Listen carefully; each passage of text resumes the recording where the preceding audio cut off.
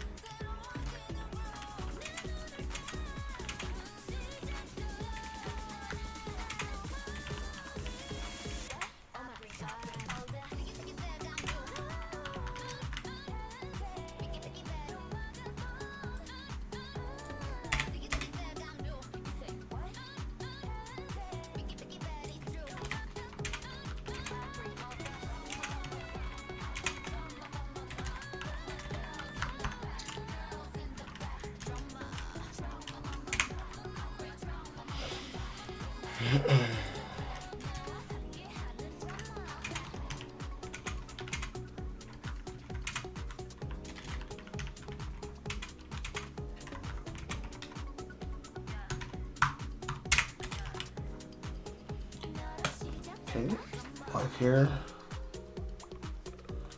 And make sure this is echoed as well.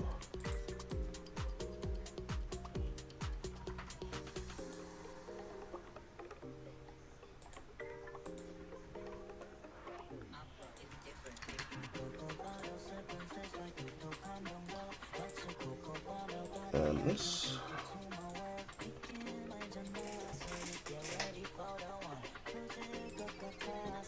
And thumbnail.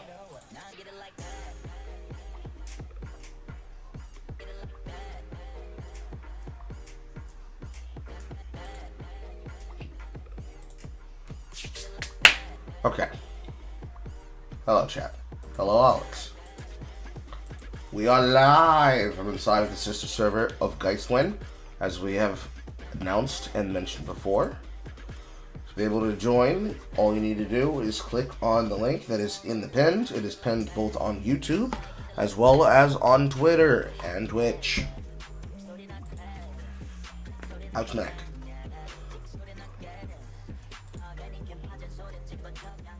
While we are doing that, I'm doing what I said I would be doing today, and that is me setting up the loot filter for the community event. The phlegm won't let go of my lungs.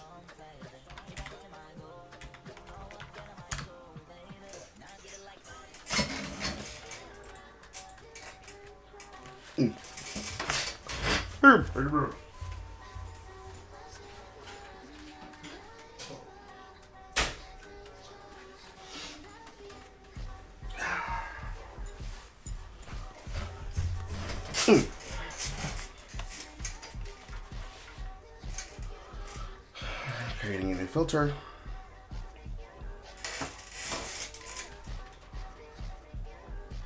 We're going to set this up to be strict. We can also set it up to be semi-strict. Perhaps we should probably just go with semi-strict.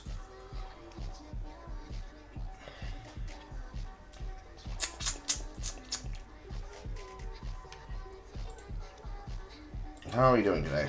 Are we good? Are we okay? Is there a reason why my shit's not showing up on the right side of my screen?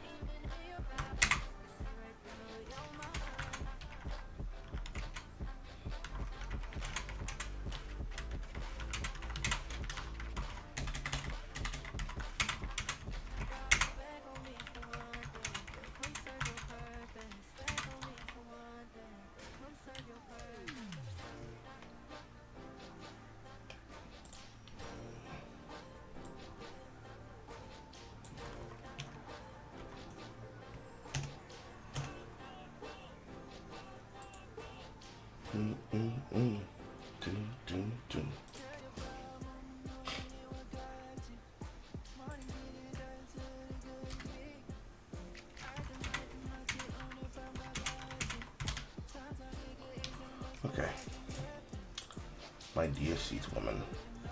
Hello, Cole. Ow, hand. Hi, Cassie. Ain't nothing special. Special edition of Yap-In from inside of a community Discord server made by a cross-community Discord member who decided to offer me the pleasure, give people enhance and in turns, and also talking about some updates of shit that have happened this week, including the crash out of John Delaraz, which I don't think I talked to you about the other day.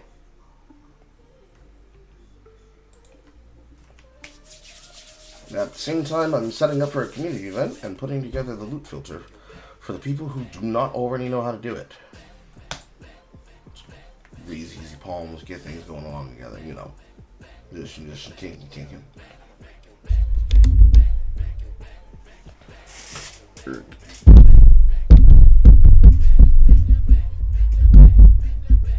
There we go.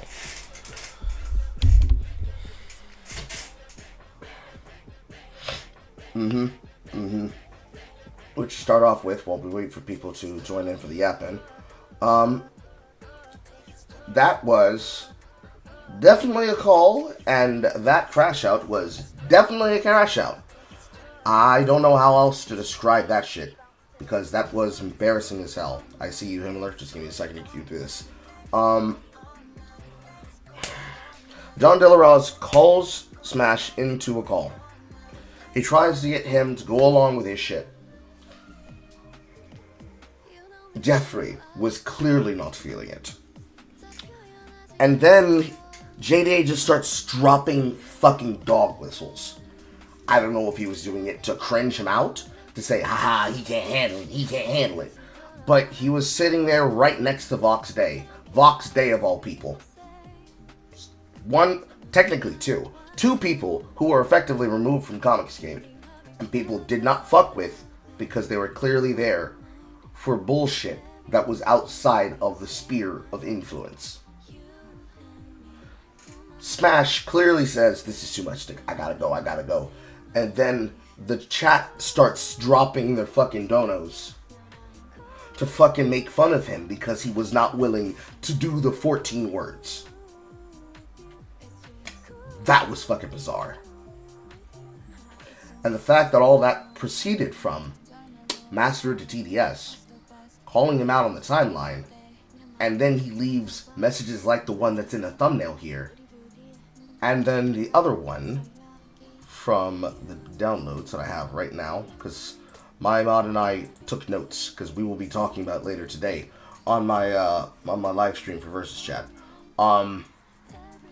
He tries to compare people judging him, as all of us have been, as comparative to the Jews. To a Jewish man. Because Master ZS is Jewish. I mean, at the same time, I'm like, wow, the reason why we've had to deal with this dumbass is because of you, Master GS, and then at the other same time, it's like, you know what, bro? I'm not even gonna hold you, Master TDS. I'm not that mad. I'm annoyed, but I'm not even that mad. To the point that it made York actually back the fuck off and shut the fuck up for once. Like, I'm not gonna be mad at results. Fuck, I gotta be upset about. My job is not to be upset. My job is to look, listen, and see what's happening. But, anyways. Hello, Himmler. Almanac.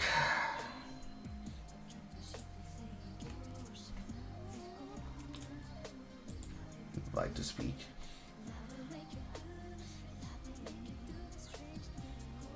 It is entirely possible that Himmler might be a Trojan horse, but at the same time, the entirety of the Spirit kind of saw that, and I'm just Trojan horse? I'm just seeing wherever it goes. Okay. Something else entirely different. Himmler. Hello, Himmler. You've never been. I'm fine. You've never been on a Yap-In with Carl, and you asked what the procedure was. Usually, a Yap-In with Carl is the community's call-in segment. Everybody gets up to 15 minutes to present a topic that they want to talk to me about, that they desperately want me to have to answer about. because I already know you're a moderator, I know you're not going to ask me anything extremely stupid, retarded, or on the spot. But we've done 11. Well, today is 11. We've done 10 of these thus far. And the idea is that everybody gets 15 minutes of fame. But if the topic is really good, I can extend it up to an hour. Because I haven't turned on the timer right now. Okay. You gotta bear with me. I just woke up. But on my mind right now, it's the Hassan and Ethan Klein thing. Yes, the Hassan Ethan Klein debate. That was a barn burner for sure. Yeah, it was interesting because I don't know what is Hassan's obsession with Ethan Klein. Like, you've already did your falling out and said your piece back when you guys did the Leftover podcast. And then you went and said things about him on the side on your own podcast, your own show. And then you went to collaborate with iDubbbz to basically defame and make fun of him. But that was more of a response after Ethan Klein did his content nuke on him. So it's like, I don't understand why he can't just agree to disagree. Like, he's more pro-Israel because he's Israeli, and you're Palestine for whatever reason, pro-Palestine. I get that. But why just the exception? For Hassan Piker, his inability to have a position that makes him look better than he is in the moment is the reason why he had to go on that debate. And we all saw live why every single time he's ever tried to do a debate, he's either tried to duck them or has tried to control the optics of it to try to get to go a particular way, like he did with the Louis Mack show. Every single person who was not fully aware of Hassan Piker, his tactics, and his methods basically saw the Hassan methodology of debate bro logic break down in real time. Okay, so he'll lie, change the narrative, put words in your mouth, and then when you try to make your point, he'll interrupt you to change your narrative or just talk, power talk through you. Correct. Like you basically stop talking. Correct. That is the HASAN system. Hide, alter, strawman, avoid, and name call. Yes. Yes. That is the proven method that Hassan has used to avoid criticism. Because he reads his chat room. And his chat room is full of people who are just like the people from his orbiters. They are the exact same people, and even included members of Twitch staff from Trust and Safety with wrenches sitting in his chat room listening to that debate, hoping that Hassan was going to be able to control that optics. Every single bit of all of the drama, and by drama I mean every single bit of something that if they wanted to go to court for would be 100% litigation. Every step of this way, from the side of Hassan Piker, has been, I have to defend the fucking orders. For Ethan Klein, his family's been called into play. His family's being called into question. People are questioning his aptitude as a parent. People are making money, harassing him, at the same time that people are trying to use it as a way to say, you just don't like the fuck we're criticizing you. You can't accept that we're making fun of you and that you can't handle these jokes because you're just upset about snarkers.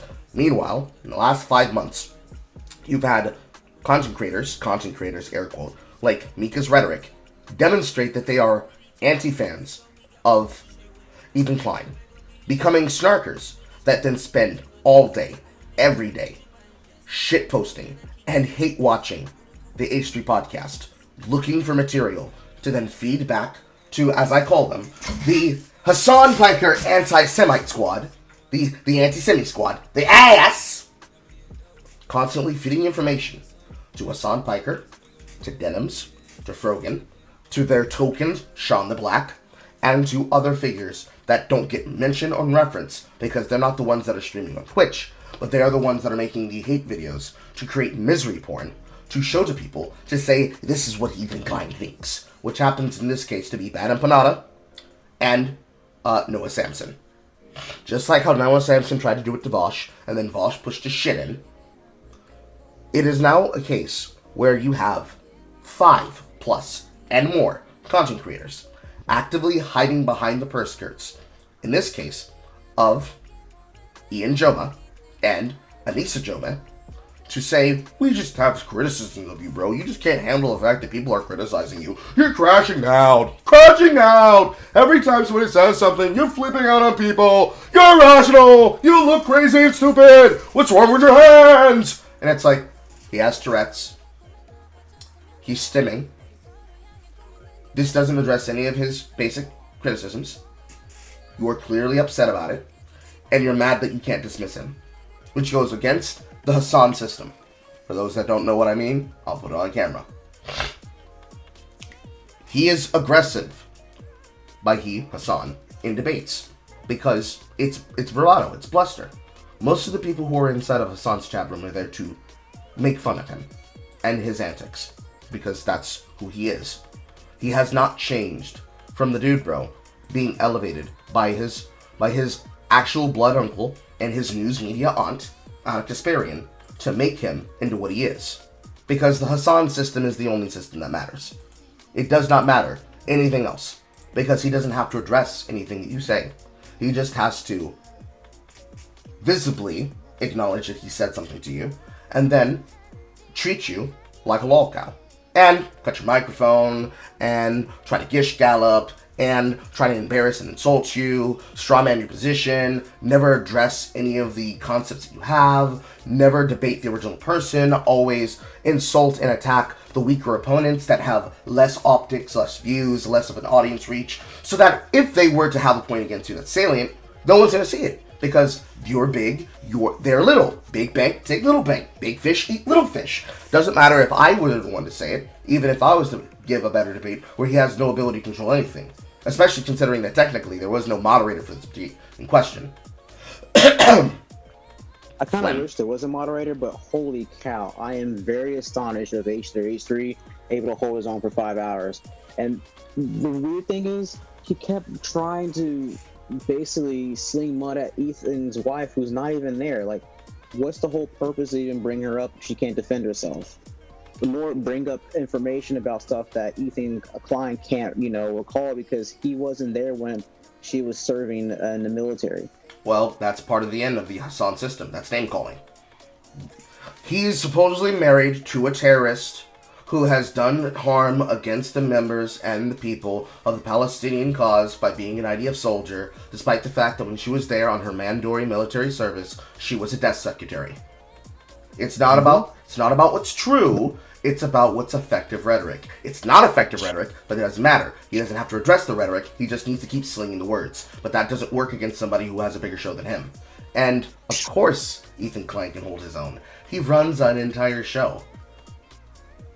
The key thing that is necessary that people have to remember when it comes to the Ethan Klein debate is that the debate happened because Ethan watched the bomb as it was premiered. And the entire time he addressed the bomb, he was still trying to dodge.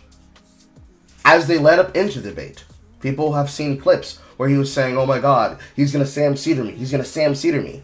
Because every time a person's ever tried to debate someone, in terms of the media sphere, people probably don't remember the last time this happened. It was Steven Crowder that attempted to debate somebody else, and what had happened was that they Sam Ceder'd him, meaning I believe he was supposed to be debating either Ethan Klein or somebody involved with Ethan Klein. But what happened is that when Crowder connected to the call, they immediately jumped, scared, and surprised him with Sam Cedar of the Majority Report, or the Minority Report. And the problem is that they refused to address the points directly. They tried to divert it to what is effectively the pocket token Jew. In that case, I forget exactly to the degree of what it was, but it's basically Sam Cedar is one of the worst faith, if not the worst faith political commentator in the sphere when it comes to the topics. Ever since he's signed on Emma Vigeland to his show, she's just basically been the white token female that stands in for Cedar. But getting Sam Ceder'd is basically getting surprised with a guest that you didn't expect, who's supposed to be arguing in lieu of you, and then you just sitting back there with your arms crossed like, content. So, the entire time leading up to this debate, Hassan is sitting there saying he's going to get Sam Ceder'd by Destiny, and he's going to get a stream banned, he's going to get Sam Ceder'd by Dan, which is Dan Saltman, who is one of the media figures that work with Destiny. He's his podcast host for the Anything Else podcast, claiming that he's going to get Sam Cedered by any person inside of Destiny's orbit. Because, they're still on the Sex Epstein kick. We're supposed to think that he's not going to do what he said he was going to do, which was to debate him directly about the things that he's been attacked about. And that's leading to this. Ethan Klein just wants to get him into a cage match. Because that's the rules that were going on here. That's why there was no moderator. This was a cage match. You're going to answer my questions. We're not moving forward until you answer these questions. If you try to dodge my question, I'm going to ask the question again. You're answering this question, and people are going to see live on air how you behave and how you think and how you act. It is exactly the things that I've said to Cassie when I talked to her about what I would do if I was the person who was set up an event like this. Cage match rules are exactly what you need to defeat the Hassan system. Because Hassan sources his criticisms, he sources his memes, he sources his attitude, he sources his communication, and he sources the rhetoric that he uses against people from his commentators and from side messages from his moderators and from his orbiters in his chat. Without his chat room, Hassan only has the dialogue tree of how to dismiss a person. So the way that we like to exchange and talk in places like Twitter is the way that Hassan actually runs his live stream. In fact, it is probably the most common thing that Hassan Piker does. Hassan, if he ever disagrees with a person, he'll bring up the chatter on the screen from Chatterino. He will go through the message history of that chatter. And if the chatter is either allowed to stay or if they get banned, he uses that chatter as a way to bounce through and meander through topics in his livestream chat. That is why the Hassan system is so annoying. He doesn't have to actually address your points. He can just simply censor what he doesn't want to see. Then he alters the view by bringing up some shit that has nothing to do with your points. Then, obviously, strawmanning you. And he's also serving you up as red meat.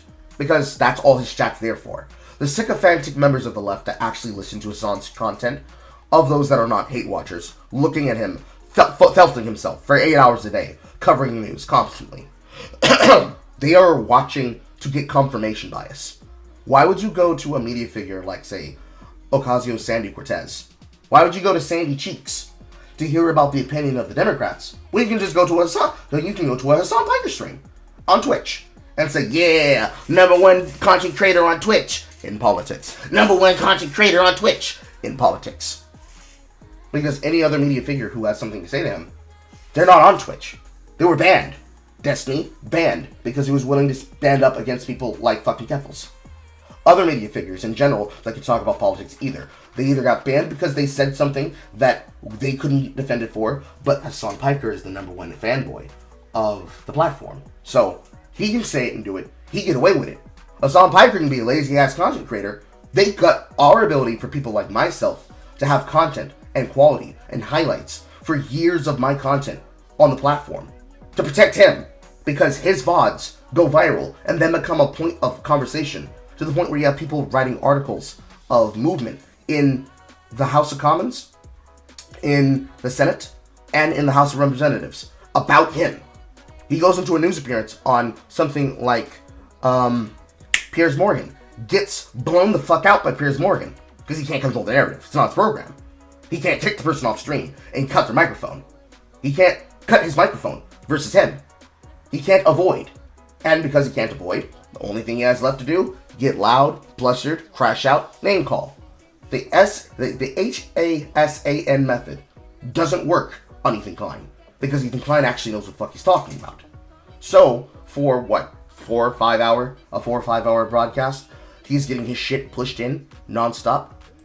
He can't avoid addressing the topic as he's getting his shit pushed in, as he can't be able to debate against what he's saying to Ethan Klein, and Hassan has to stand there alone. He fell apart because we all knew this would happen. That's what happens with those kinds of people. They don't do this shit for a living. They don't do it daily. If a person like myself were to debate a topic with somebody who doesn't know a single bit of the shit that's talked about. And my entire job is looking and listening and then talking about the current events and news. I read things that I get from a physical link. I'm not scrolling down Twitter or scrolling down TikTok, just reacting blindly to people's shit and being sarcastic and sardonic for a bit. I have to actually document things, go through the details, archive them, and then, if I was still doing my podcast, I'd be reading them back on air from research that we physically do. There's no acceptable part at any point in time at all where Ethan Klein was ever going to lose this. Maybe it would have been a question of we needs to win over the people in the middle. And that's kind of like the question of why even do a debate. You clearly know his position. You clearly know his. We know that he's willing to allow for his ex-friends to use his mansion as a fucking setting to show how he needs to wake up. You need to wake up, Ethan. You're crazy, Ethan. But actually, it's Hassan and it's iDubbbz that has to wake up. I think I see the point now. He wasn't trying to... It's like what you just said. He's trying to win those who are blissfully unaware of the situation and try to play off the ignorance, and then win those who haven't made an opinion but are in the middle to his side. I see. Yes, basically. Because the point of any debate... I almost started that sentence wrong. So, there's a good faith debate, and then there is a bad faith debate. In the good faith debate, where two people have a disagreement, the usual reason why there's a disagreement is that one of those people are misunderstanding something that is very critical to the point that someone's trying to make. And the other person is trying to get them to understand where they are coming from, and what their talking point is, and what they're trying to communicate that the other person may or may not be misunderstanding. So let's say I get into a fight with a particular person who we're not going to describe by name at this current moment in time. And the problem is, the person thinks that we're trying to debate about something that is inconsequential to my point, which is, why are you screaming at me in an open general media Discord? The people in the middle, who have no idea what the context is, because they shouldn't be there in the first place, but let's assume and put this in the form of an actual debate symposium. Let's put it in the form of a mock debate. Those mock debates that they put on, where it's not really a debate, but it's a debate, and it's mostly rhetoric flourish. If this were a mock debate, my goal is not to convince the other side. It is to inform the people of the information the other person isn't telling you. So, if somebody were to get into a shouting match with me, and then it became a point of a debate, my goal isn't to try to get the other person to understand what is happening. My goal is to give them all information that has been left out by the other side, either by mistake, in a rush, or purposefully, to try to Hassan method my arguments, so that when I try to speak from a position of passion and annoyance, they can point at me and say, look, see, they're completely, look, Honor, Your Honor, this man is clearly coping and simping. He's clearly ass mad, he's ratioed, why are we even here? Because most people have only ever seen a bad faith debate, where it is very clear there was never going to be an understanding. This one side was going to say that the other side won, the other side was going to say that their side won, and it's mostly me in the middle. My throat is full of saliva. 1 second. Remember, kids, gargle, salt, and rinse. They get involved in a debate because they just want to be there to piss somebody the fuck off on the other side, right? That's what most bad faith debates are. That's what a debate looks like and sounds like. Yeah, now, they tar and feather the person, make him look like an idiot, don't address any of their claims, and then say, haha, I won by using debate tactics. Yeah. Now, in the time period of Twitch, for those that have never been on Twitch, there is a content creator by the name of Dylan Burns. And Dylan Burns used to run a thing called the Hippy Dippy Championship. It was basically a debate spear championship event. They would take in content creators, and they'd basically take them through the methodology of how to have conversations, how to win debates, how to become rhetorically accurate, and how to be able to conduct yourself in a manner to make persuasive arguments. And the point of the Hippy Dippy Championship was to basically create this type of debate bro person. But they're supposed to be rational, right? They're supposed to be, like, able to speak well and not just simply hide behind, I'm gonna call you a bitch, and then get you emotionally upset in a conversation. But usually what would happen is that people would use personal details about other people to get them involved in the shit going on. And that was very much the sphere in which Hassan Piker comes from. You could say that it's mostly shit that comes from the dirtbag left, because the dirtbag left are the ones where, listen bro, we like memes, we like jokes, but we also think a lot of things about the political spectrum. This is the place that Destiny came from. This is the place that Vosh came from. This is the place that Denims comes from. This is the place that, Frogan comes from. This is the place that Cutie Sorderella, Ludwig comes from. This is the place that Mizkis comes from. This is the place that the majority of those that are a part of One True King, OTK, come from. This is the majority of the Redditors and the LSF mods of Livestream Fails and their politics, where they come from. It's where Noah Samson comes from, although he's always been a bad faith troll. It's the same place where Bad Empanada comes from, but he's always been a bad faith troll. They are the type of people that, just like another figure by the name of Actual Jake, who is of the Bible and the Quran Reloaded, formerly of the tag team Hugo, now Hannah and Jake, after Hugo transitioned into Hannah, they are the democratic liberal socialists, the Dem Socks, the Rosies, that have refashioned themselves from being not the obvious communists and utilitarians that they are, a part of White Leaf / White Forest, many of which have scattered to the wind like rotten leaves. But they are the dirtbag left that presents themselves in a way where they think that they are that they're hip and that they're cool. If you were to put a name on the politics of people like Pokimane, or even Alexandria Ocasio-Cortez, Sandy Cheeks, as I call her, that would be the type of politics they come from. And it's clearly the type. I call her Sandy Cheeks. Yes! I call Sandy Cheeks. I call Sandy. I don't fucking call her Alexandria. I want to know the lore behind that one. That's funny.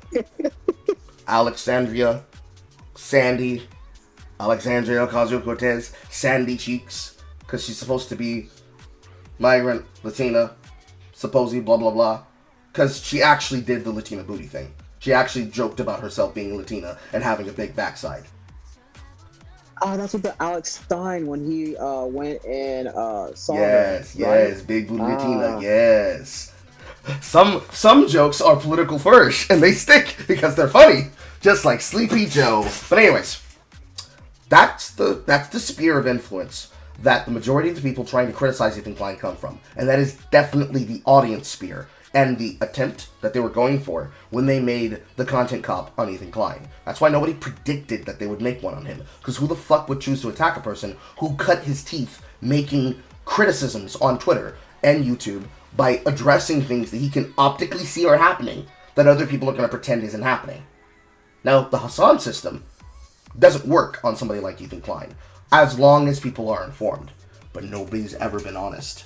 So, for example, the CPS call wasn't addressed inside of the message that was sent as a part of the content cop from iDubbbz. And yet the entire sphere was hiding behind the content cop. It's bigger than yours, it's better than yours, it has multi-million views. No, it doesn't. It doesn't have views because people agree with it. It has views because people are like, what the fuck? I want to see what's going on here.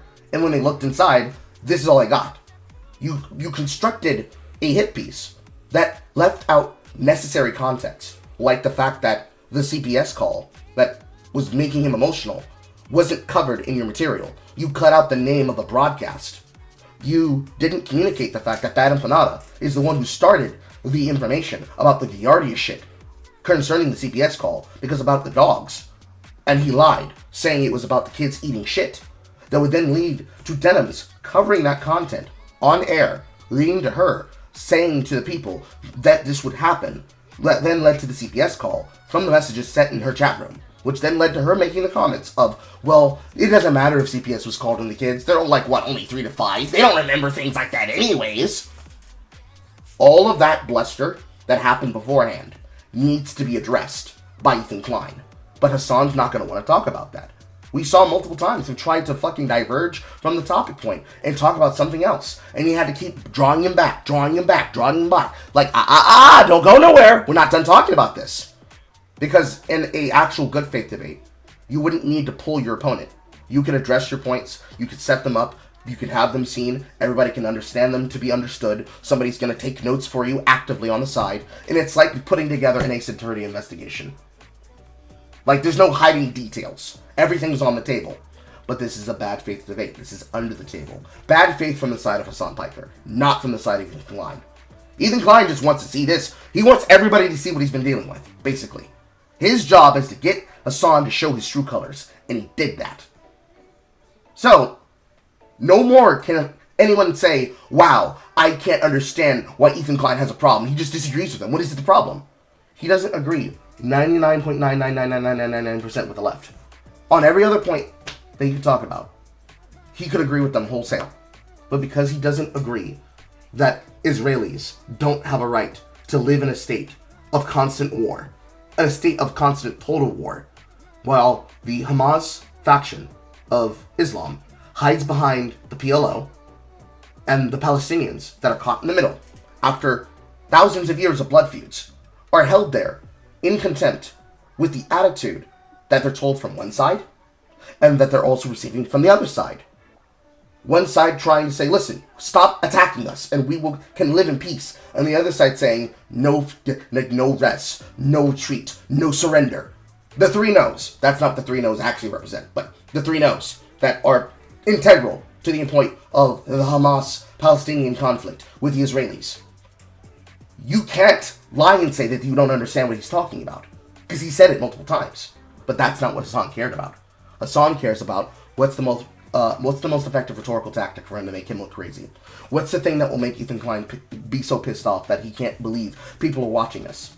And then someone asks, well, what are they actually upset about? And in comes Hassan Order saying, he's just mad that he doesn't get the ability to have clout, that he's more popular. No, that's not it at all. Ethan Klein's tired of being harassed publicly and treated like a crazy person, when every single step of the way, it has been a constant ratcheting, scaling, up and up the issue, where he's being attacked publicly, they're attacking his family publicly, they're making money, and they're laughing about the fact that they're attacking his family publicly. The person who is the ringleader behind it takes no accountability, no credibility, because when you act like a token, you get spent. I can do this because I have Jew friends. Okay, cool. How many of them agree with you? I can't name them. Oh, so you can't name them? But you were willing to call them up. So you must be lying. Because why would you need to hide? Why would you need to lie? Do this enough times, and you can be pissed off about anything, especially when you're being gagged. As you know, from He Who Shall Not Be Named. If you gag... I find it interesting that the whole entire Hassan clips, he wants to put up no accountability to them at all. And yet, you could definitely do takedown orders. You can do anything because that's your content. And yet, he just want to lie and talk that away to where it's like, oh, I have no content about it. I have no control. These are just fans. When it's people that he wants to defend, bro, I can't be able to address it. It's just fans. I can't be able to stop them, Ethan, don't you know that you're saying things that will make them feel a certain way? Meanwhile, here he comes, Mr. Larper, Palestinian flag around his shoulder, watermelon chewer, all indeed. Watermelon in this context means the Palestinian flag colors. It does not mean black people. I have to say that for the people who are tuning in for the first time, who have no context to what that means. Because, political rhetoric. Which is another thing that Ethan Klein had to deal with, but that he contended with perfectly. You can see here, if you look at the screen, I'll show it to you inside. Every single bit of Hassan's approach was to basically LARP. He wanted to go on and present himself as this calm, cool, rational person. I just love the Palestinians. I don't want to see there to be harm in the conflict. Why can't you understand that Israel has done bad things, Ethan Klein? He gets his ass spanked live on air. He takes all that griff shit off. Because he's reacting verbatim. He's reacting to the man in the mirror to try and come up with talking points that make him sound salient and relevant. This, in technique, is usually the left's tactic. Make you look irrational, make you look crazy, walk away from the situation, be smug about the fact that, well, I can say whatever I want happened because I'm bigger than you. So Hassan's favorite take, you know what it is, right?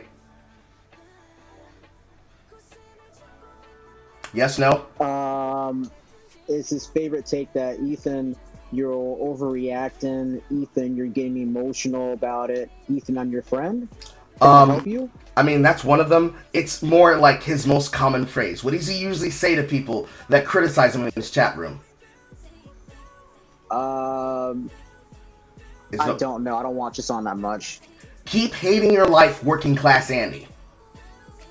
Ah, He always dismisses people as being somebody who has less money, less relevance, less spear. Oh my god, you can't tell me I can have what I want. Oh my god, communism is when no house. Communism is when no car. Communism is when. Communism is when. Communism is when you lose debates.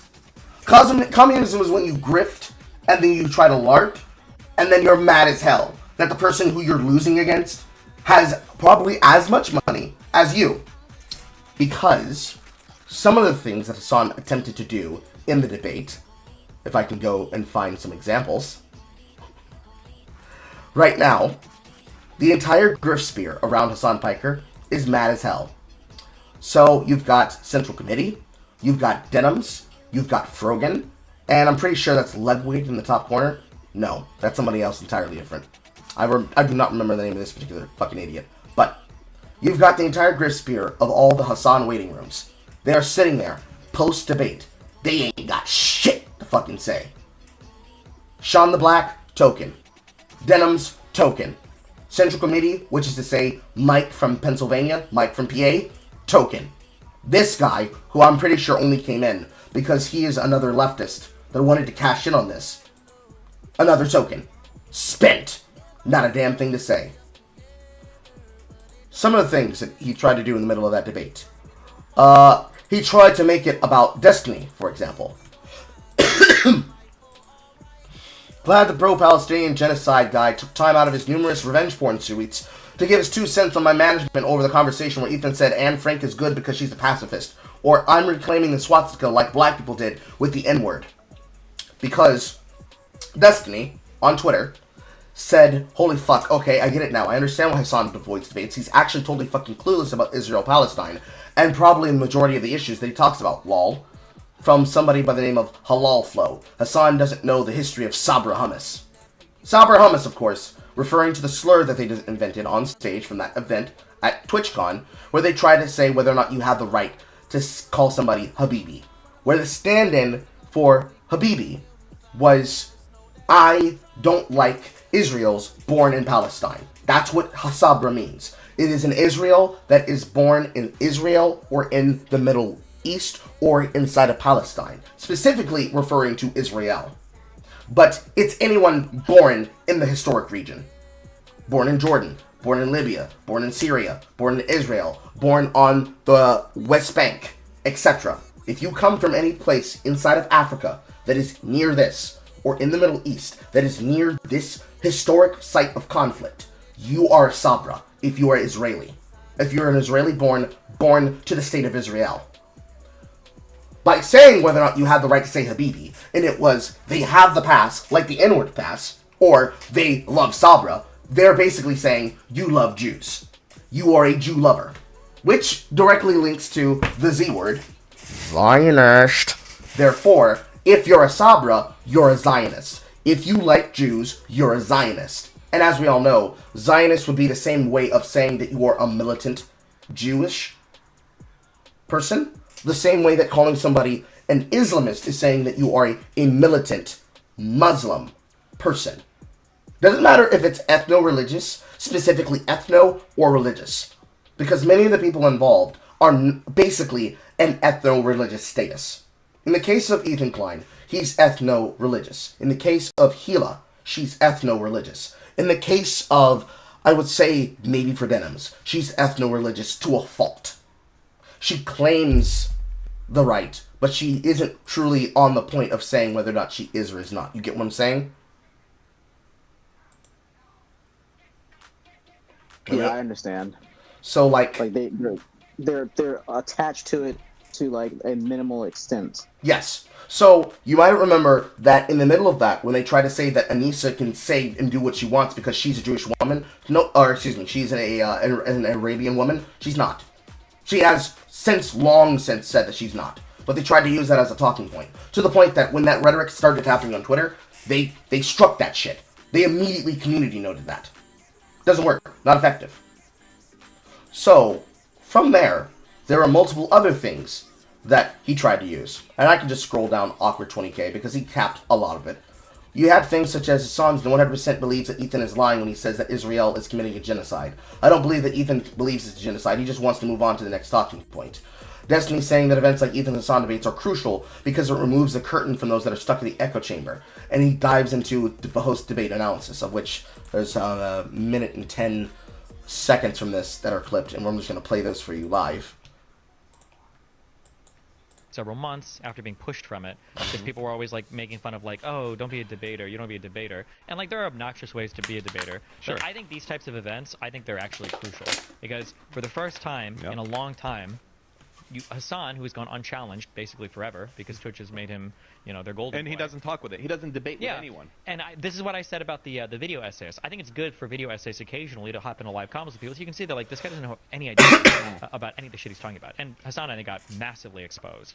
Regardless, even if you thought that Hassan did win by the skin of teeth, even if you thought that Hassan won this convo, it shouldn't have been Hassan winning on split decision. It should have been a fucking blowout. Yeah. No offense to Ethan, but this is a guy who does a comedy podcast or whatever versus Hassan who does politics for 12 hours a day. And he just gets destroyed by Ethan on He should political be knowledge. able to run circles. He should have like 3 facts for every single random thing that because Ethan, no offense to him, I love him or whatever, on the history stuff, there are plenty of things that you could have said. He did really fucking well on the history shit. He did, considering, yeah.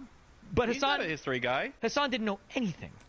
And this is the point of that I've expressed ad nauseum to any person who would listen to me, which some of the times has been Cassie, especially when it comes to shit like the fucking grift wars concerning Goobergay and Goobergate 2, and by that I mean Gamergate 1 and Gamergate 2, and the people who are grifting off of Gamergate to try to get views and blows and expose and clips for their audience. There's no way that media figures who tweet about it, talk about it, live stream about it, make articles about it, cover articles about it, go through videos about it, live, all the time, every day, all day, should ever lose a conversation with somebody, because you should know more, automatically, by proxy, by osmosis. There's no excuse for it. And so, watching Hassan get his shit walked the fuck down by Ethan Klein of all people, it speaks to a clear problem that was necessary, which is that people needed to be brought out of the hug box. They needed to be brought out of the hug box. It was impossible for us to be able to solve problems concerning Ethan Klein's opinions and concerning Hassan's opinions until worlds collide. And then, once worlds collide, we can see whether or not somebody actually knows what the fuck they're doing. There's an expression where all plans fail once blood hits the sand. People can talk a lot of talk, but usually what ends up happening is that they are incapable of addressing the problems that are really schizo about his audience. And unfortunately, as you can see as I'm scrolling down the timeline here, the most schizo of the audience was what was being retweeted when he lost. Every single bit of what he wanted to say, including people like Jake Chinatown, being on the timeline multiple fucking times, just bringing up some of the most insane, crazy, violent rhetoric about Ethan and Gila's kids. Or the Instagram drops that he had, where after the debate, Hassan was sourcing comments directly from H3 Snark, live to 30k audience members. After explaining how his community affects us, it is truly pathetic to see Hassan immediately go there after the debate. He also claimed his community has nothing to do with Snark. Sure, buddy. Anissa, ladies and gentlemen, keeping it classy, where Anissa Joma says drugs? Is it drugs? Drugs? Is Ethan Klein on drugs? Is that why he's shaky like that? Which would then lead to a very funny instance of, admitted, it's stolen valor. It wasn't Asmund Gold that had to put that message in his chat from his audience with the pen. It was his moderators, but put it there. And yet, while other people were watching this event live, because I got mentioned by like 5 people total that told me that it was happening as I was finishing a live stream yesterday about this happening. Everybody watching this was fully captivated in this event. The same way how years before, when they were exposing people like Evils, they were fully captivated in this event. Every single optic, every single angle, every single talking point that could be addressed, Ty Boster, every single talking point that could be addressed, every single discussion point, every single dialogue tree. It was all exhausted on the way going in and on the way coming out. Nobody could say a single thing that was useful because we've seen it. We've heard it. What's a single thing that can be said to Ethan Klein that he hasn't already heard? He was Rabbit. He was Rabbit from 8 Mile. Tell these people something they don't already know about me. But I'm gonna talk shit about you constantly. Can't stop me. That was the tactic. That was the method, and it worked beautifully.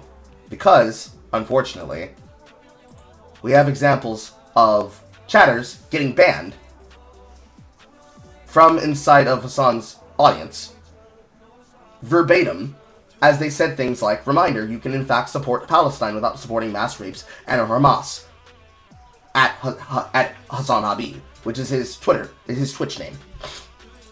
You also have moments, if I can find them,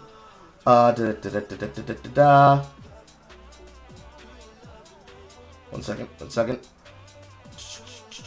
You can find examples on the post here. The member of the Twitch staff that was simping inside of his chat room, the message that they were leaving. This guy, man, what are we even doing here? Oh shit, even less than 2 seconds of playtime. This is transformative, you goddamn fool. Excuse me, I'm out. What? Enjoying the 2 seconds of clip we got to see. Why is he bringing up KFC? What? Ethan is so fucking disingenuous. How long has this been going on now? Or, scrolling even further down, there's a particular one I'm looking for here. There's a very specific one that I'm looking for. As well as, Hassan Cord. So here is clips. The face that you're seeing right now, that is Bad Empanada. That is the person in question who's acting the way that they're acting. From inside of Hassan's Discord, they're reacting to events live and attempting to possibly not address any of the problems. There's one particular moment that is very necessary. I'm hoping that it's here, because I think it should be. If it's not here on this timeline, it should be there on my timeline of events. There was a point in the debate where they attempted to open up. Hassan Piker tried to open up by saying, how dare you try to have a sponsor for this debate? And they realized that both Ethan and Hassan himself are sponsored by the same sponsor, and basically dropped it immediately because the rhetoric wouldn't have been effective. Period. I'm trying to see if it's here. Yep, got it right here. So here's this clip. Hassan tries to call Ethan out by being sponsored by Shopify, only to realize that he is also sponsored by Shopify, with the debate starting in the front.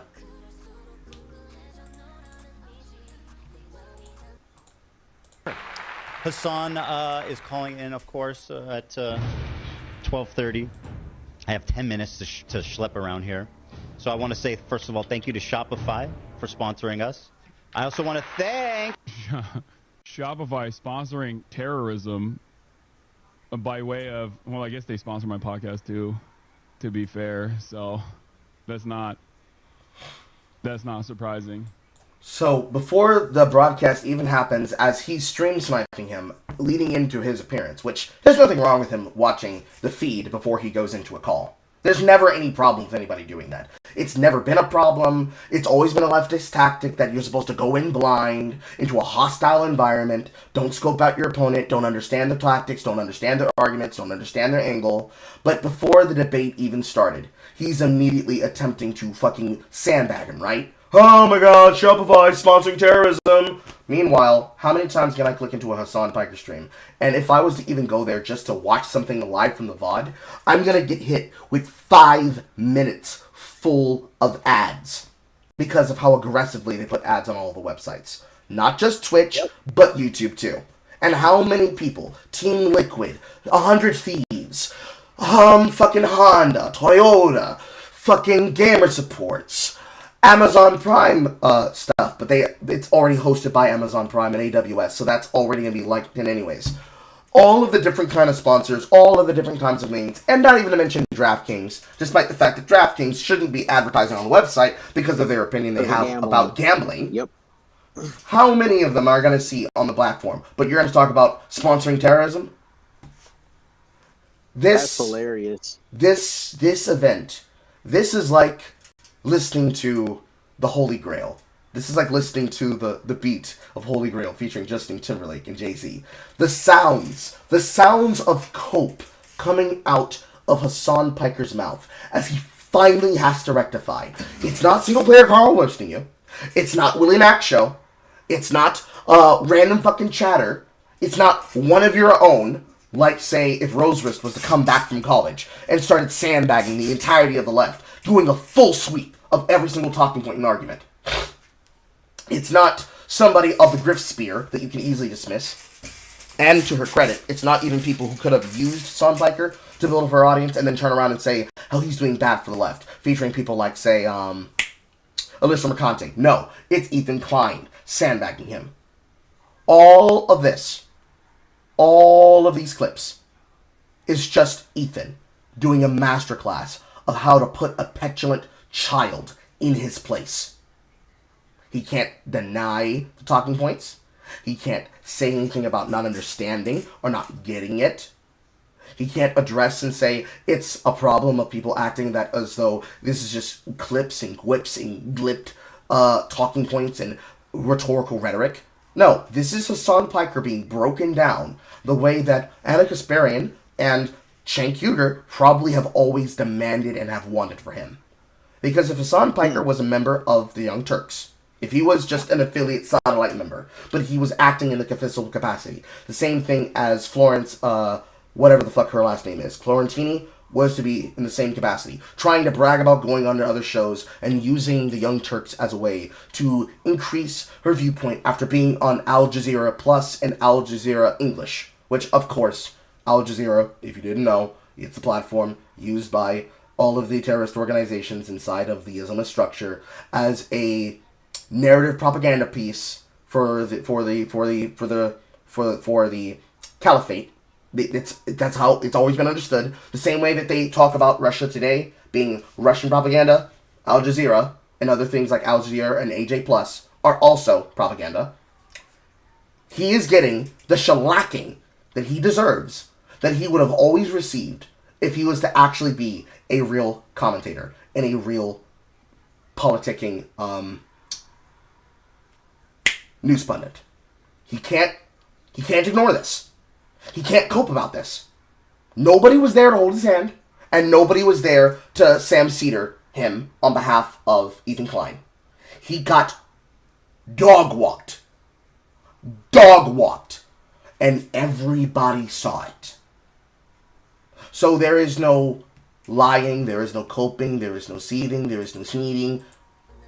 He got his shit pushed in. He got his shit pushed in, live on air, for 5 hours. Small Jew twink dominates giant Arabian man. 4K, money shot. And it was funny as hell. So multiple people It saw. was the best content I've seen in a long time. Yes. Because the content was not just the debate. It was the lead up to the debate. It was the people and their rhetoric going into the debate. It was the rhetoric had during the debate. It was the reactions from across the commentation sphere. It's like a Dragon Ball Z fight.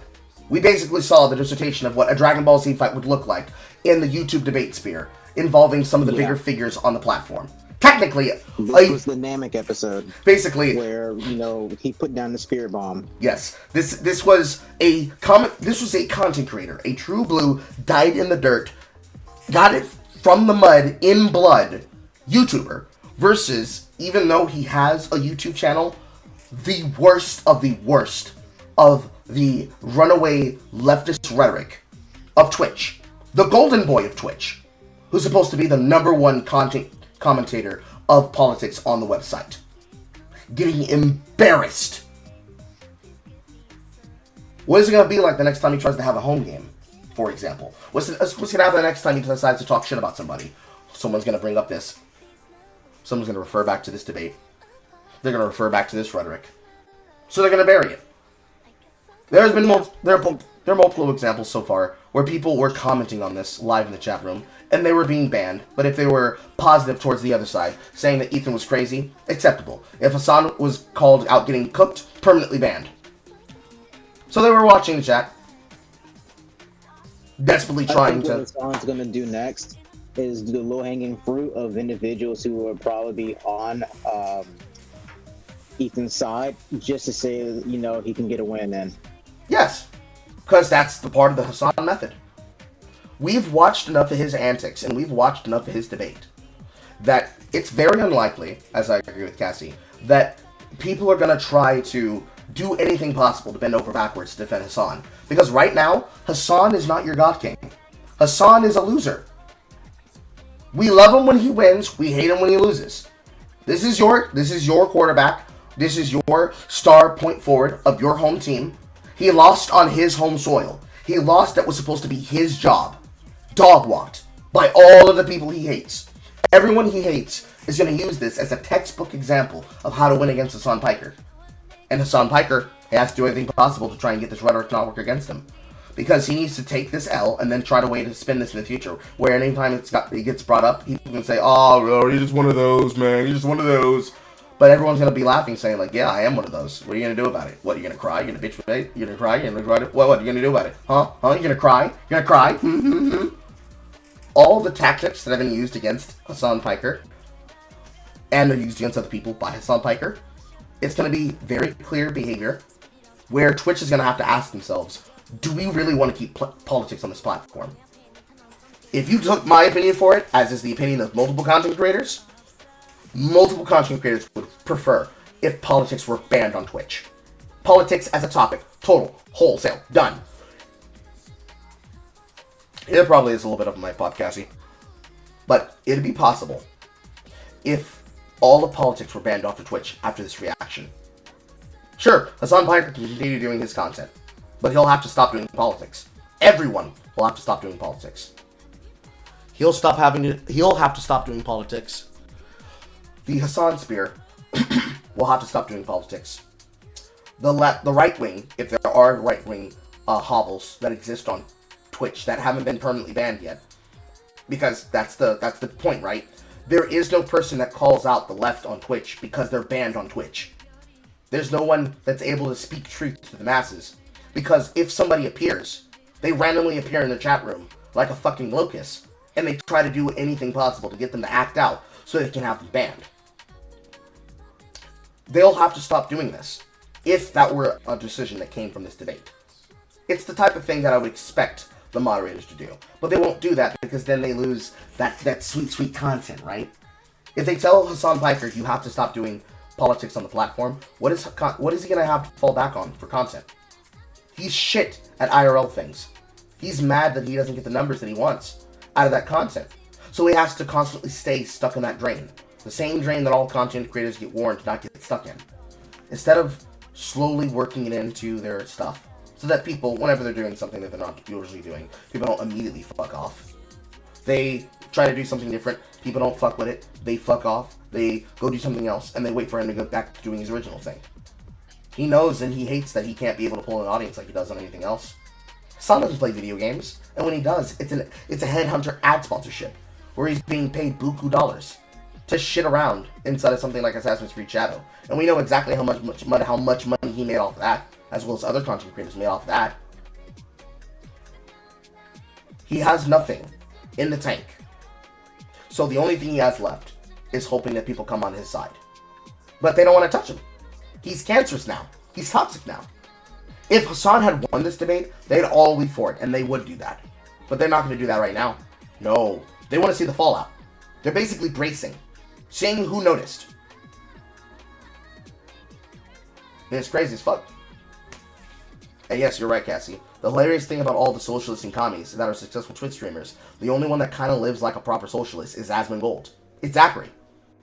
So, they're looking around, they're going to wait to see what the rhetoric is, and they're going to launch back into the exact same methods of the Hassan system. Oh my god, you guys are glazing, Of course the Roach King's watching the content. All these people have bad opinions. They're going to start sounding like Jerry Seinfeld. Oh my god, you guys are your talking points. It's okay. I'm probably not speaking directly into the microphone well. And that's probably not picking up the voice. Haha. They're going to start sounding like Jerry Seinfeld, basically. Oh my god, you guys are making fun of us. Oh my god, you guys aren't listening to what we're saying. You're just coming up with narratives. You're just making narratives. They're gonna whine. They're gonna bitch and they're gonna whine and they're gonna complain until they either decide to get strong again, because that's the left wing tactic too. They're gonna act weak when they have a weakness, and they're gonna attempt to act strong when they think nobody knows what they do and they think that their shit don't stink. And they're going to try to move on from this, but the internet's not going to let them. Because we shouldn't. We should be milking this every time it comes up for as long as we can. Because it's effective rhetoric. It's effective tactic. It's important. Because the only reason that this behavior, both what's been happening to Ethan Klein, and what could happen to smaller figures that talk about it, like myself or anyone else who wants to take notice to it, is that Twitch as a containment website, and back then, the leftist-controlled Twitter, before Elon bought it, was controlled by the left wing. If they didn't like what you had to say, they would dismiss you with rhetoric and thought-terminating cliches that allow them to have their humor without having to actually address your talking points. Because it's a containment website, and also, since Twitch is privately owned at this point now. Not publicly like it was in the past, but privately owned by Amazon. There is no way to address the problem of the behavior of Twitch without doing what they did with Dan Saltman, which is the advertiser attack, right? It looks like it's a bad faith tactic, but there is no other way to address the recourse of this behavior. They can't speak directly to the administrators because the administrators are left-wing figures. Every member of that website, of those that aren't hiding their power level, are down in the dirt left-wing socialists. They support Hassan's antics and his talking points and his politics. And they have clearly, because it was exposed by Dan Southman, hate figures and audiences like Asmongold and Tectones. So, this is the closest thing we have to a uppercut that you can give on the matter. We just bloodied the nose of your favorite boy. Your favorite content creator just got dog walked by a man who's supposed to be crazy as hell. What does that tell you about your talking points on your left wing side? Are you guys gonna change? No, you're gonna stay like this? Okay. Now we have a playbook to work from. And everything that happens from this point forward, nothing matters except what happened in this debate and the rhetoric that we have received from this debate. For all the people who are gonna make money off of this, talking about it, that's good. I seek to benefit from it. Cassie could probably benefit from it if she wants to talk about it. Asmongold's gonna benefit from it. The endless purity spirals that come from the left of them trying to seek out and get more clout off of it, because now they think, yeah, Hassan's weak. Now's the chance to turn on him and stab him in the back. It's a beautiful, beautiful Jenga tower, and it's just collapsing in on itself. And all Ethan Klein had to do was pull one block, and then after rearing him up, just put his arm behind his back and then watch him fucking fold. Just watch him fucking fold. It was beautiful. It probably won't happen again. Because if Hassan hadn't learned his lesson about not going on to debates and making sure to stick to his guns, he's going to stay on the Hassan method now. But it's too late. He already fucked up. And now it's just what happens next. And it's glorious. But yeah, that's the long and short of it, honestly. The TLDR is basically Hassan Piker got his shit pushed in live on air. Everybody saw it. He got embarrassed. And the biggest bully on the internet is now cowering in a corner, licking his wounds. Will he get back to his antics? Beautiful. Will he get back to I loved it. Yeah, will he get back to his antics? Probably. But we're gonna milk this for all it's fucking worth. We're gonna milk it for all it's fucking worth. Well, for my first Yap-In, I had a great experience. It was a lot of fun, and hopefully do this again with you, sir. I mean, I have no reason to stop doing this. Technically, realistically, if you think about it, this is practice for me to do solo shit because the nature of, excuse me, somebody's on the voice recorder. 1 second.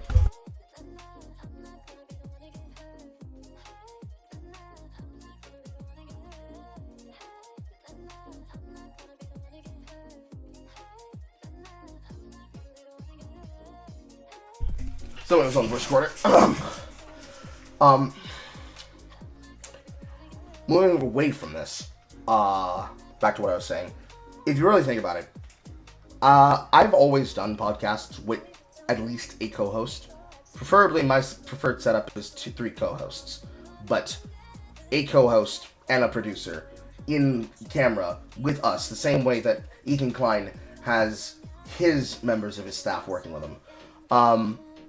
Getting practice doing shit live on air with myself, and also giving people the ability to like tune in and keep up with the Joneses when it comes to my content, it works out for me, and it lets me be able to get out talking points and stories that I really want to talk about that I don't feel are worthy for a video or are worthy enough for a live stream, so I want to talk about them leading up to something. It's something that I was thinking of doing, and I just pulled the trigger on it, and we've done now 11 of these. Tomorrow will be 12.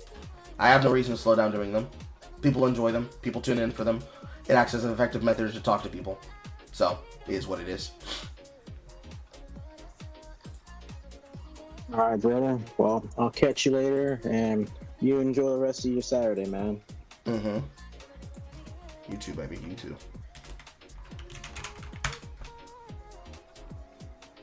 Alright, I see you, sure, Drake. Give me a second. Move out. Move in.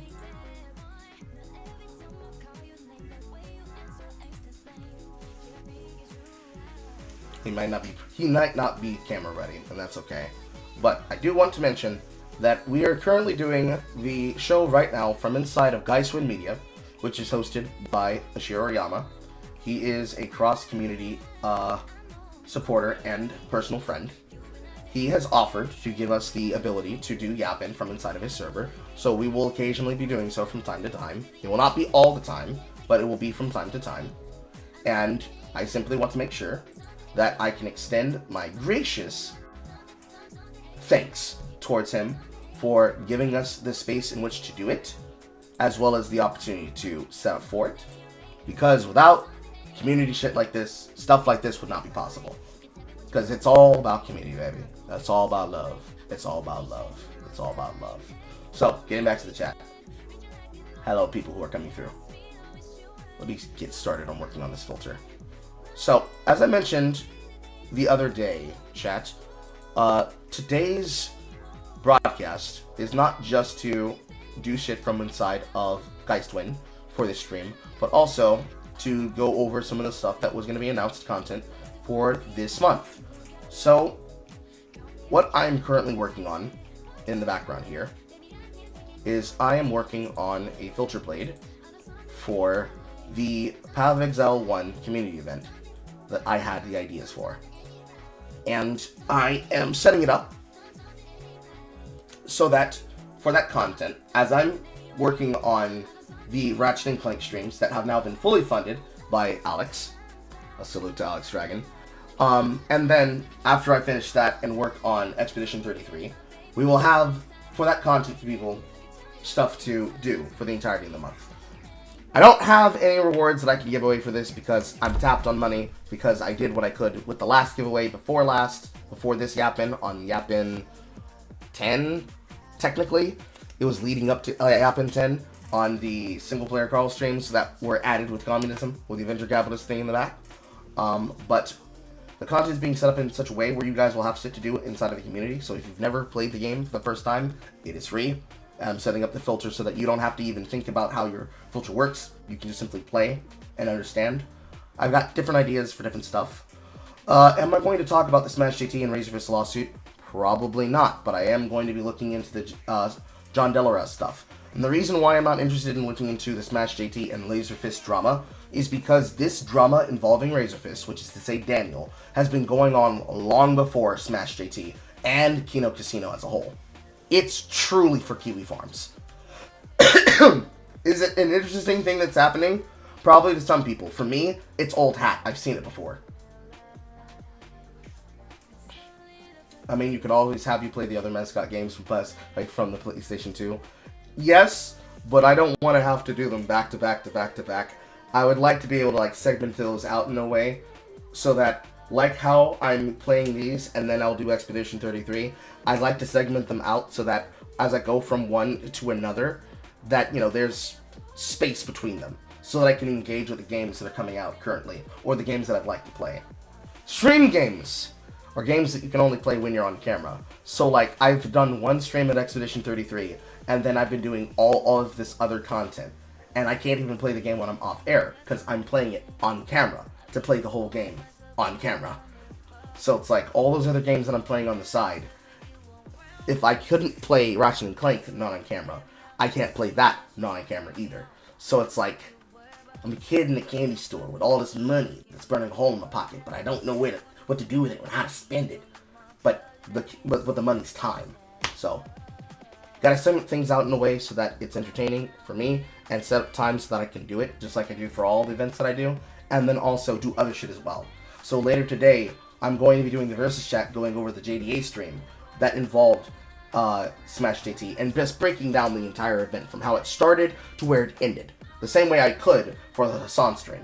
Perhaps in the future I'll cover that on a separate Versus Chat itself. But I gotta segment my time out, Alex, so that I can have that content there and people are just like, looks inside, single player Carl playing video games. I don't know. Looks back inside. Ooh, a Versus Chat. Ooh, another Versus Chat. Ooh, a Yap-In. Ooh, another Yap-In? More content. Just got it. I don't want you to suffer through shitty games like South of Midnight without a palate cleanser. I mean, it is what it is. I'm more than happy and thankful for it. I was planning to like see how much time it would actually take me to get through the Ratchet & Clank series. And then possibly like on the backside, Rayman Revolution. Since those were like the two backbones they were clearly going for with their work. But like if somebody's willing to pay for it, I'm willing to do it. That's always been my standard. I'm willing to do something that other people would want to set out to do, but it's very unlikely that they would do so in such a way without proxy to do so, right? I am a firm believer that content doesn't just belong to those who have money to pay for it. And just like with any content a person could make, it is my job to be entertaining. So getting feedback from my audience gives me the ability to know what it is they want. There's probably a handful of people, for example, that would want me to go through the Razorfest JT drama. But I don't see reason to do so because I want to bury Smash JT. In the wrestling sense. I don't want to talk about Smash JT if it's not relevant. Because he's clearly circling the drain on drama. And his involvement in that drama is to give him more things to talk about. So if I end up talking about him on that material, even if I'm talking about it in the wider scope, not just focusing on the Kino Casino level of drama or the Kiwi Farms level of drama, I have no interest of giving him the ability to use that to keep himself relevant. He'll die on his own merits, and I'll be over there doing the fun things that I want to do. And then having other shit to do at the same time as well. Because even though I do cover topics, and I do cover live stream events, and I do cover current events, I also play video games. And I like video games. So, thing that I dislike with a person that I dislike, that could potentially benefit from it, fun thing. I'm gonna lean towards the fun thing, in my opinion. Even if everybody ain't fucking with it, my audience is fucking with it. And that's good enough for me. One of the hardest lessons you can learn as a content creator, truthfully. Because that shit's for the birds. There'll be somebody else who will talk about the drama. There'll be somebody else who talks about the drama. And if somebody cares that much that they want me to talk about it, get your cash, little man. Put that shit right in my hand. Nog, nog, nigga, nigga, nog, nog. Fully, I'm going to be on that fucking Clerks 2 Jay and Silent Bob move. Because I'm not going to destroy my audience's entertainment just for one person who wants to control the content that everybody watches. Because if a person is willing to pay for it, that is one thing. if a person basically is like, hey, Carl, destroy your career, it'd be really funny, though, I'm gonna not do that. They can do it. I'll watch. Not me. Not me, though. Not me, though. Anyways. For the content this month, there is a rare opportunity that has been provided to us by the Path of Exile team. For Path of Exile 1, they were supposed to be working on 13.26, or 26, as the next content league for material for the first game, as they're also constantly working on balance for the second game. They just shipped a loot change to Path of Exile 2, a very noticeable good loot change. And at the same time that I know that I'm going to have fun with it, Path of Exile 2 is a game that at minimum you have to pay $30 to get into, because it's basically an open early access, and you're paying to be a beta tester. That would not be fun for a greater audience. But on top of the fact that we just did a giveaway, and in that giveaway I gave away keys to Don't Starve Together, Path of Exile 1 is a free game. So, they gave us the ability to have a private server event that normally costs you money to put together, but instead, we have the ability to do with no money spent. So, we can put together a loot filter, and then also put together a private league for the community. And the community will be able to participate in that private league in an economy that belongs to us, and we can do multiple types of things in said event. So, right now, there is a league full of content that is available to us based on that push, as I put on the screen right now. And make bigger, because the text is very, very small. It is very, very small. Very, very small. So, normally, this thing right here would cost money. But they are giving us base league special event setups for the material. And because they are setting this up in this way, because all of this is free, normally, if you wanted to set something up like this, it would cost you currency in the form of premium cash from the shop, in the form of the credits. Instead, they are doing it for free. And that gives us the ability to have up to 20k players in said league. So the idea of today's broadcast, as well as being a regular Yap-In, so for those that don't know, you can find them in the pinned comments both here on YouTube as well as on Twitch. You can click that, go into the broadcast room, and you can be in the waiting room alongside the rest of us to set up this material. And we can talk about whatever you want to talk about while I'm also setting up this private league, and I'm still setting up the filter. But the idea is, for the entire month of May, which is how long this event runs for, I will start it today after I finish making the filter. But for those that are interested, they can get involved into this league, and they can then be able to play this with the community. And alongside that, there will be small events that I will be responsible for running. Namely, league races, league ambushes, and final build showcases. All for the purposes of having fun, where after the servers are going to come down, when they bring them down at the end of May, we all show each other what the journey of our builds were, what we chose to pick, how we built it, how it works on content, and how we started out from. And the entire point is to have fun as an audience together with something that we can do for free. And whether or not it's 100 people or 10 people, I wanted to provide that as an output for Community Group Gaming this month, because I know I'm going to have a lot of video games to play right now. Like, I have to finish Ratchet & Clank before I do anything else, because it's paid for, and I want to enjoy the true quintessential JRPG, where this J, like where the J stands for Je m'appelle. I want to play the French RPG game. that is probably going to be the game of the year.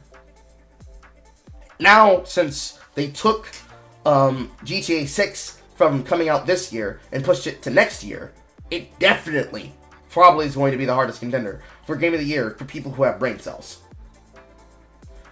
So, between any of the content that I'm doing now, because I'm doing heavy levels of editing, just so I can get these videos that I'm still been working on done, and find the time to put them out so that people can enjoy them, I want there to be something that everybody can do in the server for the full month.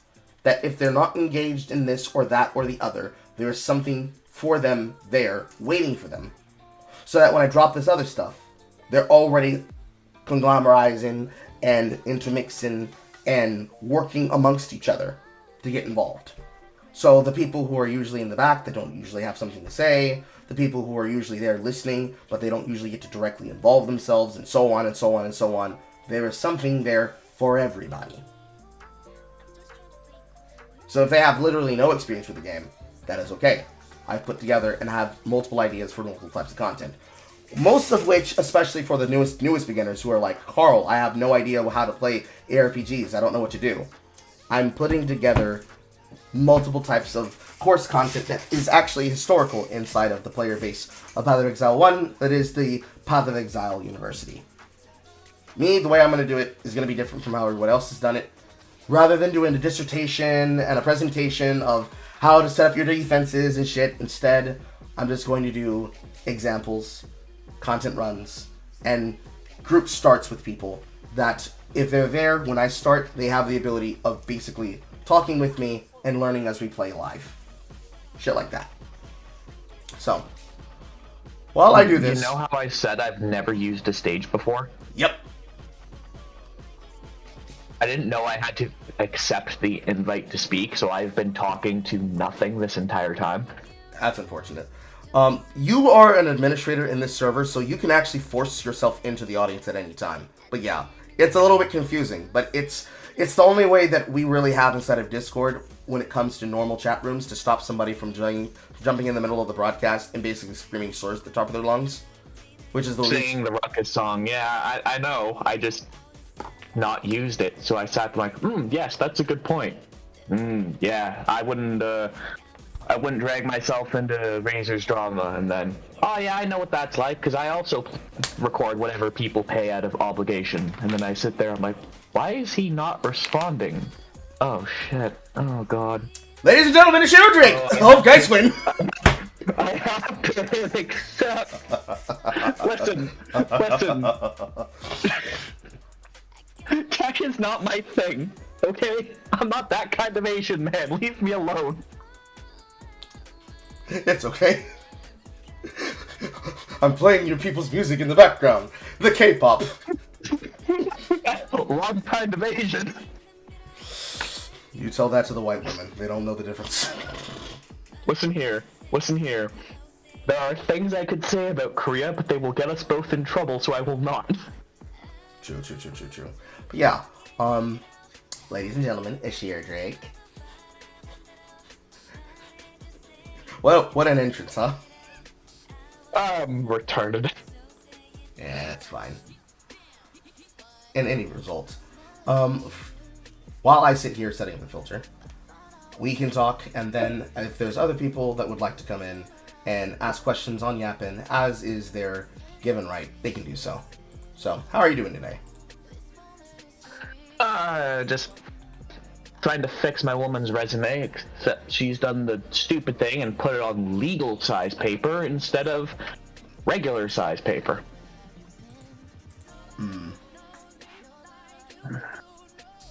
Apparently that's the standard in Nigeria, is to have your resume on legal size paper instead of standard. So now I have to go pay to have it printed.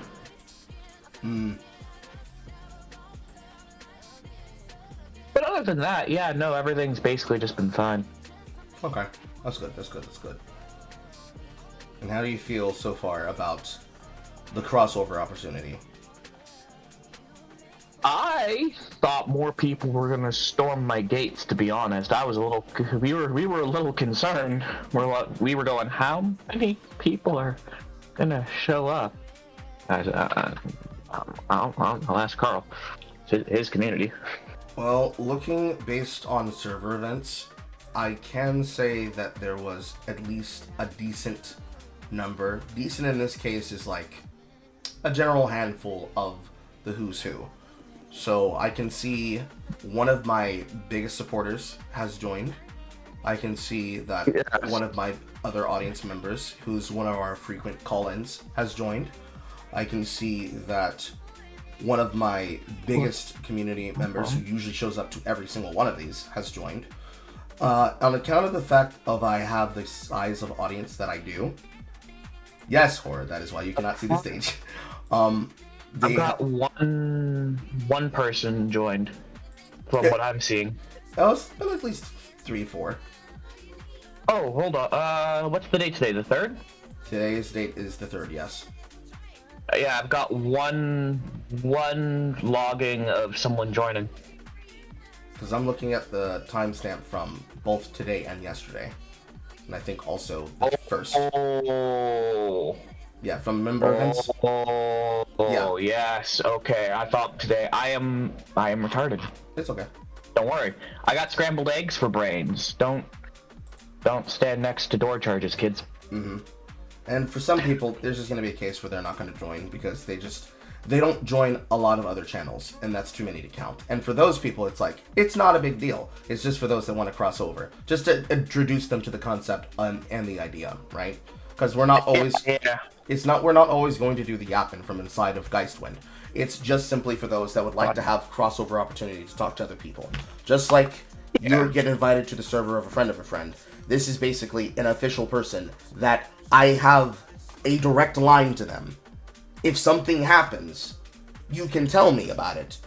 And then we go from there, right? So like everybody's having... Eventually, we're going to set up just categories for people, or give just like a ghost role to everyone, just an unnamed role that's just perm. So if somebody doesn't want someone interacting with their stuff, we can just remove that role from that person and they don't get kicked from the whole hub. Yeah. So it's for the people that... Yeah, I know what... Yeah. I know what you were saying about playing games offline, too, if you're supposed to be recording them. I've made that mistake with every single Sniper Elite game. Mm-hmm. And now I just can't record them, because, like, I've played this game too much. It's no longer holding my interest. Mm-hmm. It's a whole experience, because you want to try and, like... If you want to play a game when it first comes out, for example, you want to get your fresh reactions, because if you've already seen it before when you go on air, it's not really a proper reaction. And then you feel like you've cheated yourself and your audience out of memorable moments that would otherwise be acceptable for them to see and hear and get involved in. And that doesn't feel good as a content creator when you're putting them together in that way. It's probably the most annoying thing if you end up having that as like the backbone for how you want content to work, especially if you want reactions from content. So to be fair, yeah, I don't have my voice in any video because people kept complaining about it. Mm-hmm. So now it's literally just I only do narrative games that people just won't have the time to play, or might not be interested in, so they're not going to spend the money, or in the case of Silent Hill 2, physically can't afford it. Mm-hmm.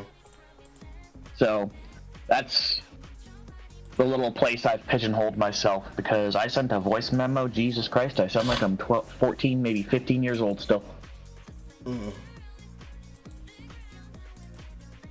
Oh, Lord.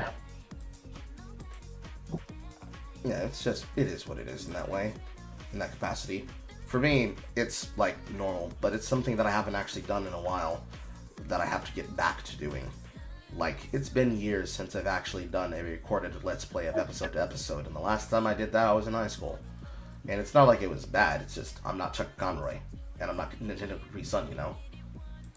Yeah, also, thanks for making me feel old. Making content feel old. I feel old. I feed pudding to a child! Hey, Hey, I feel old. My child is in high school. My child is ending high school. Bitch is 17 years old. I feel ancient.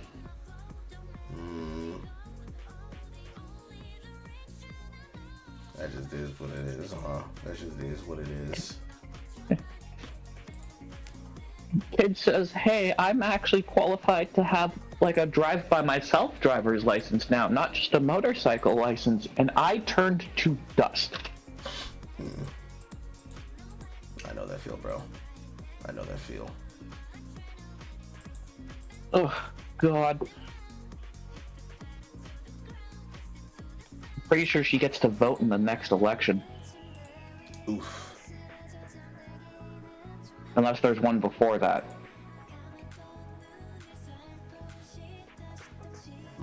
This really comes down to just like trying to not lose your head, you know? Ah, well, it's life. It happens. Yeah. And as long as she has a sub-Steam account, which she's gonna end up keeping so she can keep playing all of the games so she doesn't have to buy them twice, I can still lock her out of it. Funny.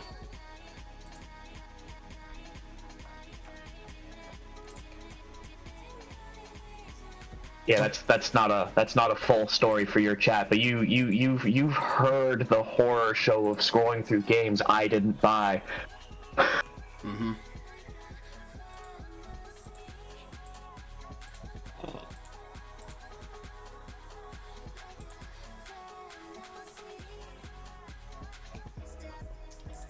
It is what indeed it is. Although I'm not sure I have I ever like met your kid? I'm pretty sure I haven't, right? No. Oh God, no. She's not allowed on Discord aside from her student groups. She sure as hell ain't allowed in my server, and she knows better than to go anywhere near devs.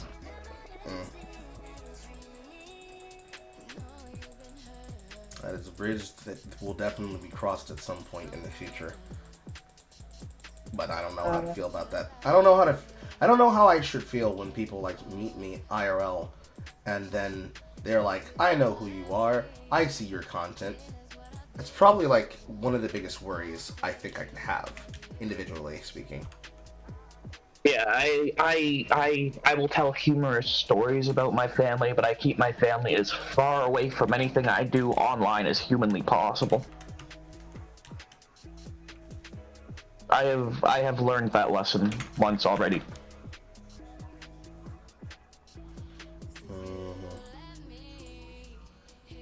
Okay, so here's what I'm going to do, audience. I am bringing down a version of this filter as a file that you can save. The way that you put this file into your filter is that you just insert it into the folder that it asks for on Path of Exile 1's folder where it asks for your item filter to be. You just drag and drop that filter file in there, and that's how you save that file. I'm downloading it as a file so that people have a master file to work from, and I'll host it inside of the server on a download where necessary so that everyone can access it. I'll do the same thing for Geistwind as well. So the place to find that in my server will be inside the Path of Exile 1 and Path of Exile 2 section, because this file should not be that big. Yeah, this file is not that big. It's only like a text file basically. But the idea is that you'll have a master file to work from, and if you don't trust yourself to manipulate it, once you have the physical master file to work from, you could take it inside of the filter yourself and set up your own unique one. But for people who have no idea how to make one, this is where you can start from. You don't have to touch anything, you don't have to change anything. It'll work as intended out of the gate. The only thing that I particularly did is that I made it so that you can see chancing bases. So if you don't know how to put something together in that way, I can change it for you and give you a copy of that file. Simple, easy, clear. And now, I'm gonna set up the league.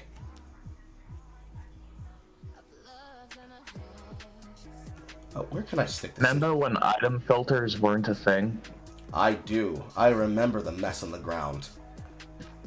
Remember when there was risks of getting banned depending on whose filter you used? Oh yeah, because there was a time where they were unironically a cheat tool, depending on how it was being Yeah. used. I once Depending on whose it was, what's his name? The trust fund baby that was giving him so much money back in the day. I don't remember his name, but we were talking about him once before on a broadcast. Yeah, little inside. The one of the filters that would always get you banned for using a cheat tool if it got picked up was made a cheat tool because he didn't like the guy who made it. Mm-hmm. Old Path of Exile was wild before some separation of church and state happened. Mm-hmm.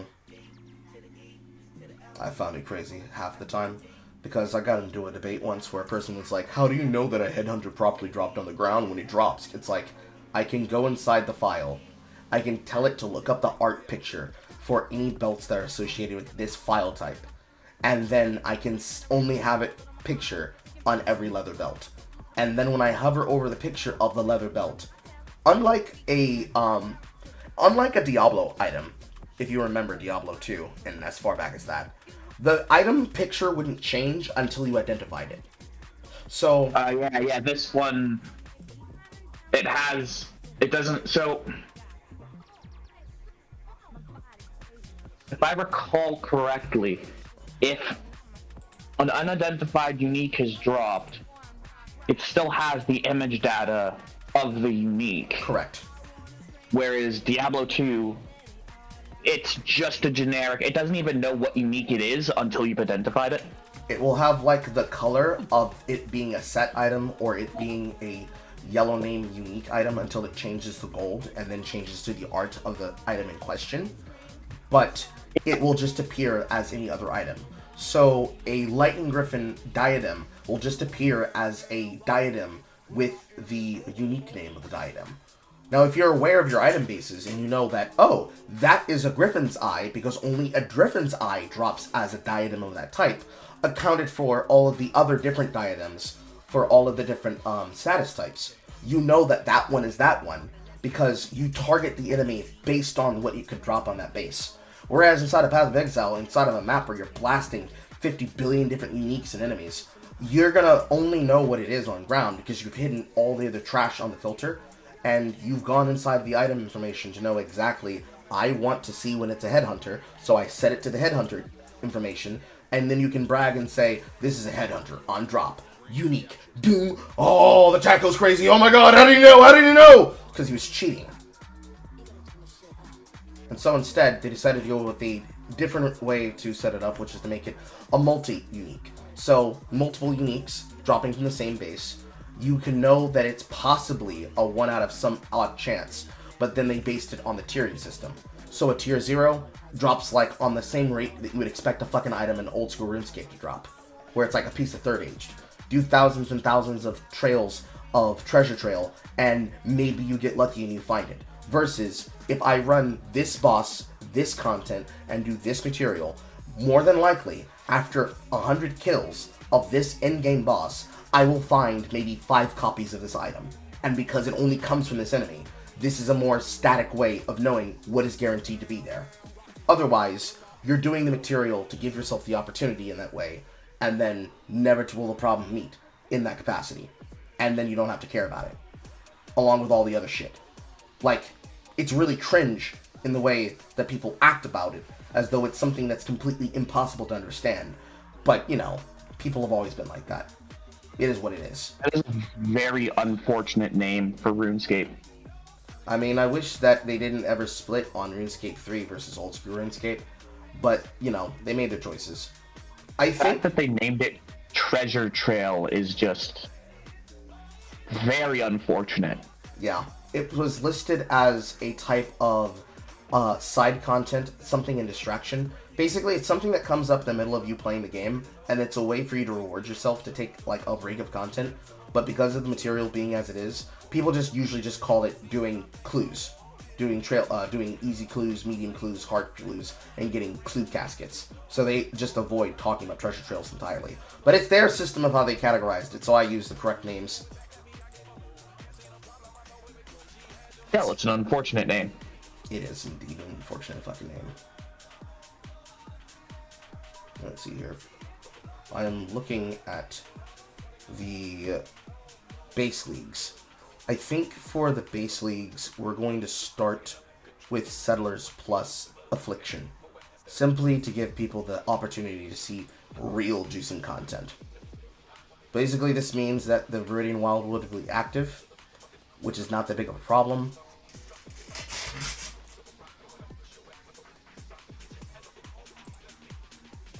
And let's see here. Let's do...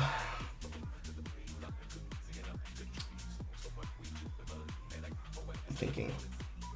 Additional monster projectiles would mean that you are able to get the effects of the true content of Affliction League, which would be really funny. But I don't think that's allowed to be active in this context. No, because it's not letting me click it. So we're going to call this CCG PoE University.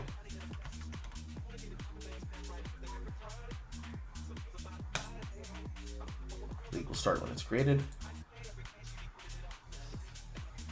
Security. Just gonna send you something real quick there. Well, I tried not to vocally react in your call. Okay. What are we looking at? I've seen that. I've seen that going around the internet.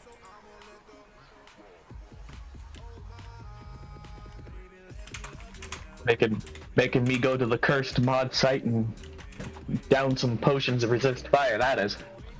They knew what they were doing with that design. Oh, did you happen to see that take that Dr. K gave about Oblivion when he was talking to Pirate Software? No. My mental health has gotten so much better when I don't actively participate in people's autism, but I love hearing about it after the fact. So basically, Dr. K had the opinion that Oblivion is the beginning of the disaster that would lead into Starfield. While being a game that is quintessentially a good game, it is the beginning of the dad times that then lead into the tragedy that is Starfield. I'm not sure if I agree with his opinion because I avoid games that I know that I'm not going to enjoy, but I feel that you have more experience with Oblivion than I do. How do you agree or disagree with that take? That Oblivion itself is what led to terrible games at Bethesda? Yeah. Probably no. I think it's most likely closer to Fallout 4 being that. But if I had to say, it's definitely the start of Predatory DLC. It is literally the first game to do it with the horse armor. It is the start of making the community fix their games, so it is the start of that. But in terms of actual just bad design, Fallout 4 to 76 to Starfield. I see. Also, they've got no excuse for their game for Fallout 4 to look as bad as it did. Ghost in the Shell First Assault was done in the Creation Engine, if memory serves. Mm-hmm. That was a multiplayer shooter, like Call of Duty Deathmatch style. That looked good.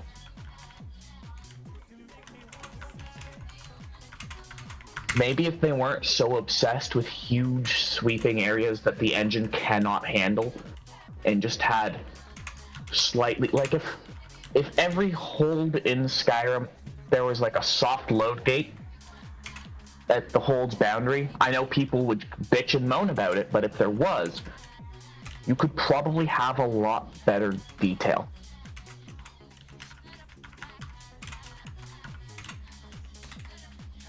Or, anytime there's a loading gate, just add better detail. It doesn't all have to look the same if your gameplay's good. It can look like Skyrim if you're in Skyrim's wild, but if you're in a dungeon, you don't have an excuse to make it less detailed.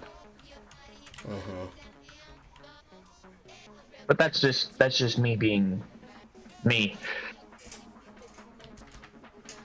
No, Bethesda's inability to design weapons is closer to Fallout 4 than Oblivion, to be honest. Mm-hmm. Where the bolt go started.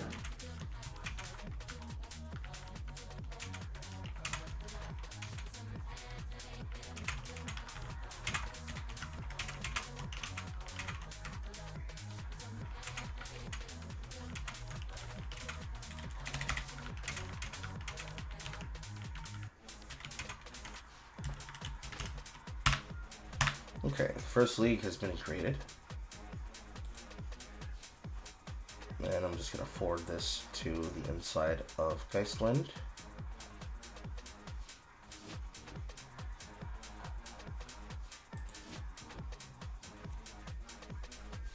It lets me, question mark.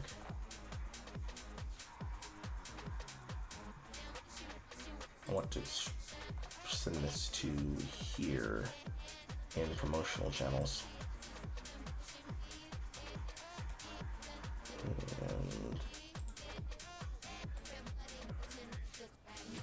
And everything.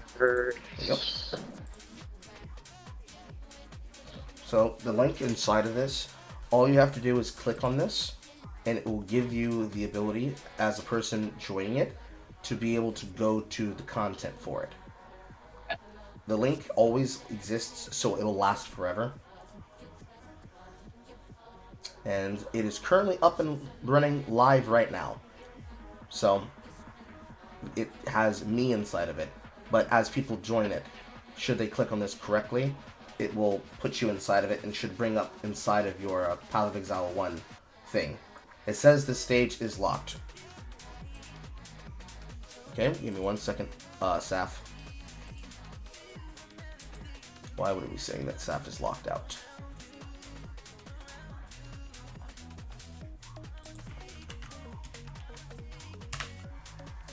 Does Saf have any titles or any roles? Or does she need a specific role in order to join the stage? Not that I'm aware of. Hang on, let me check her real quick.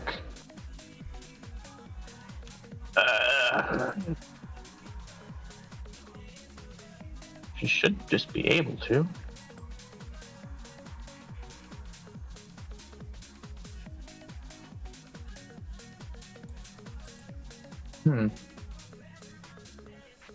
That is strange.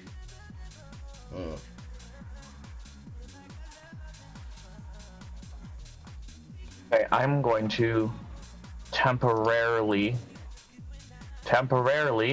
give a roll. Tell her to join now. Saffronet, go ahead and attempt to join now.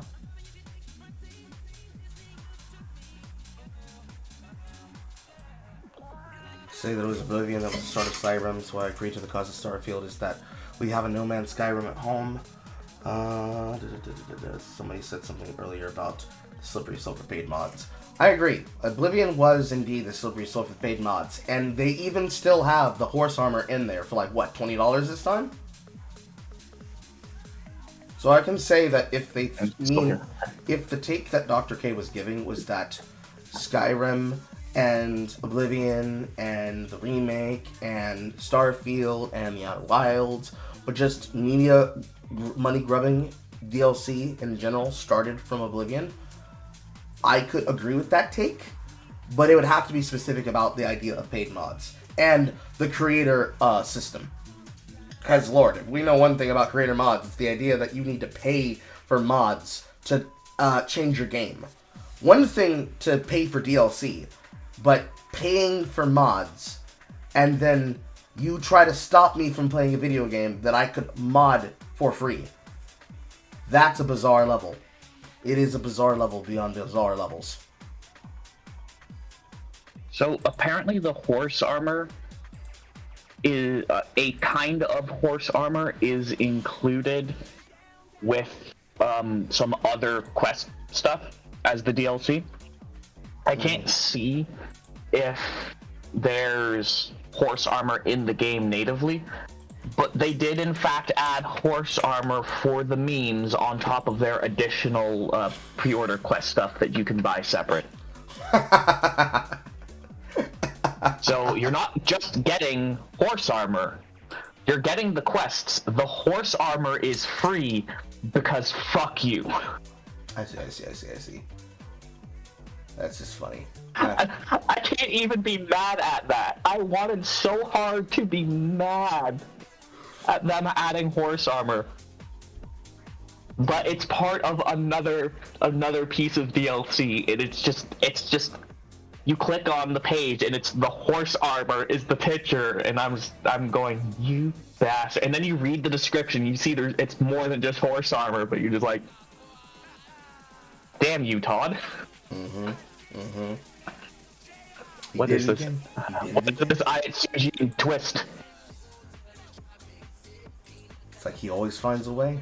He did it again. The problem is he's a fan of the same one of the same mystery authors I am, so I know full well that he's just like, I'm gonna throw you all for a magical loop. And now Saffronet's in. Hello, Saffronet. Hello. Good morning.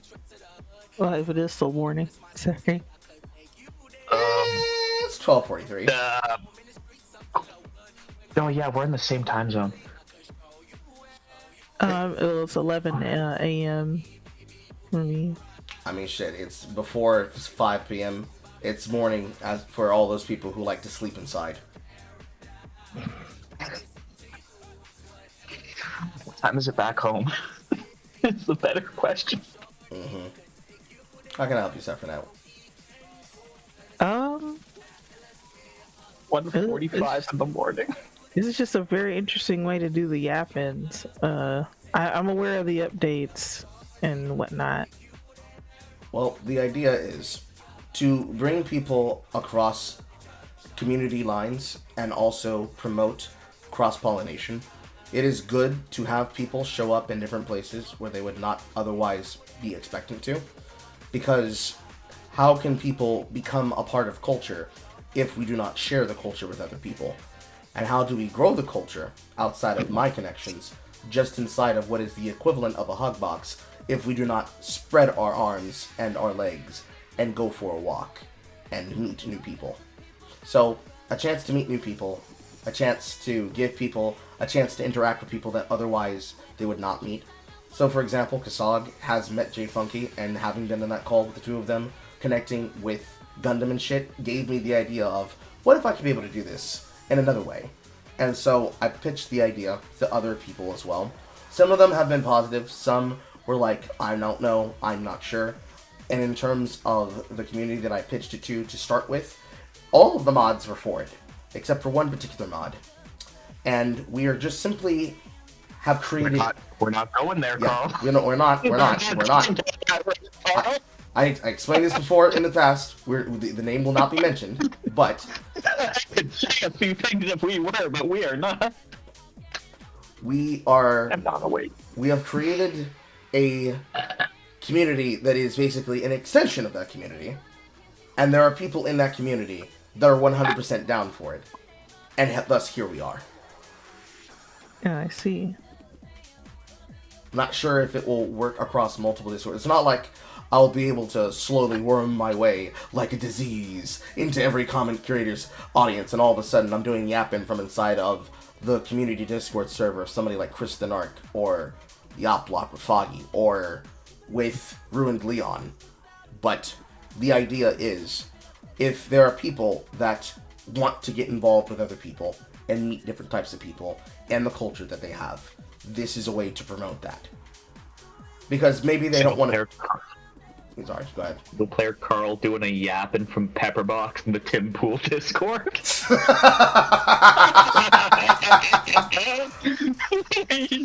On one hand, you just get a bunch of angry veterans and first responders telling you to fuck off. On the other hand, you just have a bunch of beanie people screaming Civil War.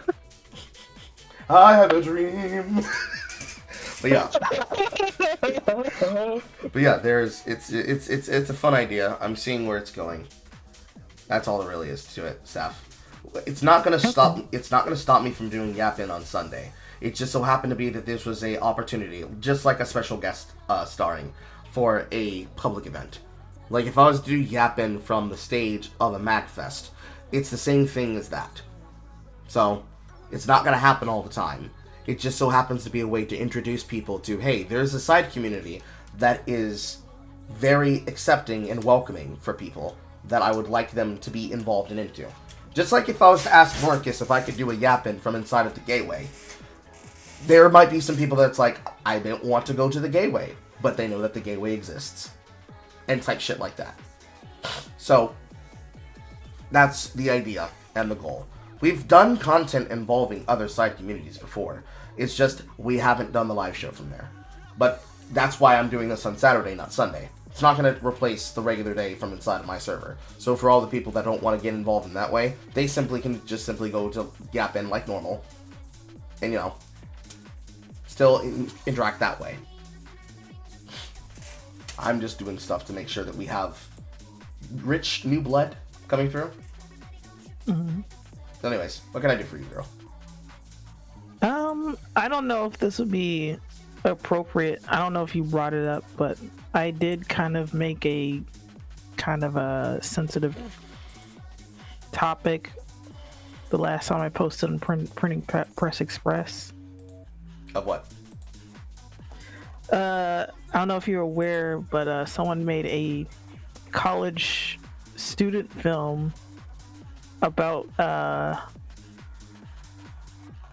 those who are questioning their gender and anime, specifically moe anime. Oh, and what's the name of this thread? Oh, Angelic Kitty Miracle Chan, aka Collins Olicon Denial, is a college film? Yes. No, I have no idea what this is. What is it? I've known about this guy for a little bit, but he caught a lot of heat, I think, a few months before, because he was drawing this anime character called Miracle Chan, and of course people throwing some accusations at him, but he was like, no, I'm not that kind of guy. No, I'm not a pervert, guys. This is for a student film. And if you know like anything about like kind of anime productions and like the artists behind it, he copied his art style from I don't know if this is the right pronunciation, Akio Watanabe.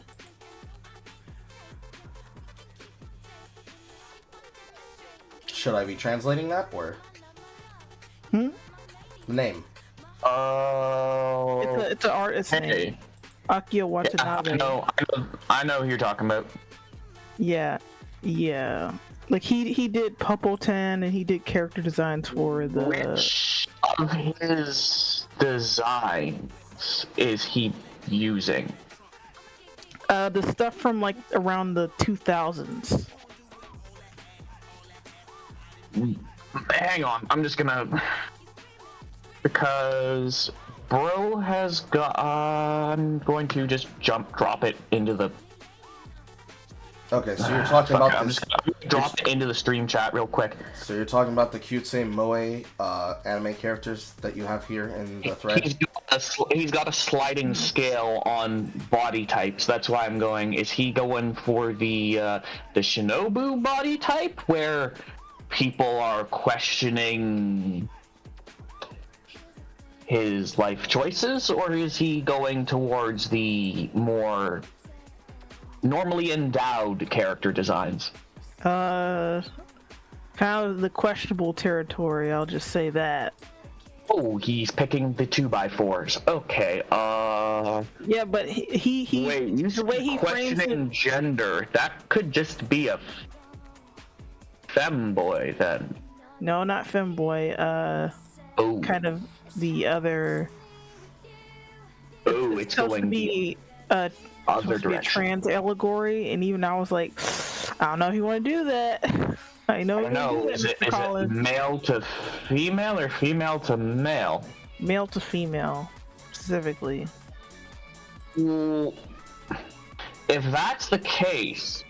he could literally just say that, and everybody who would scream anime is a text document will be forced to shut up. Well, I made some tweets. Well, I didn't make any tweets. I mean, I copied some of his tweets. I screenshotted some of them, and it's in the thread. I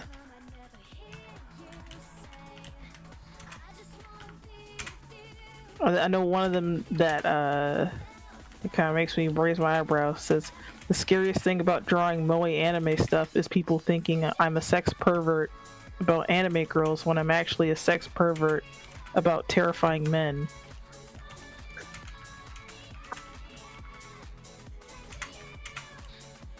Mm-hmm. Okay. On one hand, that still is not a good thing.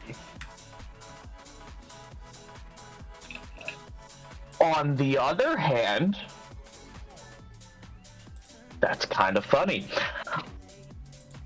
It's quite the conundrum. This call-in person. So are they a degenerate? I'm struggling so hard not to make a white woman joke, but It's expected. they do. It's already written. It's already in everybody's brain. I didn't have to make the joke. But I do see where the problem comes from. So if you go to the chat here, the single player Carl stream chat section, you can see like a sliding scale of his more common character designs for body types. Mm-hmm. I understand. Oh no, the tech autist is typing in the chat. I understand the concerns, because I don't know how many of those are my tech autist alts or not. Anyway. Well, let me link you the character. I don't know if you can see. Is he not in the server, Carl? No, I'm not in his server. I limited the number that I join at a time to avoid huge amounts of notifications. So Okay, I understand. You have been given permission. You have been given permission to make the joke, by the way, by Horror, our resident white woman. Oh. Yeah, this is the character he draws for his he drew for his college film. Okay, that gives me some card captor vibe. As long as they're not doing anything concerning. I would say you would have to watch the film yourself and form your own conclusions. Oh no. Because he uploaded this. This is on YouTube. Oh no. I'm gonna get on a new watch list. Describing from Saf's post here, from some of her first posts, from how he talked about the film via his tweets, he intended for this to be a pro-trans thing, being understanding towards the issue of gender dysphoria, and using moe anime otaku culture as a comfort tool. But for those watching the film, they did not see that. They did not see it that way, and I'm currently bringing up some of the links of the photos of his messages, and I will read them to you verbatim alongside the dissertation that people gave as in-depth reviews. So the magical girl transformation and the swimsuit there are probably causing most of the concerns. Well, it was more so people going back and looking at his tweet history, and people were like, "No." They waved their finger at him, did the timeout sign. Guessing. Yeah, no. So, having seen the actual stuff he drew... So,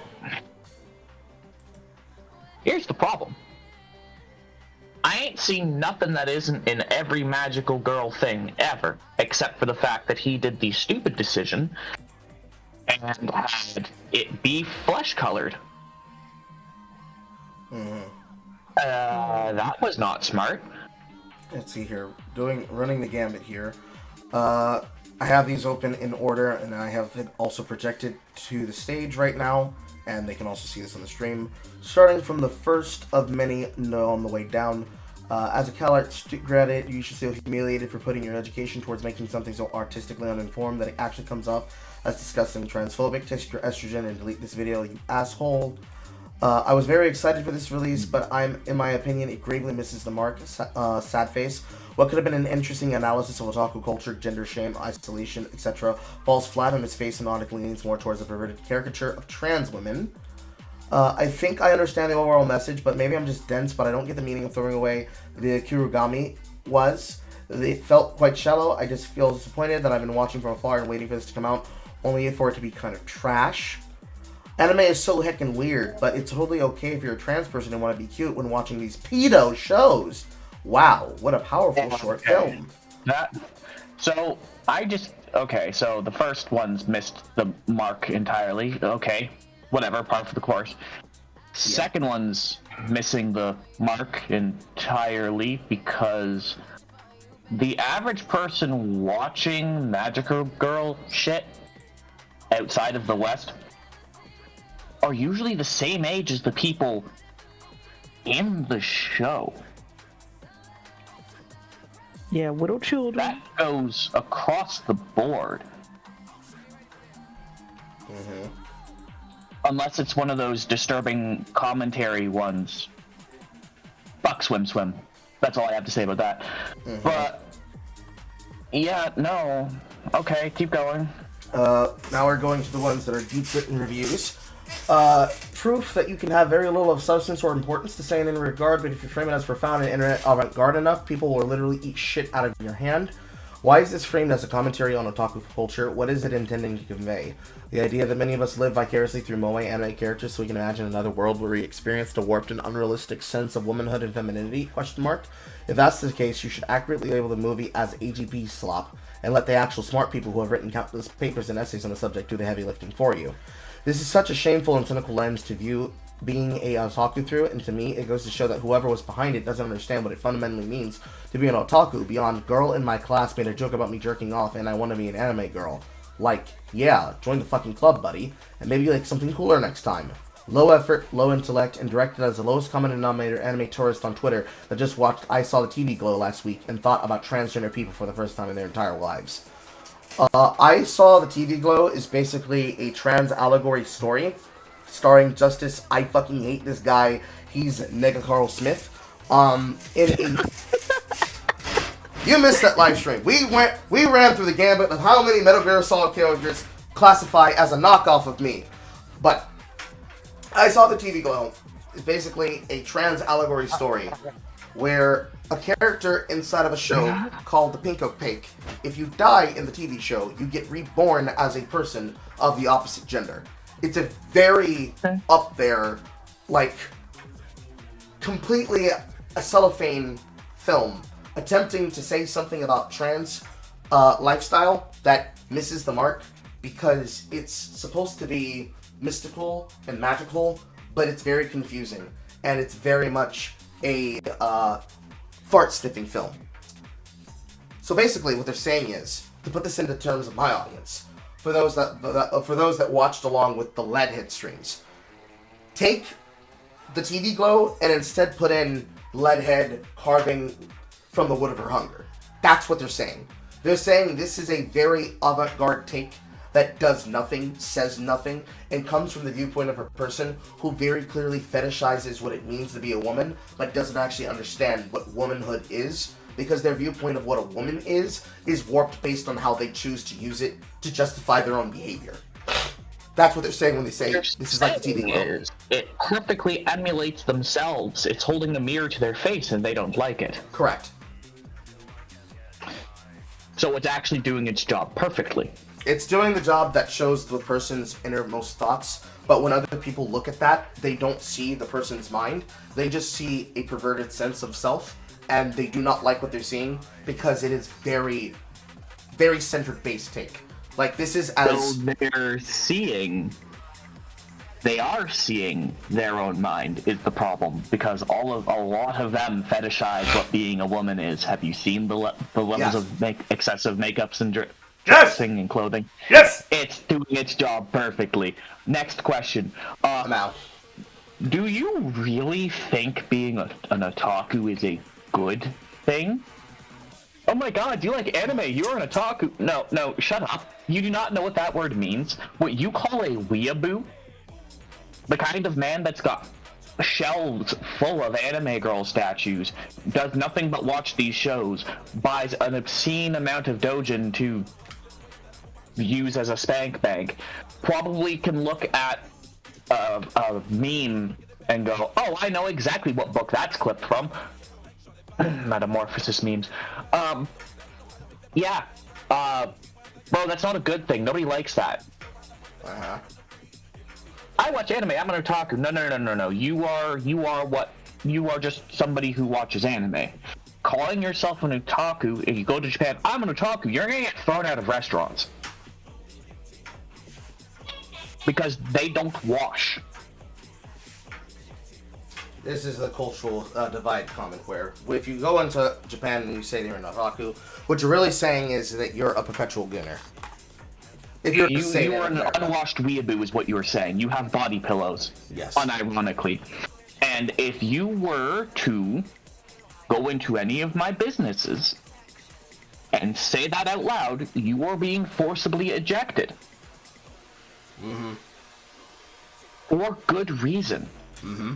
Let's do another one here.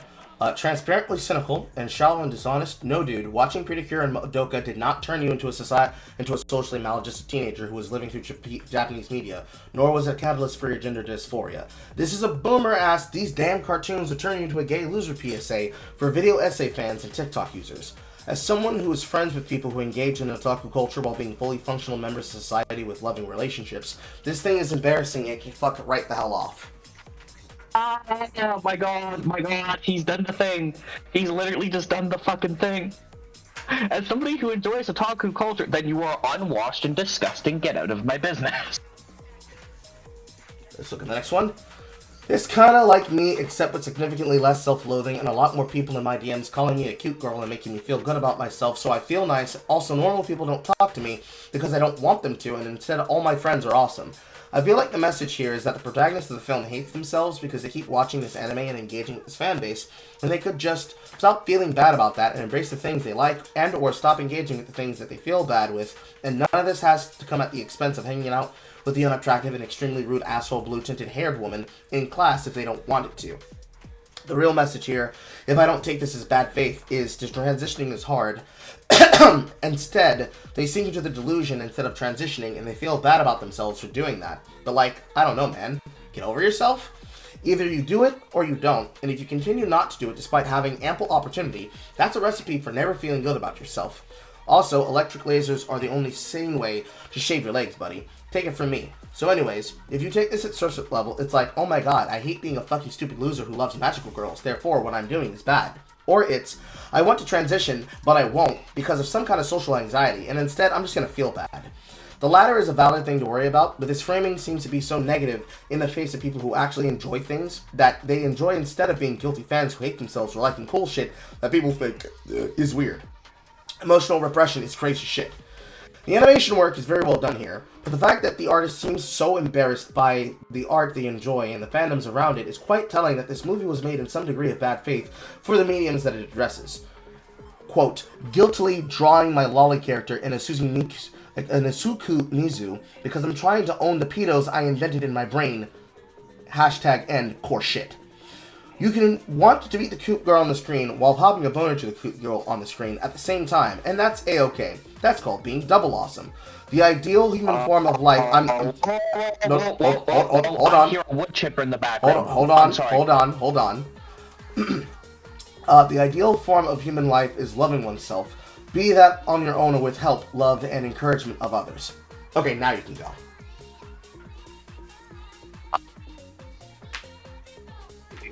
Roll that last piece back one more time there for me. It's on screen. You can see it. With your eyes. Everybody can see it. I know, but I want you to say it out loud. I don't wanna. I felt dirty reading it the first time. Why do you think I'm making you do it again? This is This is called a humiliation. This is called humiliation fetish being brought into the forefront. I love myself. I know who I am. These are people who are already confused with themselves, and they too said, bro, what the fuck? Is that not more clear a message that can come? The call's coming from inside the house, and the house is telling you, nigga, get out here!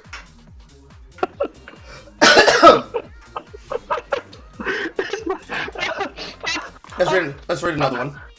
The purpose behind the moe thing is to invoke the cuteness thing in your head. Psychologically, the cuteness thing is you either want to protect it or smother it and kill it because it's unnatural.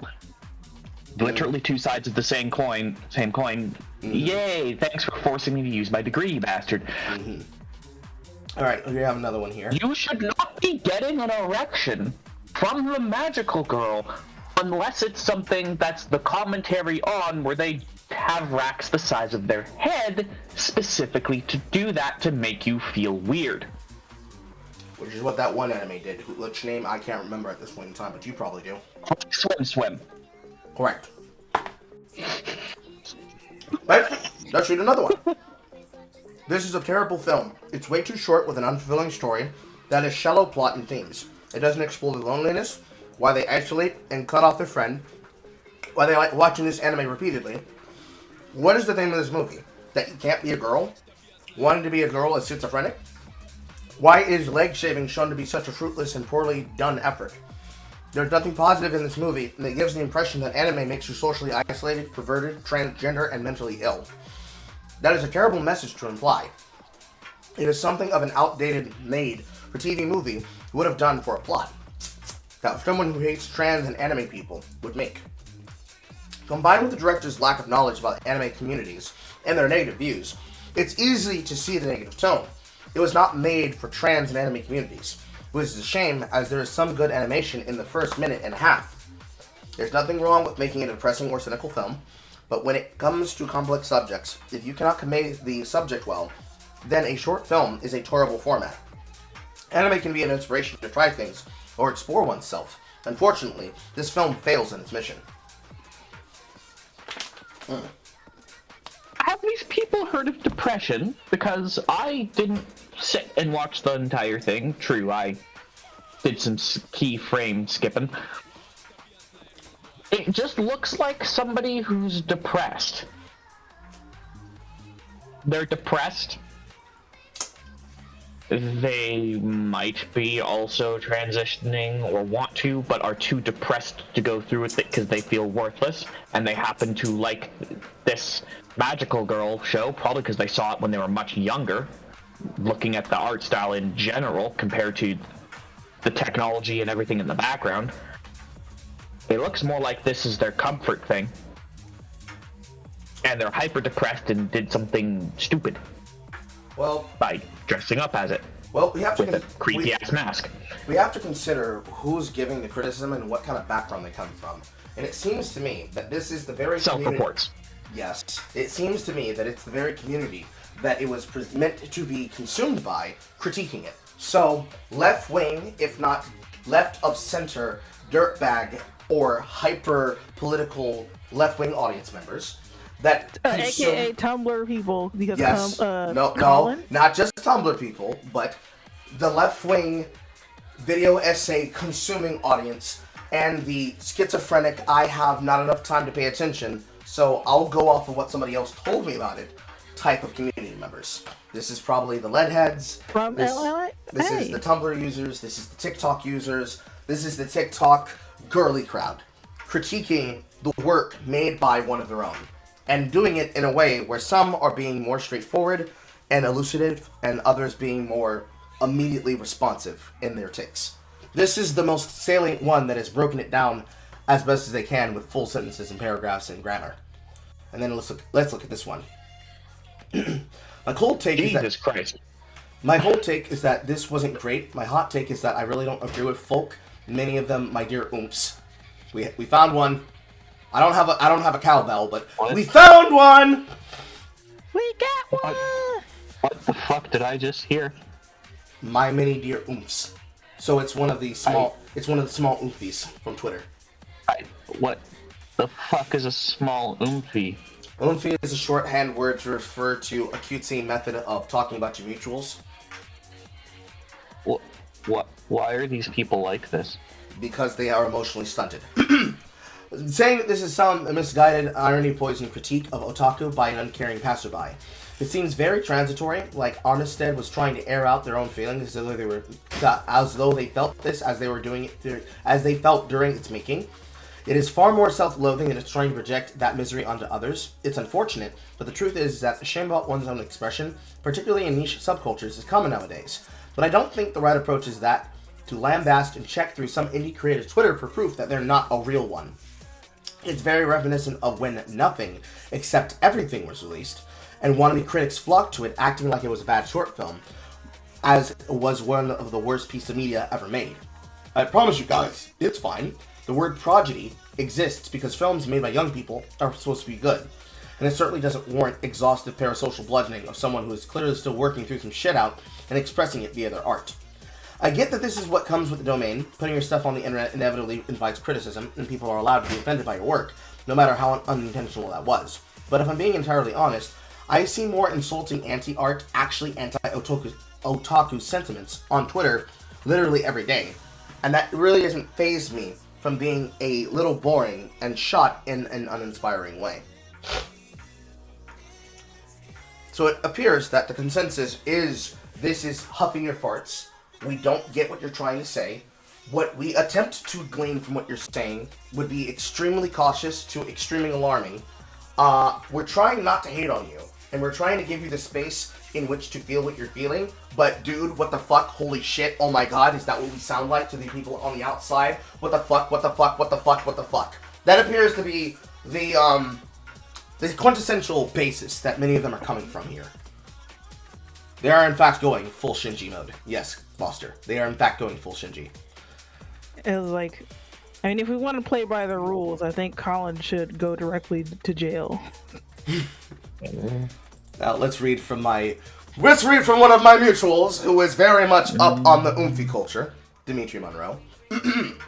This video is impressive in that it does the whole watching Pretty Cure is the heckin' trans experience, but it's so imbued with irony poison that it's also identical to any BoomerCon parody that makes anime out to be this weird creepy thing that'll make you into a gay loser. Encapsulates the worst part of every version of anime discourse that I've experienced over the past decade, from self-hating cynicism to identity politics. Genuinely evil. Aside from grooming or crippling autogonophilia, HEP, I don't think I'll ever understand how someone can look at cutesy anime and come to the conclusion that they need to become trans. They should be normal and think, I want to have sex with that. We're seeing a cute anime girl instead. Just a minute. Now, of course, Dimitri's being glib when he says that. I hope so, because motherfucker just has me speaking my native language, and I don't do that anymore. Dimitri is clearly being glib when he says that. He does not mean literally have sex with kids with female characters that present as children beneath the age of legal consent. Look, I don't know the guy. I just heard that and immediately reached for my start wood chipper button. Basically, underneath it, there is a post read from a person who said, time to type the sign, and it's a sign from a user on Twitter that had gotten 256k likes during the time of the release of Lollipop Chainsaw, that said, the AGP equivalent of the breakfast question is the struggle to distinguish self-identity from external images. So they fail to understand that the image is meant for the entertainment of the audience, and not for them specifically to identify as. So, there are people that are looking at this film. There are people who are looking at this film, and instead of understanding the character as a character, and they are a part of a narrative to explain something, like on the last Yap-In, when we were talking about billing and characters, when Lemon Duck asked that question about Goku versus Superman, and I went on the tangent for a full hour to explain the billing of characters and writing. Instead of looking at this... The answer is Goku, by the way. Yes. Instead of answering the question as a derivative, I explained the idea of the person that is writing a story is attempting to narrate and connect to the character with a narrative through line. So the way that the AGP audience, amongst people like Head look at content, they do not look at it as a point of, here's the story that was written, and here's how the character is justified as being the one who should win this fight. So that instead of being a jobber, where they always lose, their job is to get this character to be understood. They look at those characters, and instead of coming away with understanding that it's there for entertainment, they look at them instead as a font to flow their personhood into as a stand-in for themselves. So that's what Dimitri is speaking towards. And that's what the person who posted the meme is communicating. They can't see characters like Bayonetta, hence the Bayonetta superposition. They cannot see characters like Bayonetta as a character in a story that is a representation of strong womanhood.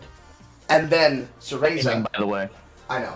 And then Cereza, the child character from Bayonetta 1, evolving into the type of womanhood that she saw from Bayonetta in that first title, then becoming a representation of that. They instead see Bayonetta as a camp gay figure for lesbians to fawn over, between her and Jean.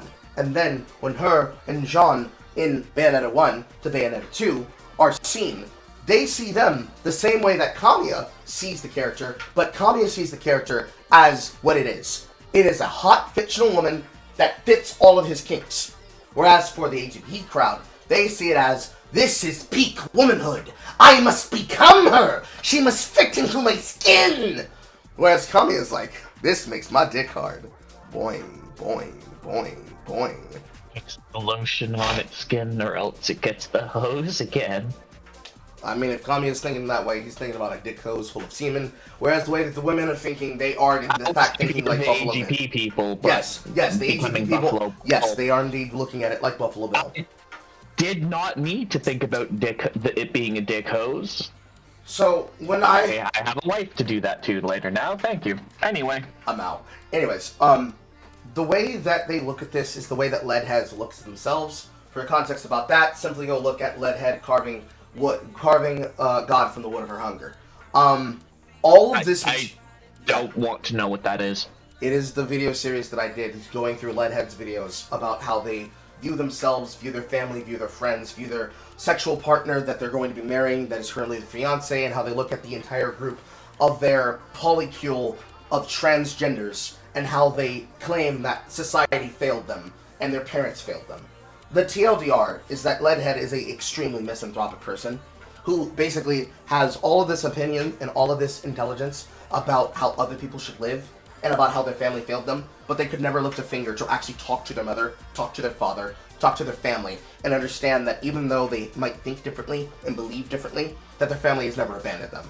But the entire time, they're complaining, saying that my family has done worse for me, and I've had to build up my found family from these transgenders that I am having sex with casually, to the point where I treat them like they're an actual family of children with two trans moms leading them.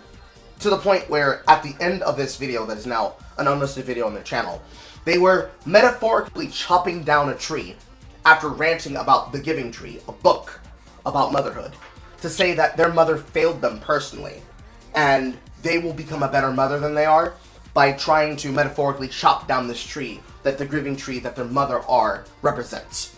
So, extreme self-hating, extremely self-loathing, gonzo-type video essayist that basically just complains and flows nothing but personal trauma onto the screen, and then says, thank you, audience members, for giving me the ability to do open therapy on YouTube by ranting about my personal opinions and my personal life experiences. And now I will show and read all of the comments of people who fund my ability to make money off of you, hand and fist, as I bitch about my life. Okay, so I'm misanthropic because my mother genuinely hated me, and I've seen some shit. She's misanthropic because she's a retard. We are not the same. Okay, that's all I'm hearing there. Yes. You So can even call me misanthropic because I don't think all humans need to burn. I just hate people. So For good reason. let's keep reading further. There are people in the comment section started trying to fight with Dimitri, where he says irony poison. It has a wrong lot with it, but at least it was sincere, but it's a very shit message. Imbued with self-hatred might have been a better word choice, but I don't believe that you can love something while constantly showing contempt for its core principles. I love this thing, but it's so bad. Haha, it's irony poison. It is cynical. This film is equivalent to those Western VNs like Class of '09, but for these video essays, guys. And then, from Colin Armis's Twitter feed, how it feels to swim through a sea of lolly dojin from 2001 to find the source of one normal SFW drawing that I thought was cute on Pinterest. And it's the scene of SpongeBob and Patrick trying to run through the perfume section. Yeah, reverse image search didn't exist then. Again, if we want to play these people's own rules, he should be directly in jail. Then, Question: how old was he in the early 2000s? I don't know. How old was he, Saf? Next. I don't know. I mean, he looks like he's in his 30s. Like, So, he has pictures of himself on his account, and he looks like 30-something. So teens? He was pretty young. At the same time, I don't think reverse image search was a thing yet. No. I think he's talking about, like,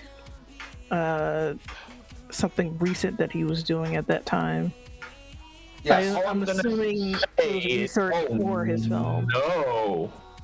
Oh no. He's digging through thousands of lolly dojin because he doesn't remember what the picture looked like. Bro, you weren't digging through thousands of lolly dojin because you don't remember what the picture that you liked on Pinterest was. Bro, you probably still have it liked on Pinterest. You're just fucked in the head. I don't know. I'm just going off the information in front of me on the screen. And then there's a follow-up tweet underneath it. There's a follow-up tweet. I don't know, bro. On one hand, the shit has reduced crimes against children in the country it comes from. On the other hand, you need to be on all of the watch lists, just like all of those people are. I can agree with that. But there's another tweet underneath it. So apparently there's some threads talking about Miracle Chan saying that I'm a lolicon dog whistling, and other sentiments I'd rather not repeat. So let me just make it clear that I've always been very vocally anti-lolly shit. And this film criticizes the type of character Miracle Chan is. Oh no, you're serious. You serious? Apparently they're serious. Oh no, you... Bro, you don't get to say that you combed through thousands of lolly dojin and then say, actually, I'm anti this and this shouldn't exist. To me, this is just regular, from the regular Tumblr playbook. What would happen if I checked your hard drives? Would I find AI-generated images on them, which will then result in charges because you used photos of children to teach that AI? No, Josh got away with it. It's fine. No. AI-generated images. I know he had that. I don't think he should have gotten away with that because if you make AI lolly shit, do you know if you're using, sure say, Stable Diffusion? But he managed to hand wave it away by saying it was just goblins. No. Well, if he's using... See, here's the problem. If he's using something like the Pony engine, it legitimately is... If he types goblin in, it is legitimately scraping all of the goblin tags. So somebody literally drew a stacked goblin. No children were used in the making of that, I am going to assume. But if he's using Stable Diffusion and draws goblin and describes a child, it's going to use photos of children as its composite. Yeah. So Voss should have never been able to walk away from that.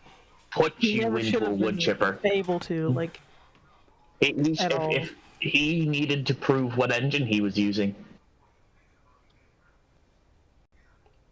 And if he couldn't, it should have been assumed to be regular, good old-fashioned Stable Diffusion or Dolly, and he should have been,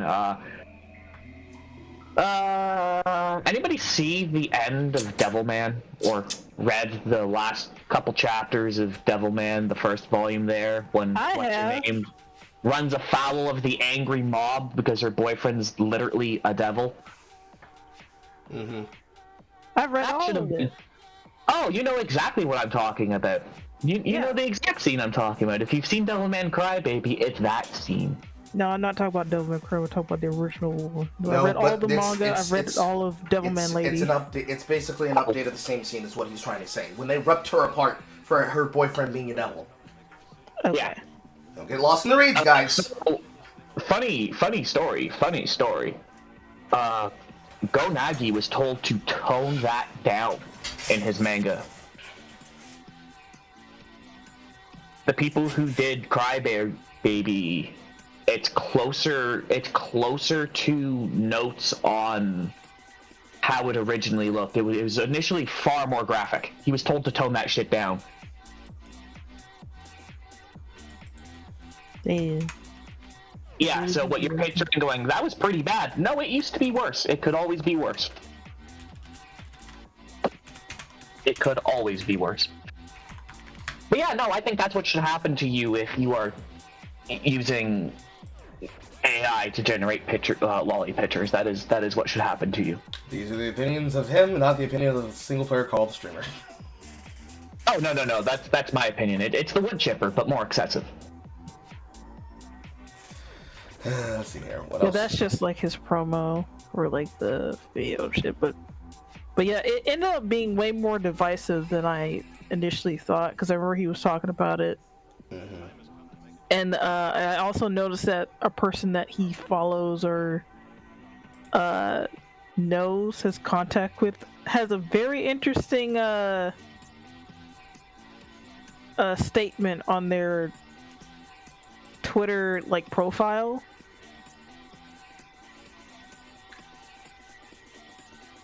This gets worse, doesn't it? Yeah, this person blocked me, and because I said, like, you read the problematic gay porn, don't you? Mm-hmm.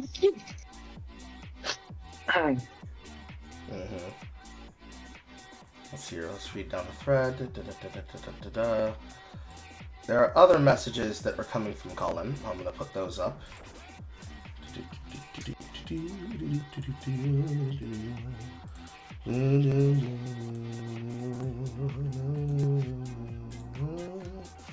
Let's read these in order. Okay, so there's apparently some threads talking about Miracle Chan. We just read this one. So this is him trying to disavow Miracle Chan and saying that this is meant to be a criticism of that type of person. Then he goes on.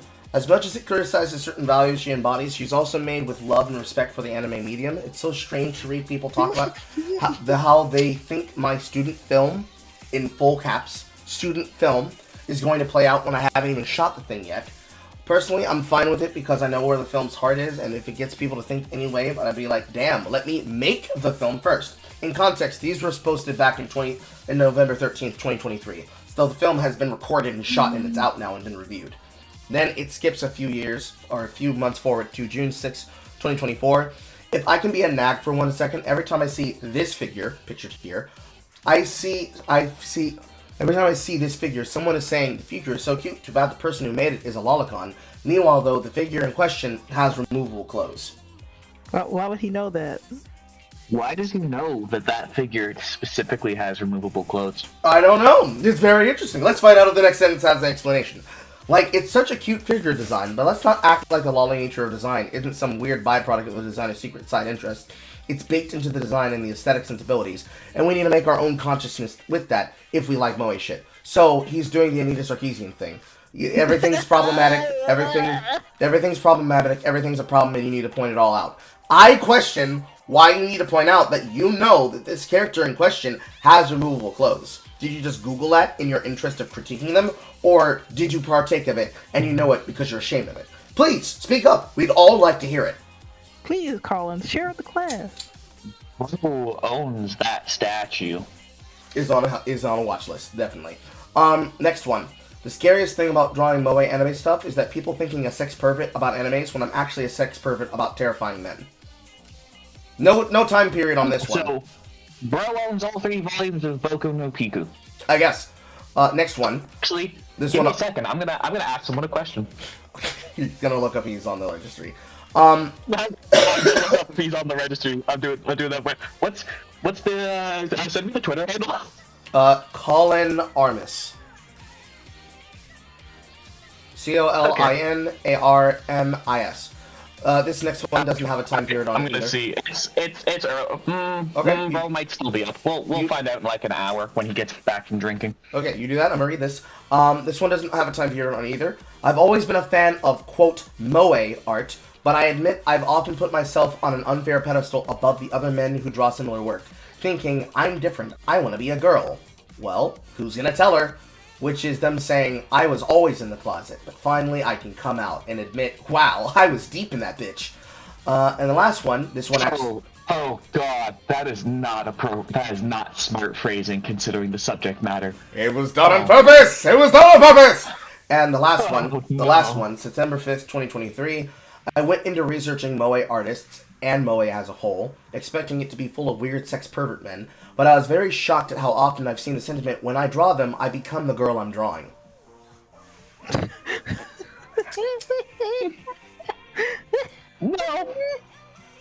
No, my first wife was very much in the anime industry. No. I mean, bro... No, that is not a thing. That is... Bro, if you project any harder, I could feed 16mm film up your ass and it'd come out your mouth giving me the picture. Bro, I'm just a presenter. This isn't my thing. This is Sap's thing. Sap, you have opinions? Oh, I have a lot of opinions about Mr. Collins. Would you like to chip him? I think the criticism he's receiving, I think he deserves it very much. Mm-hmm. Because I was surrounded by people like this when I was on Tumblr. Not specifically for, moe stuff, but it was more so for, being into non-consensual content and stuff that's a little bit more dicey than this. Yes. I guess in the same category. Mm-hmm. People saying that they're, asexual, right? But then they have obsessed with some really out there fetishes that they don't want their parents to know about. Let's just put it at that. I mean, I could take it. You go there, I can go further. With the likes of people like Leadhead and the likes of other such trans content creators or trans allegory and affiliated content creators making similar media that tries to critique a medium while also acting as though they are not a part of said medium's consumption, I find this behavior from Colin very telling of the kind of mindset that they believe that they have. Because I could promise you, if I was to look up anything that they post on Blue Sky, it probably is exactly what you expect to find.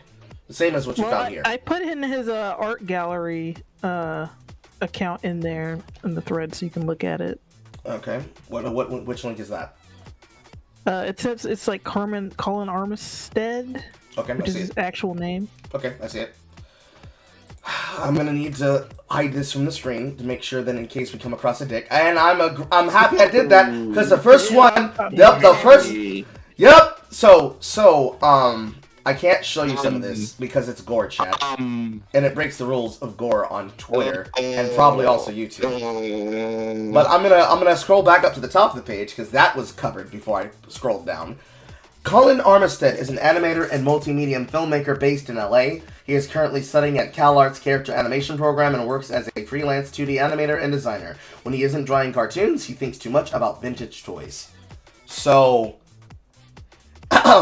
in my best voice that I can do, he's one of those! He's one of those, chap. Because the pictures, it's like cutesy stuff, and it's like, oh wow, that's really cute. That's a dead body. That's a dead body too. It's one of those types. That's a dead body. That's concerning posture. That is. It's. If a person's extremely curious, I posted a link inside the chat for you. Have fun. Vote out your own watching. If you look at this, you would think if you were to just be looking at the bottom of the page, which this is safe enough to show, if you're looking at the art for itself, you'd be like, wow, this actually looks like really good character study. I like the colors and the lines and the caricature and the style. And then when you look at the other side, it's like, this would not be out of place with something like Sigma Star Story from the GBA series. This would not be out of line with the GBA or even DS title, region lock games for things like Tokyo Mew Mew or Cardcaptor Sakura or any particular moe anime style for a young girl audience. Yet, when you then scroll up, you start seeing some very titular character choices for designs. Because it's like cute stuff that you would learn in art school, cute mascot character thing, and then questionable character positions. A questionable character position that keeps repeating itself in his work. The other little cute thing at the bottom with the candy wrapper head, that's Charlotte from Madoka Magica. Okay. So you have a person who's very clearly obsessed with a particular site of concepts. Because then, when you click on the designs that they have for the characters, you go to something like this character that they have. If I didn't know that plush toy was made by this guy, I'd think that's kind of cute. Yeah, you'd think that this came from Alex Walker's series of A Night in the Woods. You'd think, oh, that's actually not a bad design. This was something that I could probably see as a character design on Cartoon Network if they ever made new shit. And then other such characters, such as the Angela Kitty Miracle-chan. And the... Why is that magical girl have ass curve? I can't explain the choices of the artist. I can only comment on the film and the image in front of me. But I think we all know the answer. But he hates it, guys. How much does it cost to rent a wood chipper in LA? Like $500. Don't ask me why I know that number specifically. Oh no! Then I get you. Then, if you scroll down further to the Charlotte washi tape and miscellaneous designs that are clearly based on his first thing, we can clearly see that if you were to just think this... You are outdated. $750. Ha ha ha! They went up. See, that's that Biden inflation! I think it's supply and demand. Supply, so much demand. I don't know, bro. I don't know about that. But the point I'm trying to... All I'm saying is San Francisco's $1,500. Okay. The point is, if you were to scroll through their designs, and we're gonna take this off the screen real quick to look through the animations. Hopefully, they're not as fucked up as the one we came across the first time. Oh, these look okay. I mean, there's some standard dancing moe girl gifts. Yeah, okay. So if you were to look through the commission gifts and the Yumi Nikki stuff and the Angelic Kitty Miracle-chan stuff and their Giphy stickers, you'd think, why are people attacking this person? Why is this person in talks? Are people just bullying someone? Let's look at the same thing with the comics. It seems to be safe. If you were to just look through this stuff, you'd be like, well, it's just a fucking CalArts student. What's the problem, guys? What? I think you guys are doing a Chuddism. What? Chuds online bullying a person for having an opinion? But no, they are being criticized by their own.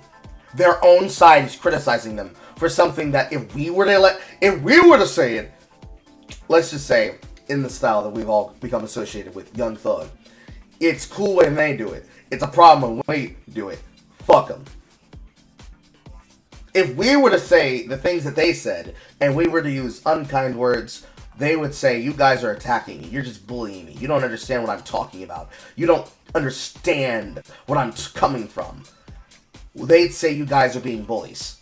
If we were the ones that were to criticize this, that would be the case. But their own side is criticizing their work, and they're really mad that they're not coming down on their side and agreeing with them. And that pisses them off to no end. So, that's the case with that content. And I'm sorry for him, but I feel bad that I don't give a damn, because that's not my problem. It's none of our problem. But that's the material, that's the content. Okay, so, Colin Armistead chose to make a video where he wanted to talk about stuff relating to their particular obsession, and they ended up sounding like they were a pants-on-head, screaming, gibbering baboon.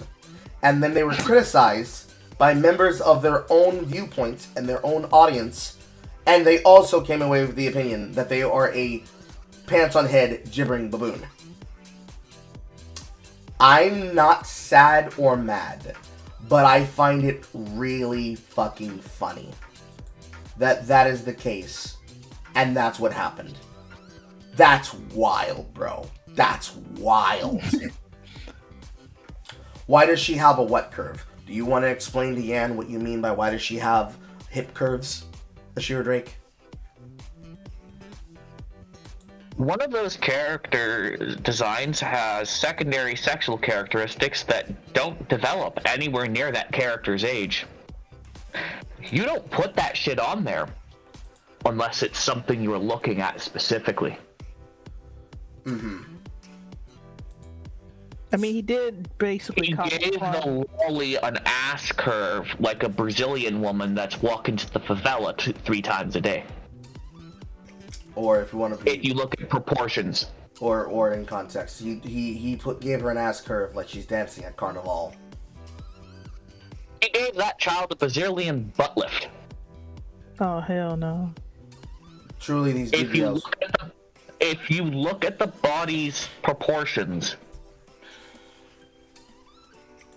something like 1/10 of the entire body's mass is ass. Truly, shaped like a light bulb. It's bigger than her. It bigger than her head. Mm-hmm. Mm-hmm. Mm-hmm. I wonder Not what Jesus and wood chippers. I wonder I what. also want to bring up one more thing. Okay.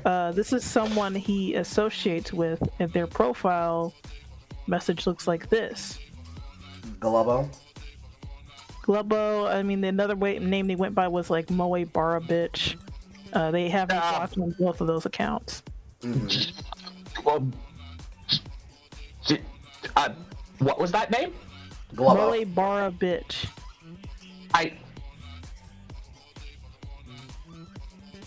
Please tell me you are aware of what Bara is. I'm aware of what Barra is. I'm aware what bar is. Okay. So I'm not having a stroke for no reason. Oh, okay. Yes. So, on the picture that Saf had attached to her original printing press thread, she, her, / Arrow Ace, if you are pro ship or a lolly shota or a fuck ass puppy girl, do not interact. 21 years old. And they have the picture of a Moe girl as their profile picture.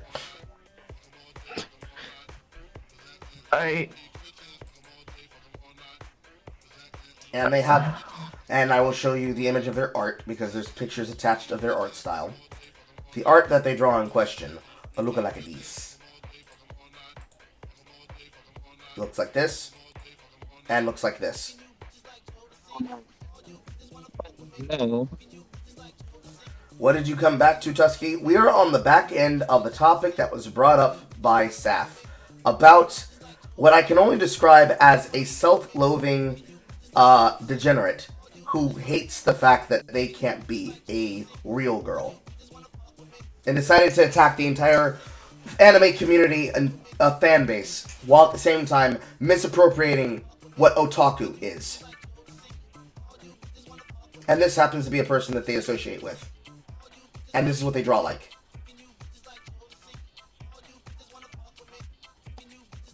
Why they got the lolly girl smoking? Like she's fucking, that character from Van Helsing. I don't know. That is. I mean, She's even got the small glasses and everything. Why is she smoking standing in front of a man wearing questionable shorts? We know what kind of people they are. We know why he's wearing I know shorts. exactly.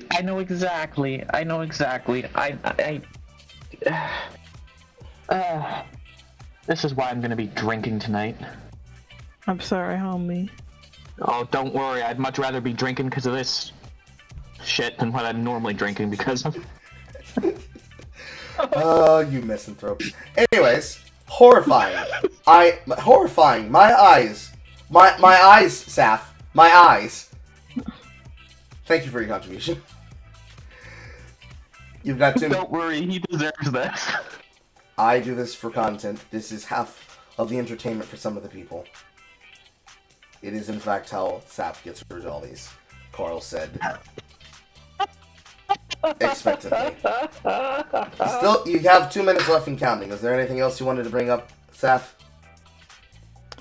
I think that was the only main thing I wanted to bring up.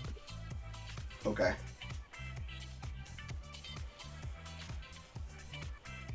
How's your day? That gave me more cancer than a decade of But smoking. my main thoughts on like people like Colin are this: if you're gonna do that stuff, just be honest about it. Just don't do this fucking singing and dancing because it's just gonna, just gonna embarrass yourself later on down the line. I guess that's the best thing I could suggest. Same thing I could say about Leadhead. It's like, do your stuff where I can't see it. It doesn't bother me. I don't really care. But it's very interesting that you're protesting this loudly. And you're protesting this loudly, assuming that it's the Chuds that are attacking you. But it's actually your own. Saf does always bring heavy caliber shit to the table, Monster. Every time. She does her research, she plans it out, and she just drops it on the table like, Carl, you won't believe it. And she's dropping like the fucking tome of Archimedes on my desk. I mean, the last thing I did research on was that Love and Deep Space stuff, and that was wild. I cracked the cover on that shit, and I saw the worst thing I could see: hoodweeps. Hoodweeps gooning over ASMR that is barely even close to being sexual, but they use to make the most fucked up fantasies that they can imagine. The edge of their tables rubbed raw. Ashiro Drake rubbed raw. You think that? No, but remember, they're more respectful than real men. They ask about your periods. They care about you.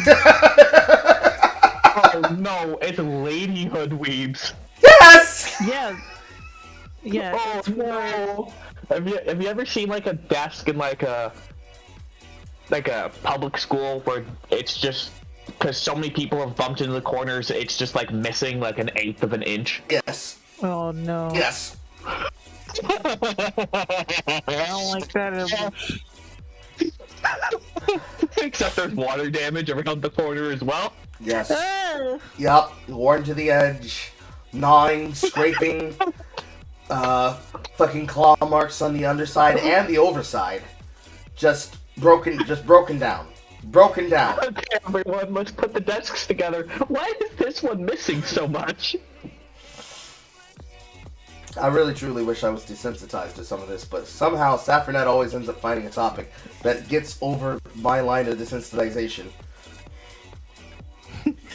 Every time. Anyways, we are out of time for you, Saf. Alright. Thank you for your contribution. I will have nightmares about it now. Okay. Bye-bye. Goodbye. I'd rather have magical girl nightmares than the normal ones, but I'd also rather just not have any at all. True. But we have more people who are standing by. Welcome. Yeah, Lemon Duck's got his hand up. Welcome, Lemon Duck. Oh, shit, fuck. Saf left too quick, so my finger was hovering over the send back to stage, and then I right-clicked, and then it was a sheer drink. Ah, God damn it! I did it again, and it was accidentally Saffronet. That was a mistake, Saf. That was a mistake, Saffronet. Okay, Lemon Duck this time. Pictures are moving too fast. Welcome, Lemon Duck. How can I help you, Lemon Duck? Oh no. Oh no, there's 2 of them in here now. Oh, shut up, Ashiro Drake. Like,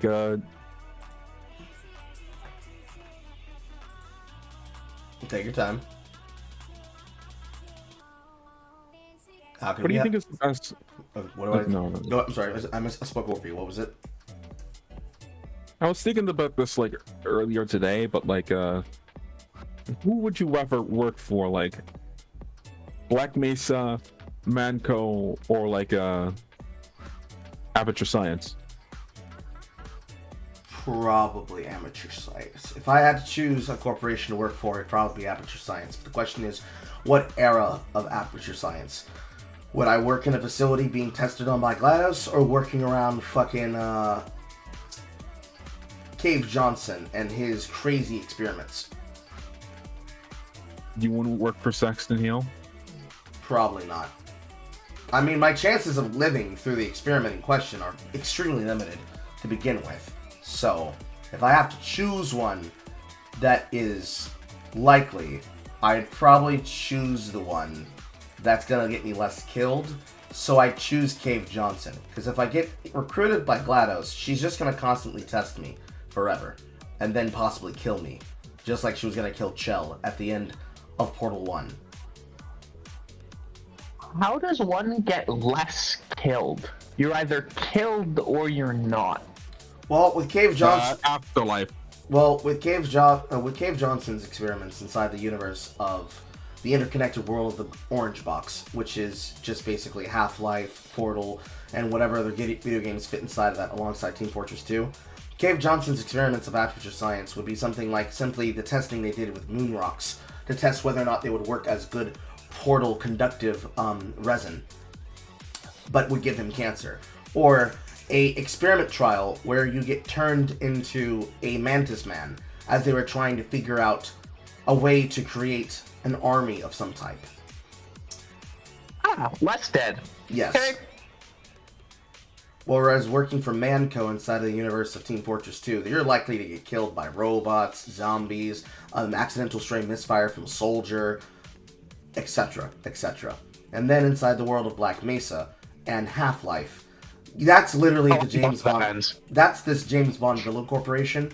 And assuming that I don't get transformed into some type of super soldier, like that of Gordon Freeman by the Vortigaunts, I would pray that I be a person of non-importance and that I not get caught in the Cascade event that created the events in the series.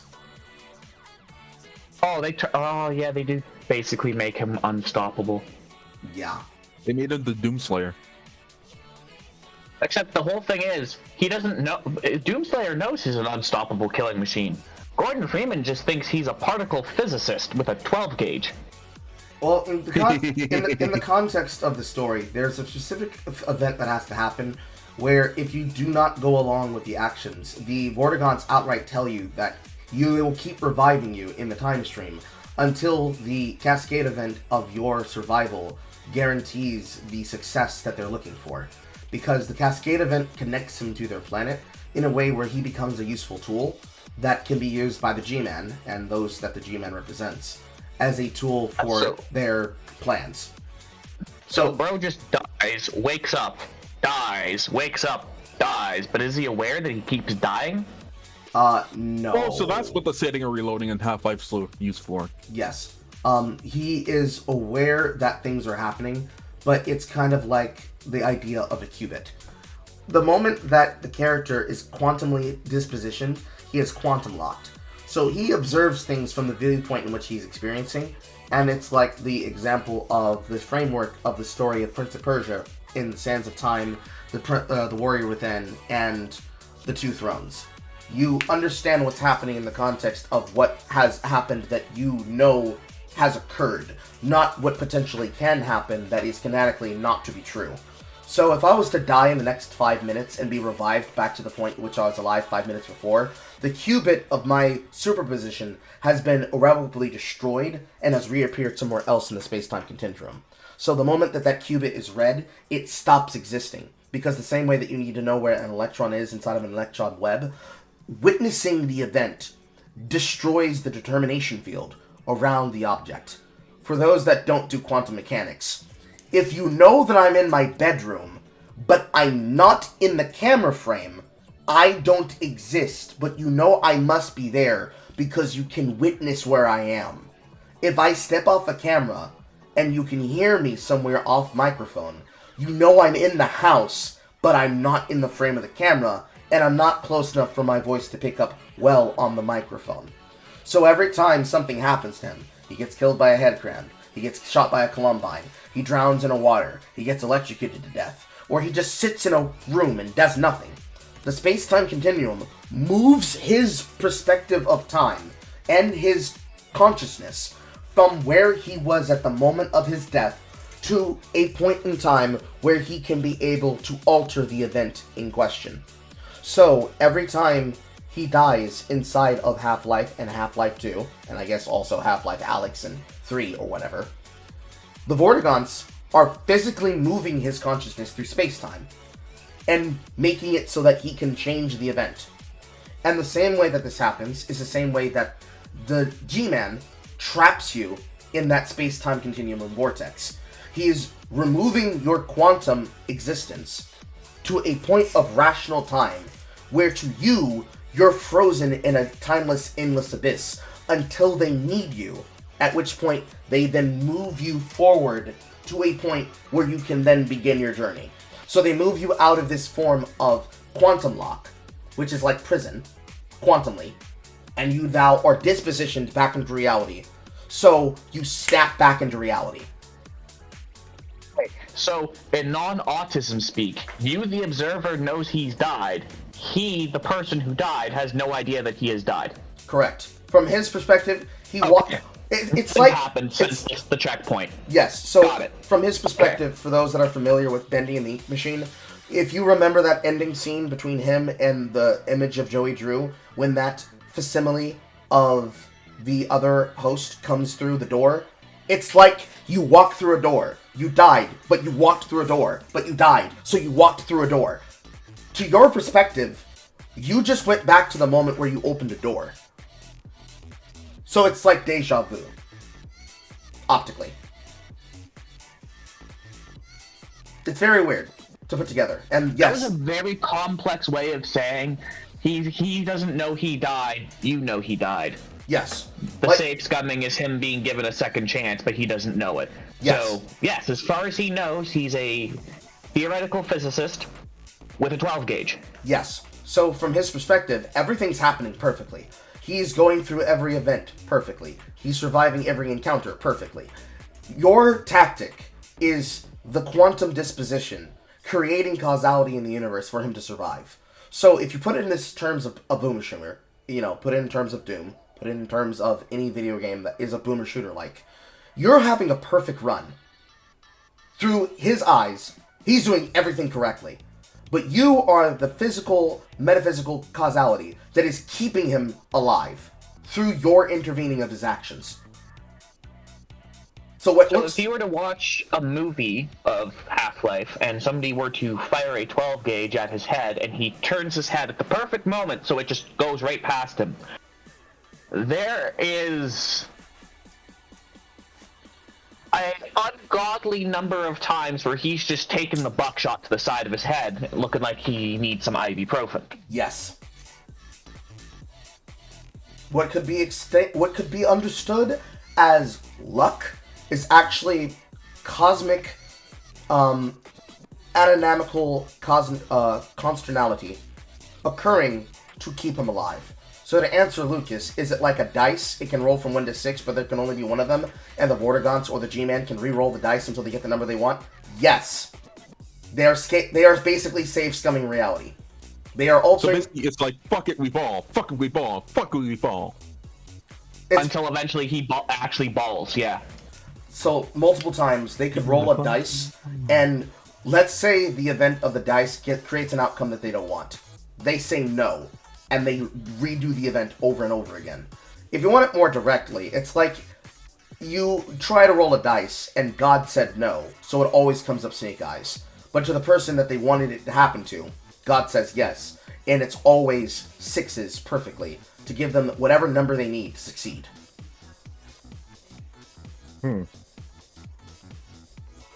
I like how we just went off of which is would work best to work for, what make me say Outer Science or Manico, but instead just went out to how Gordon Freeman's just basically like a. Hey, you needed to understand. You wanted to understand something, and I have the answers. You asked the question, I provide the answers. But anyways, I would work for Black Mesa just so I'm the autist that is getting perfect runs without knowing that I've actually painted the walls with my brains 19 times before that run.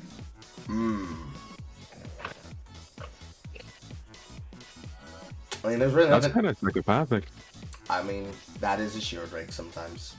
He's a misanthropic, but he's a misanthropic with a heart of coal. It depends. It depends on the day. But, you know, that's Fed work. He's also another Fed, so he deals with problems. How much coffee have I had, and how much alcohol did I have the night before? But yeah, that's my answer, because, like, with Manco, there's no chance of telling what's gonna fucking happen to you. And, you know, with Aperture Science, if it's ran by GLaDOS, she's gonna kill you. At the end of the day. She's either gonna break you with an experiment, you're gonna fail a trial, or you've succeeded all the trials and she's gonna feed you your cake and she's gonna evaporate you in an incinerator. And then wake up another test subject and do it again. The only reason why she had Shell in the first place is that she was supposed to be the only survivor, but they didn't know that they had other humans that were waiting inside of test rooms for the potential of having those trials done. So once they discovered that they could be able to replace Shell, they let her go, because if they kept Shell around, she'd keep breaking everything. And that'd be the same thing that would happen to us as humans. So, like, I'd rather not be tortured to death by an evil scientific machine. And with Manco, or the Red Company, I'd rather not potentially get killed by psychopathic people that live in an anachronistic 1950s time period. And with Black Mesa, well, I could either be involved in the Cascade, and I live as a perpetual cosmic externality, or I get killed by aliens.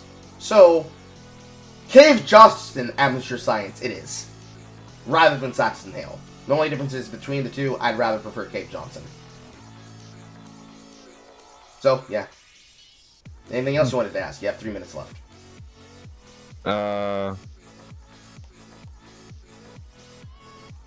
What do you consider mascot horror?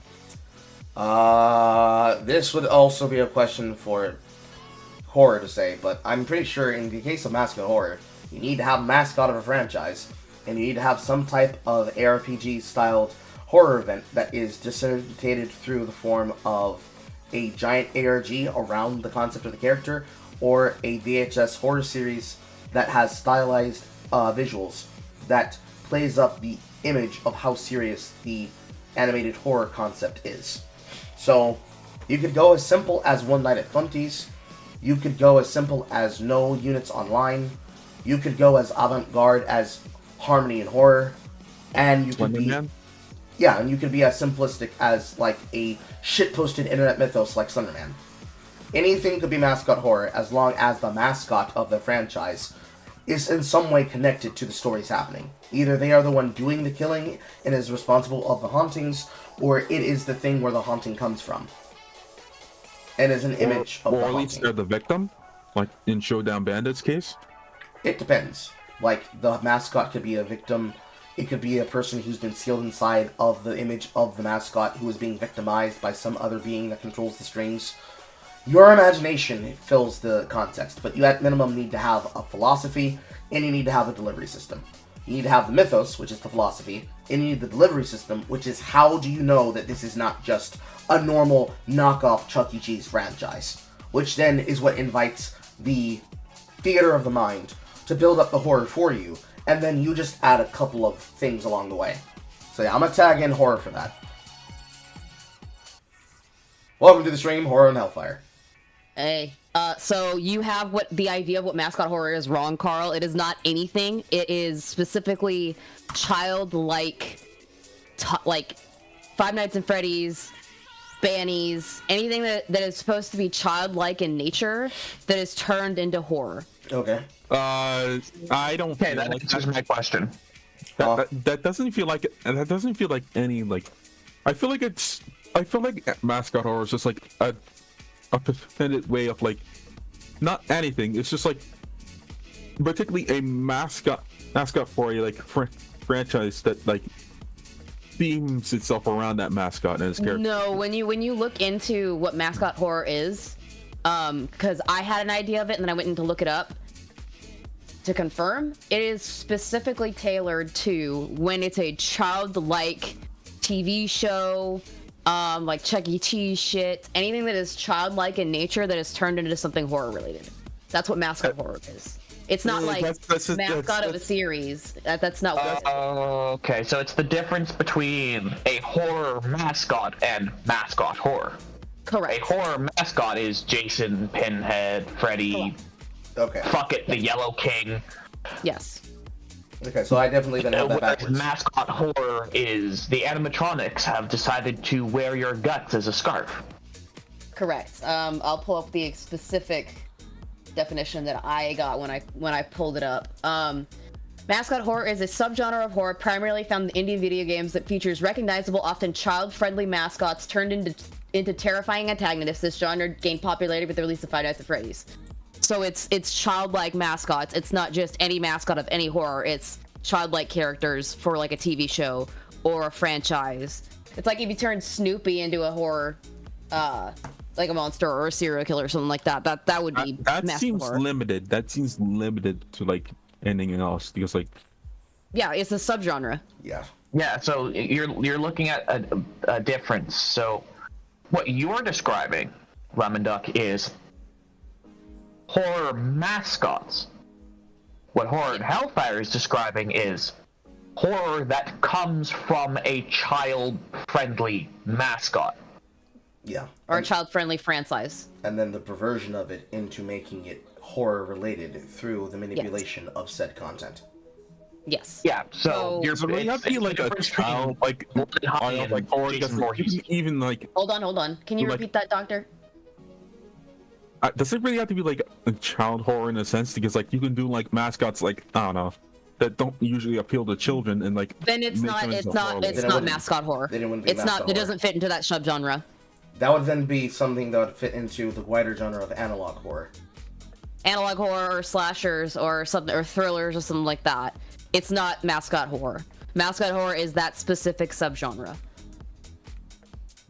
You're getting the lingo mixed up. It's horror mascots and mascot horror. There's completely difference. I don't agree with that statement. Okay. Why? Why? Because I feel like it just limits like specifically just like I feel like it just limits like what can be considered like a mascot horror because like it doesn't have to be subgenre. like it's a subgenre. That is the epitome of the subgenre.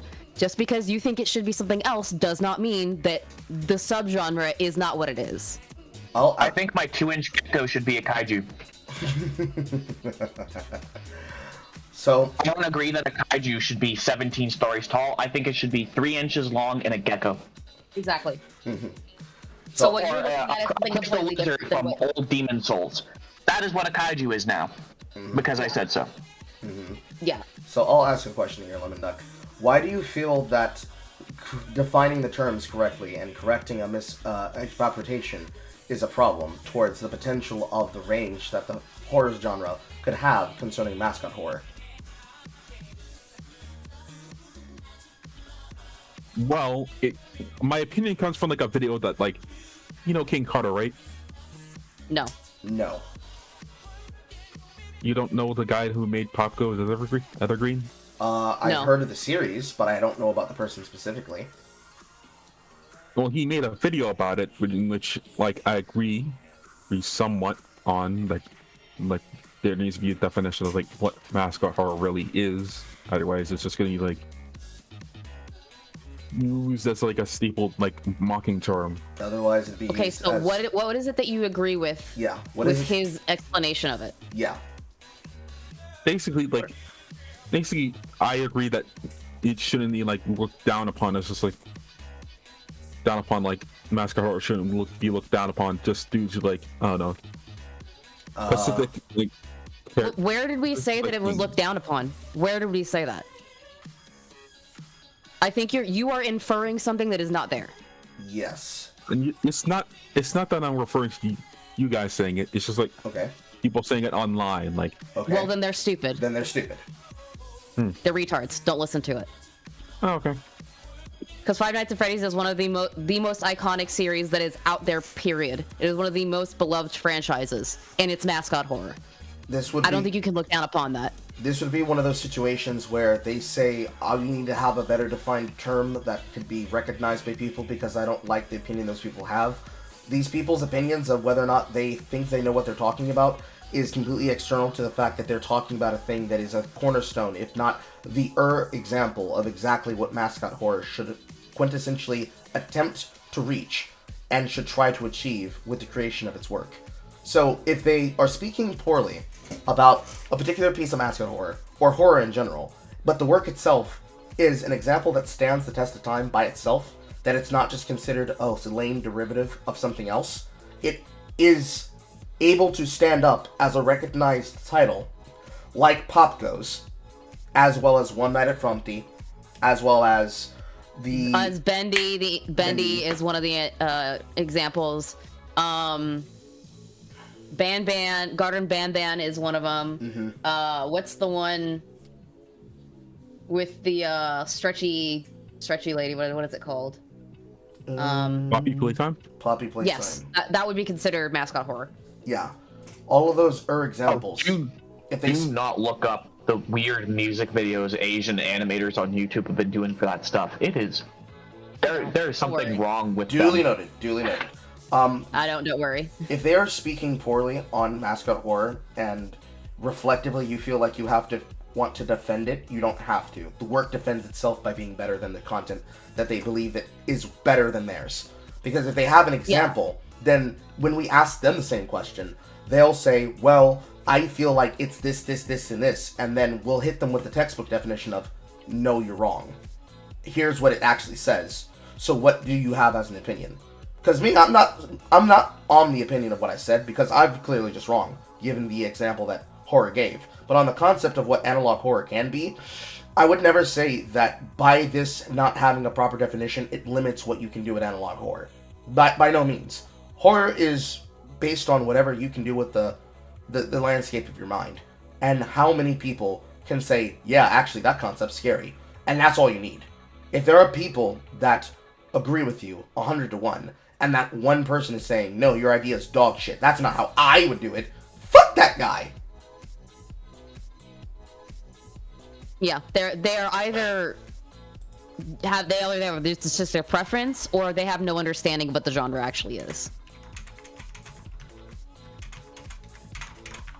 Well, was that both of the questions that you needed me to answer regarding horror stuff, or did I miss something else? I was listening to something else and had everything deafened.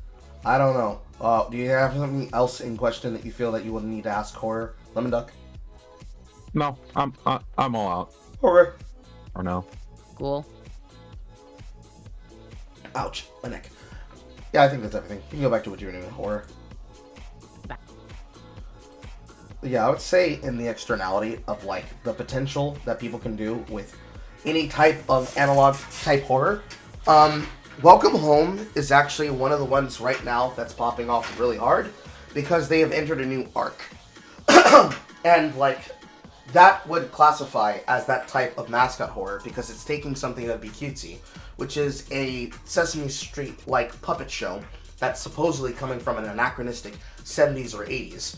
That's being manipulated and altered by some type of figure that's possessing the figure of the character House, which is a physical house with eyes and eyelids and windows for eyes and a door for a mouth. And whatever the character that was originally there was involved for, which is the one that was the titular character at the start. I'm forgetting his name. I want to say it's Wally. That character and all the other characters made up for that horror series, they're not limited by the limitations of the definitions that would apply to FNAF, just like it would be for Poppy Playtime, or Garden of Ban, or any other title that was either derivative knockoff using the playstyle of Sit and Survive from FNAF itself, or other concepts that would fit into the type of visual novel experience that you would get with something like No Players Online. The Wally Darling, thank you, Tusky, with those characters and those concepts, because just like with something like Slenderman, which started as a shitpost joke on Something Awful of all place, the $5 shitpost club, the world that you build from that material pretty much equates out to the potential of what you could have for the material, but it does not limit the material itself. So to say, FNAF is not limited by the fact that it is now being done by Steel Wool in the form of interactive survival genre video games similar to that of Resident Evil, because they have decided to go with a plot rather than the standard sit and survive strategy that was endemic of the Click Team era of FNAF for the Yap-In Chronicle, because they have adapted over time the style of interaction that you would get with the material. Mainly because that style of interaction was difficult, because the sit and survive strategy requires you to quintessentially get lucky. So something that's horror related is based on the ARG and is based on the actual RNG of your run.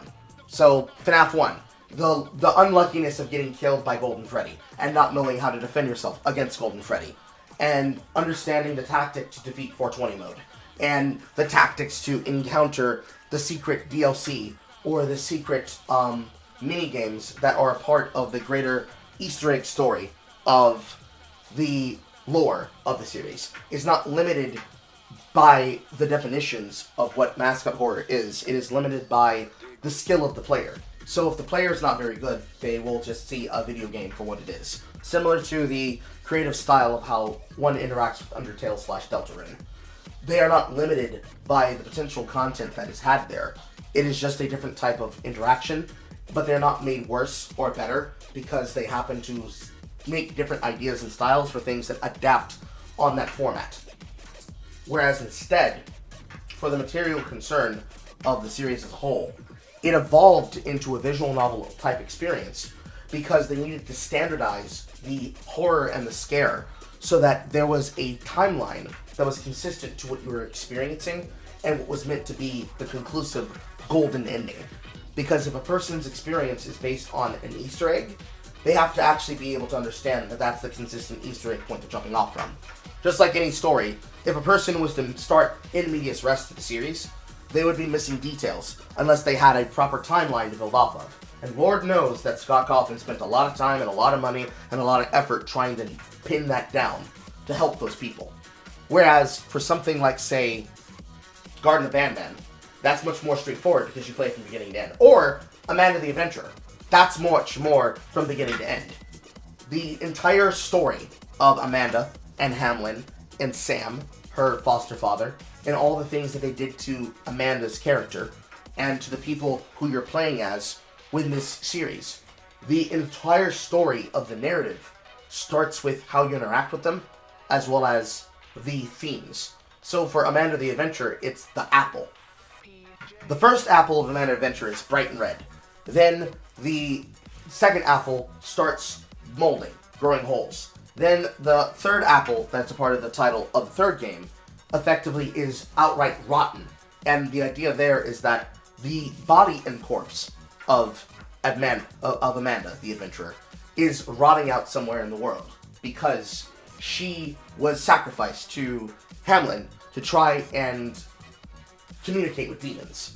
And whatever they did to her, and whatever they did to the kid that represents Wooly, and whatever they did to the kid that represents the rat that you discover and interact with in Amanda the Adventurer 2, as side content, is all built into that world.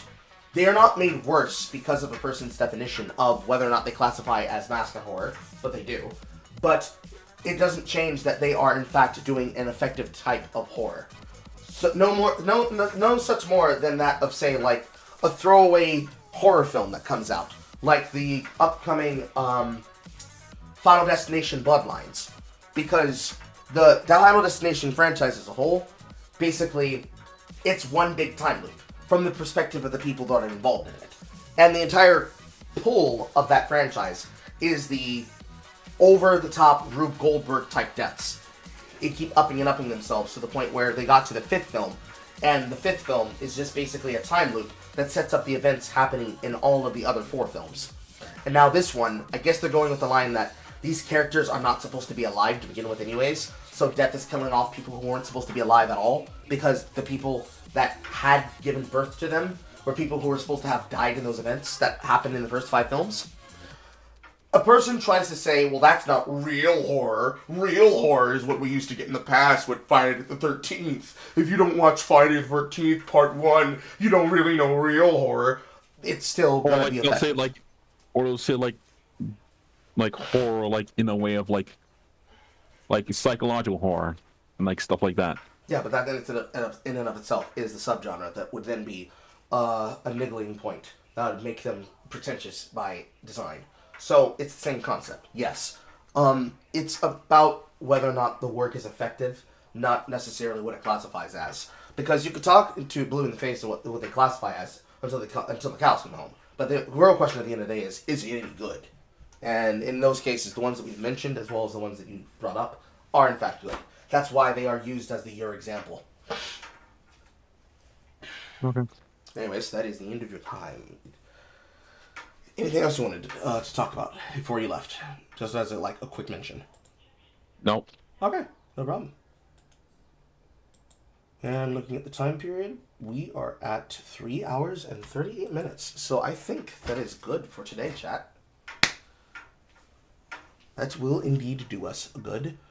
And let's look back at this I have made. Right now, I know that there's at least one person who's inside of the PoE server, which is just Lucas himself. The links for that can be found inside of my server and the other server before. Up, we have one more person in. Let's do another 15 minutes, real quick. Welcome, Maverick Zero. How can I help you, sir? Nothing, man. I just thought I'd pop in for a little bit because I barely see a Shiro Drake in the other server. Have you ever been on Yap-In with Carl? Yap-In with Carl? No, I haven't. What is this, like Opie and Anthony? Well, no, but for the mind, yes, since it's his server that we're doing it from this week. I give every person who calls in to the show 15 minutes to talk about whatever particular topic they want to talk about. If the topic itself is really inventive or it requires deeper discussion to get through, we can extend to up to an hour of that person's time so that we can talk about a topic before we go off. We were just about to sign off before you came in, but since you did come in, 15 minutes on the clock, what do you want to talk about? All right, since 15 minutes is fine. I'm at the office and ain't nobody coming in this fucking door. Let's see. So recently, Claire Obscure just came out, and to the dismay of a lot of like very, very big name executives within the AAA industry, it is doing incredibly well despite being a turn-based, now Japanese-inspired RPG produced in France. What is your take on like the success of this, and whether or not we'll see more turn-based combat in the future? My first opinion is the opinion I've been saying since day one, which is jocks win. This is for the jocks. Jocks spelled Jacqueus. Jocks. The French. The French win. This is a complete jock victory. This was brought by a studio starting from 6 people up to a mass of 30, all abandoned and refugees of Ubisoft that were being forced to make Ubi slop. Every single one of them went to Sandfall and made content that now is the envy of the entire music sphere, the entire envy of the art sphere, the entire envy of the mechanic sphere, and the entire envy of the JRPG franchise in terms of methodology from the Western sphere. So Western JRPGs, but I've been calling them the JRPGs. J as in J-E as in Jacqueus. So the French have developed and delivered exactly what the industry said they were always trying to make. They developed a Western-styled JRPG that has timed attacks, a la Mario and Luigi, Superstar Saga, or Mario and Luigi in general as a franchise. They have developed multiple systems that have rewarding skill expression for players that are familiar with timed attacks, as well as action-reaction for DPS and blocking of DPS in combat, familiar to the learning of patterns for bosses inside of, or enemies inside of, franchises like that of Character Action, such as Devil May Cry, Dark Souls.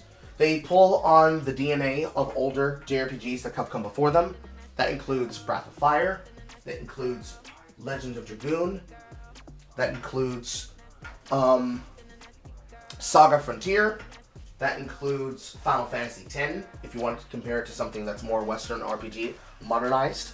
and is able to achieve what they were not able to achieve with the design of Final Fantasy XIII, despite the fact that it is what they said they wanted to do, but never delivered, because they've been making video games by committee. The fact that 33 to 30 French people developed a product in a cave with a box of scraps from the industry, and they didn't do so with crunch, they didn't do it with bloat, they didn't lose perspective of design, they didn't lose perspective of opportunity. They delivered a product that clocks in at what I've been told and what I've heard is supposedly 30 to 60 hours of content. They developed this product and they dropped this product at a price point below that of the AAA standard. Because since Nintendo dropped the consoles as they did, at the time period they did, we can clearly see that all of the rest of the industry followed suit behind the $70, $60, $80, $90 physical copy digital model. This game clocked in currently at Steam. I believe its original purchase price point was $45. Just about. Give me 1 second. Boop, bop, bada boop, pow. Looking at the stage, looking at this. Yes, clocked in at $49.99.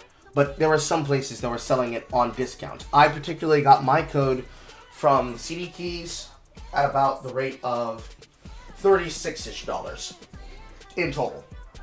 So 35 to 45, at max $50. A little bit under the AAA standard, but a little bit above or at the level of a AA standard. But they're delivering what would be considered 4X AAA video game standards, featuring voice actors like Charlie Cox, despite the fact that his character looks way too much like Robert Pattinson, and featuring a who's who of the voice actors, with game designs that you would expect to come from South Korea and China, rather than from the Western Sphere, with any kind of influence, considering how often, and is the reason why I said the joke is, if you play this video game, no slurs and no jokes against French people for a month, that you'd expect to be completely bitch-made, cucked out, and ruined over. But instead, they demonstrated not only a flair for style and a flair for accuracy, but they did so while involving people within French culture. Design, philosophy, expression, beauty. Not a single bit of this game can be called woke, it can be called a part of a gamer agenda. It is just a good game. It is literally the game that people have been demanding to have the entire time. I want good games. Hold on. Give me a second. I want good games under said graphics, with worse graphics than a PS2 game, with better margins, with better music, and I'm not kidding. That entire running joke that people have been constantly referring to. This is that game, and there are niggas still whining and complaining about it, like it's not a masterpiece in the making. Okay, go ahead. No, I would have to conclude. I mean, when I played Metaphor Fantasia last year, I was fucking disappointed. That game, like, borderline pissed me off in many ways, but that it would take too long for me to kind of run you my thoughts on that. But this is basically giving me what I should have gotten with that. This is a game that takes the genre and elevates it and makes it basically, this could be the beginning of the Western RPG or the WRPG in a way that we've never seen before. Like, it's largely shunned down on turn-based combat, especially with that dumbass Phil Vish from years ago. He doesn't even work in the fucking industry anymore. Mm-hmm. Good riddance. Mm-hmm. This game knows what it's inspired by. It knows its franchise. It knows these mechanics. It understands what it needs to do this genre right for this market. Mm-hmm. And it doing well just goes to show that the executives or the people working in those offices don't know what the fuck they're talking about. Oh, especially Neil Druckmann with his recent comments on what games will and will not constitute success. Mm-hmm. This is this involves Gate from a couple years back. Well, I think this will be like the start of a phrase, or the could possibly be the beginning of new things to come, especially in the AAA market. Mm-hmm. It is a game that, because they have now, like I mentioned earlier in the broadcast, that they have moved GTA to another year for whatever reason it is, we can't say that it's because Expedition 33 came out, but Clair Obscure's enter into the marketplace, and seemingly with no other video game to stand against it as what it currently is, which is definitely the kind of projected media darling game you'd expect to be accepted. But it's accepted wholeheartedly by the gamers. Therefore, the media press are going to want to be against it until they see they literally cannot stand against the consumers, and they'll say, bro, we were always for it anyways. This is the parallel of Black Myth Wukong, where they will have created content beforehand saying that it's going to be bad, but then when award season comes around, they're pulling for it to be the media darling, so they can turn around and say, see, we were always on your side the entire time. We didn't hate you, we loved it. The same way they tried to do to Metaphor Vienna Fantasio, where that was much more a pull for the left wing and the extremely permanently online people that wanted to try and make a SMT game that was like them, for them, with their type of humor. Like they tried to do to Neo The World Ends With You, after they tried to get onto The World Ends With You when it was remade for the Switch port, to use the new attack schema and the new pin schema system to level it. All of the energy that they usually put into hating a franchise, they have to put into this game. But unlike those news stories, like Wukong, or any of the other games that were projected, or things like Helldivers 2, this was out of nowhere from the perspective in the industry. I wouldn't say that Sandfall Interactive is an unknown developer, but this is currently, of the titles that I can see right here on the Steam store, the one game that they have so far out. And then from their publisher, Kepler Interactive, they have other things such as Pacific Drive, Ultos, Neon Abyss 2, Bionic Bay, and Rematch, and other titles like it. Battle Shapers, Windblown, Cat Quest 3, Flintlock, The Siege of Dawn, and I can at least speak on what I'm seeing right here. Things like Scorn. These are things that people just see come up and hear about as a first-person horror game that they would just reference to. Red Lantern, never heard about it before, but it's apparently a narrative dog-sledding game about survival. On Guard, swashbuckle action game, graceless guards, nefarious noblemen, and fast-paced fights full of spectacle, basically a fencing game. Eternal Knights, a dating action game where you make the most out of life during the apocalypse. Go on a date, clear a dungeon on Tuesday, by Friday, freak out because the clock's ticking. So it's like Majora's Mask, but it's a visual novel, but it's also an action game. A psychedelic Metroidvania for Ultras, where you wake up stranded on the sarcophagus, which is a cosmic uterus holding an ancient demonic being, which is probably the regular that you expect. But then, Flintlock, The Siege at Dawn. I mentioned that one in the middle of my gameplay for South at Midnight. Another video game that tried to use the airborne climbing weaving mechanic with gods and guns. This game was supposed to be a Souls-like, and it was an outright fucking failure. So, here we have a publisher that clearly did not make good, but it was publishing for A44 Games. So there's a person that didn't understand what they were supposed to do in the industry. And then you got things like Windblown, Unrailed, Battle Shapers, Bionic Bay, and then you get Clair Obscure, Expedition 33. And basically out of nowhere, from Sandfall Interactive, you have this game come through. And this starts winning awards, or will win awards. I don't know, man. I think the award shows are fucking rigged, so we'll see. They always are rigged. But the point I'm trying to make here is that Sandfall Interactive comes relatively out of nowhere, founded in 2020 in France, and they have been trying to, and they present themselves as a video game studio developing premium 3D games for PC and new-gen consoles, believing that the latest game-making technologies now make it possible for indie teams to deliver outstanding products valued in a 3D realistic graphic style. With a focus on single-player experiences, we want to deliver incredible stories with intriguing characters in gorgeous fantasy worlds. We build the best pipelines we can to achieve this goal while keeping creativity and the agility of a small team. And every single person on this team, as I move from this window to this window, every single person on this team has a French fucking name. Guillaume, Tom, Francois, Jennifer Servigien, Nicholas Maxon Frampfort, Lorient Testard, and so on. You have a team that represents... Why do the French have to make it so I can't make fun of them? Because we're good like that. French. Like it's insane that this how French this game is and its development team is. Oh yeah, look at the photo. It looks like a development team from like 2010. Yes, exactly. Yes, exactly. Ubisoft or Sucker Punch these days. If we were to do the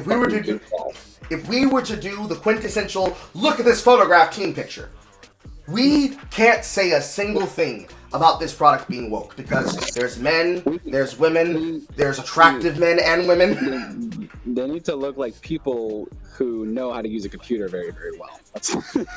Like somebody could make this. Know what they're meant to be. Somebody could make the flippant target and say, "There's no black people," but I, because I am advanced at playing the game, as I am advanced by playing the game of Kim Belair, I can come around and say, "Why would they need to be black? They're already French." Somebody needs to tell Kim Belair. Wow. You can tell who in here works in HR, who in here's the accountant, and who in here does background art, and who in here does all the coding. Just by looking at it. Just by looking at it. You know everybody's job just by looking at them. Like who's awake during meetings? Like who's like probably sleeping in the office? Like who's going to lunch at Carl's Jr. Like, you can just kind of tell. So, in the case of Expedition 33, and what I think it is, I think this is this metaphor. Sure. What I think Expedition 33 is. What I think Expedition 33 is I think this is this generation's example and opportunity to experience Final Fantasy X. It is this generation's Final Fantasy X. It is the quintessential decision-making process that's going to show the industry what is technologically possible and what is community capable. Because they don't have excuses to say we can't deliver this. If this is the Tony Stark moment, where the Obadiah Stains of the executives at companies like Ubisoft say, those were our people? Those were our designers? Did they come up with ideas like this and we shut them down? What the fuck? They're going to be scrambling to figure out how to find people like this or create people like this. But they won't be able to do it. They can't make it because you don't know how to make our creme brulee. You don't know how to make our baked Alaska. You don't know how to prepare our frog legs. They could give them the recipe on how to make Expedition 33. But they can't make my chicken because they don't know what really is necessary to make it possible. And it's passion. These people were passionate, they had a view, they had a vision, and they were not designing a game by committee. And so they turned out what should be the quintessential game of the year. The same way that at the Game Awards, they had all that bullshit snuffing that was going on. We're trying to rush through the event to get to the end.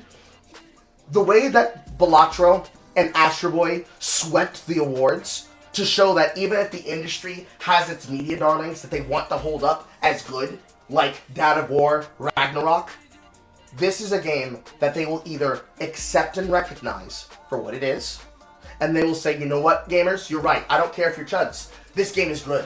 If you talk shit about this game and you say it's bad because the chuds like it, then you're fucking retarded. And if you agree that it's good, and you try to dismiss the good as being something that came from the fact that it was made the way it was, you, again, are fucking dumb. There's no lying about it. But there are people who are still bitching. There are people who are complaining, saying that this game is just a Passover, and they don't want to accept that it is what it is. Take the timer off the screen because I can just keep going. This will be the last topic anyways, because I have some shopping to do later, and then I need to come back to the versus chat. They can't dismiss this game. There are people who have said the exact same thing I just said now. In fact, one of the viral clips is of Most Critical playing this game, and it's saying exactly the same thing I said. And they're still fucking complaining. By all means, people are going to have their opinions. And they're going to say dumb shit to get clicks on Twitter and get clicks on YouTube. But any person who says this game isn't deserving to be played is fucking lying to you. If you're a person who owns Steam and you want your friends to play your copy of Expedition 33, add them to your family sharing plan and give them the ability to play your game when you're not playing it. If you want other people to experience it in their own time and you're willing to give them a port of it, give them time to play this game. Everybody needs to play this game at least once. Yes. I'm surprised the amount of people kind of getting into it, or I guess big gamers are dropping onto us. I think it's gonna boost some sales. Just hope. I also just think, man, and they're gonna look at this and just see the wrong fucking lessons as they are. You're cutting out a little bit, but I'll summarize. There are going to be people who are going to take the wrong lessons from this, and they're going to try to apply this to the industry. Look at this and just game's already got a movie deal. I was actually impressed that they got a movie deal so quick. Well, realistically, it is basically a movie, so. I didn't think it would make a million copies already. Plus, you know, Atelier Yumiya from last month just did this past 500. Well, of course, there are going to be some naysayers that are going to say, and I have the same concern, that'll be like, well, 100 million copies sold, but how many of them engaged? Because right now, there is some people who bought this game specifically because they saw that it was going to be a topic to talk about, and they are doing what they usually do. Plenty of fucking streamers on TikTok playing this game and basically spoiling it, while at the same time talking about it and glazing it endlessly, effervescently. But the glaze is respected and is deserved. But, you know, instead of, like, trying to make this into yet another game that we all monetize for ad revenue, it needs to be treated like the great that it is. It needs to be taken time. We need to let it, you know, just let it percolate in our mouths. Truly, just let the taste settle, fill your palate. It's like eating ice cream. You take a scoop, you eat, you lick some of it, you aerate it, dissect it, enjoy it, swallow it, taste all the hints and all the flavors. And if somebody wanted to learn from what Sandfall did here, they will do that. And they'll say, okay, so we can't make a copy of them because we can't copy them, but we can attempt to hear what the audience is asking for. And once they finally get over that inch-high barrier of trying to chase profit margins, maybe we can get back to Ubisoft of old. Maybe we can get back the quintessential essence that created this franchise of Assassin's Creed. Maybe we can getting that. Well, we're not getting that. I can say that, but maybe. You're gonna get that. Maybe. They're back to the Canadian government. You're never getting those days back. I'm sorry to report. The point is that somebody inside those studios will leave Ubisoft, and they will take that lesson in, and they will create that new renaissance. They will recognize that the renaissance is happening right now, not that they will be the ones that create the renaissance. Because the industry figures that are creating by committee, they don't know how to make these video games because they are unwilling to do this, because they are stuck on the idea of needing to have DEI consultancy firms. It's not all the firms, but it's very clearly ones like SBI. Because from the clip that was leaked by Master of the TDS and his wife, from people like Cameron, who are the known figures that would often glaze as jokes, we're trying to destroy the industry. When you receive less than optimal answers from a consultant about why you want to make things, and they tell you that you shouldn't change shit, they are the ones that will keep pushing and pushing until they ruin and break the pot that all these cooks are putting their fingers in.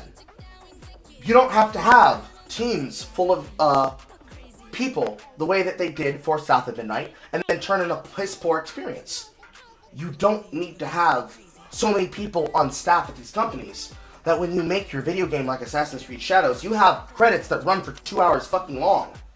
There's no world. Make that joke, yeah. There's no world where that's acceptable. You just need the same thing that they had when they made 3DO, when they made New World Computing, when they made id Software, when they made the beginnings of Bethesda, when they made the beginnings of Valve and Steam. You only need people with a vision, a dream, and a love of video games. They do not have it right now in the industry, and they're mad that they can't find it. Not just the developers, but also the content creators and the journalists. And I don't know, when your particular journalist, like that of Alyssa Mercante, decide that whenever you get this, they decide that they're going to attack the consumers and speak like this about you, as I put this on screen, when they go to the industry and they act like this and they speak about the consumer and the person making the content like this, what the fuck makes you think that people want to consume that content from that type of content creator? Or when they speak like this on the message and they're saying this as material about the industry and the people involved with it, about what you supposedly believe, why would I want to buy something or even take something on suggestion from that journalist? Because right now, there are still people, yesterday, that are celebrating that Valnet, one of the aggregator firms, purchased Polygon and fired a lot of those writers. Like, sure, for some gamers that are antagonistic because you are the ones that created a Gamer Total War, yeah, they don't like you. They hate you. They would love to see you out of business. because you said the chuds are not necessary. We don't have to be your consumers. We don't have to be your customers. Actually, we do. Because if you like money, you're going to do it for a job. But it shouldn't be about the money. It should have been about the passion. You're not willing to show the passion. People like myself, I am. People like Cassie, we are. People like Pelvic Gaming, she is. And she doesn't even interact with the culture war. So you want to get people that are like us to replace us, but you can't replace us. And you can't find people that can do it because the entire sphere is full of people who are irony poisoned in this way and are antagonistic against the consumer in this way. So they want... So, quick question here. Yeah. Do they realize that the people who purchased Polygon are very much in bed with the Canadian government? No, most of the people who are celebrating the fact that they lost their jobs are not aware of that. And I told them as such yesterday about all of the firms that own all of these companies that are buying them up lock, stock, and barrel and filling it with the AI slop generated articles. Some people don't know at all. It also doesn't help that government pensions are invested in these porn companies. So when people go, ban Pornhub, you know, that's gonna come up in trade talks with your country, right? Like, it's not ever gonna happen because the government employees have their pensions invested in these companies. I mean, for some of them, they don't care. They don't think that far. They just think, I hate journalists. I want to see journalists rot. Ha ha ha ha. Wait, why can't I find the stuff that I was supposed to be getting in return of all the other stuff? Like, yeah, you're not gonna get anything that the Canadian government doesn't agree with anymore, because the Canadian government decides what's journalism in companies based in Canada. Mm-hmm. This was a thing that passed like 4 years ago now that everybody's forgotten happened. Why do you think places like Rebel Media are no longer legally allowed to call themselves news in Canada? But, you know, that goes to the point of people not knowing anything about politics. They don't know these things. They just know what they know. And unfortunately, the people who are inside of that sphere of influence, they don't know anything about it either, because they don't know shit about anything. They only know the culture war. That's where you need people like myself to be the replacement for it. And I'm not trying to offer to be the new leader of a figurehead movement. I'm out here playing video games, bro. That's what I'm here for. Yeah, I'm literally getting ready to, yeah, no, not finishing that joke. But yeah, no, it's, I sit here editing videos all day and hate every second of it, just so I can play the next narrative-driven game to edit it into a series for people who just simply don't want to spend 18 hours trying to get shit to run. Mm-hmm. That's all I do now. I do that, I draw pictures, I enjoy myself. Mm-hmm. Like, you can't... But then people go, oh, look at this. Lost the job. That's a lot worse than you think. I think it's great. It's a lot worse than you think, then. Mm-hmm. At the end of the day, it just ends up being a question of who's going to pay this money to do this thing I want. It's like, your money is cancerous. I don't want it. I'd rather make the money the way that I would like to. And that's just the way that it is. I fuck with me's and mine, and novers will Shane shall meet, or when the twain does meet, we all collaborate together, we all get to go home and have fun, and we try to stay away from the corruption as best as possible. Because that, if we're talking a war, the war was already lost by the gamers when they decided that they would decide what the narrative was. At this point, it's letting the society crumble, and instead creating a parallel society that does not play by these rules created by those that are currently fucking up what is supposed to be for the fans, by the fans, with the fans. And many of them are forgetting, or have forgotten, that it's supposed to be with us that you make things possible. Fanfall are people who clearly have kept that spirit alive, and they are rewarded for it. Unfortunately, the guy left beforehand, but we've more or less hit all the points in summary. This game is going to continue to be what it is, and it will stand the test of time as the definitive goal of what it is. And then, when they try to relitigate the problem of what they think the consumer actually wants, they're either going to ask us directly what we want this time, and they're going to say, oh, wow, why weren't we listening to you before? And would tell them, well, you were too busy listening to fucking people who didn't like video games. The same way you have people telling you about anime who don't like anime, and you have people who told you about movies who don't like movies. Or they're going to continue not to listen to the audience and what they have to say, and they'll continue not getting our money. If that sparingly. Because really, all it comes down to the fact that we as a consumer base, as a whole, did not practice fiduciary discipline. People were willing to crack their wallets open for anything instead of being selective. They wanted Horse support. armor. And looking into... Horse armor. Yeah, horse armor. Horse armor, new video games, talk of the town video games that are happening. Whatever you want to describe it as, they did not hold their money and say, I'm not going to give you money until you learn to talk to me.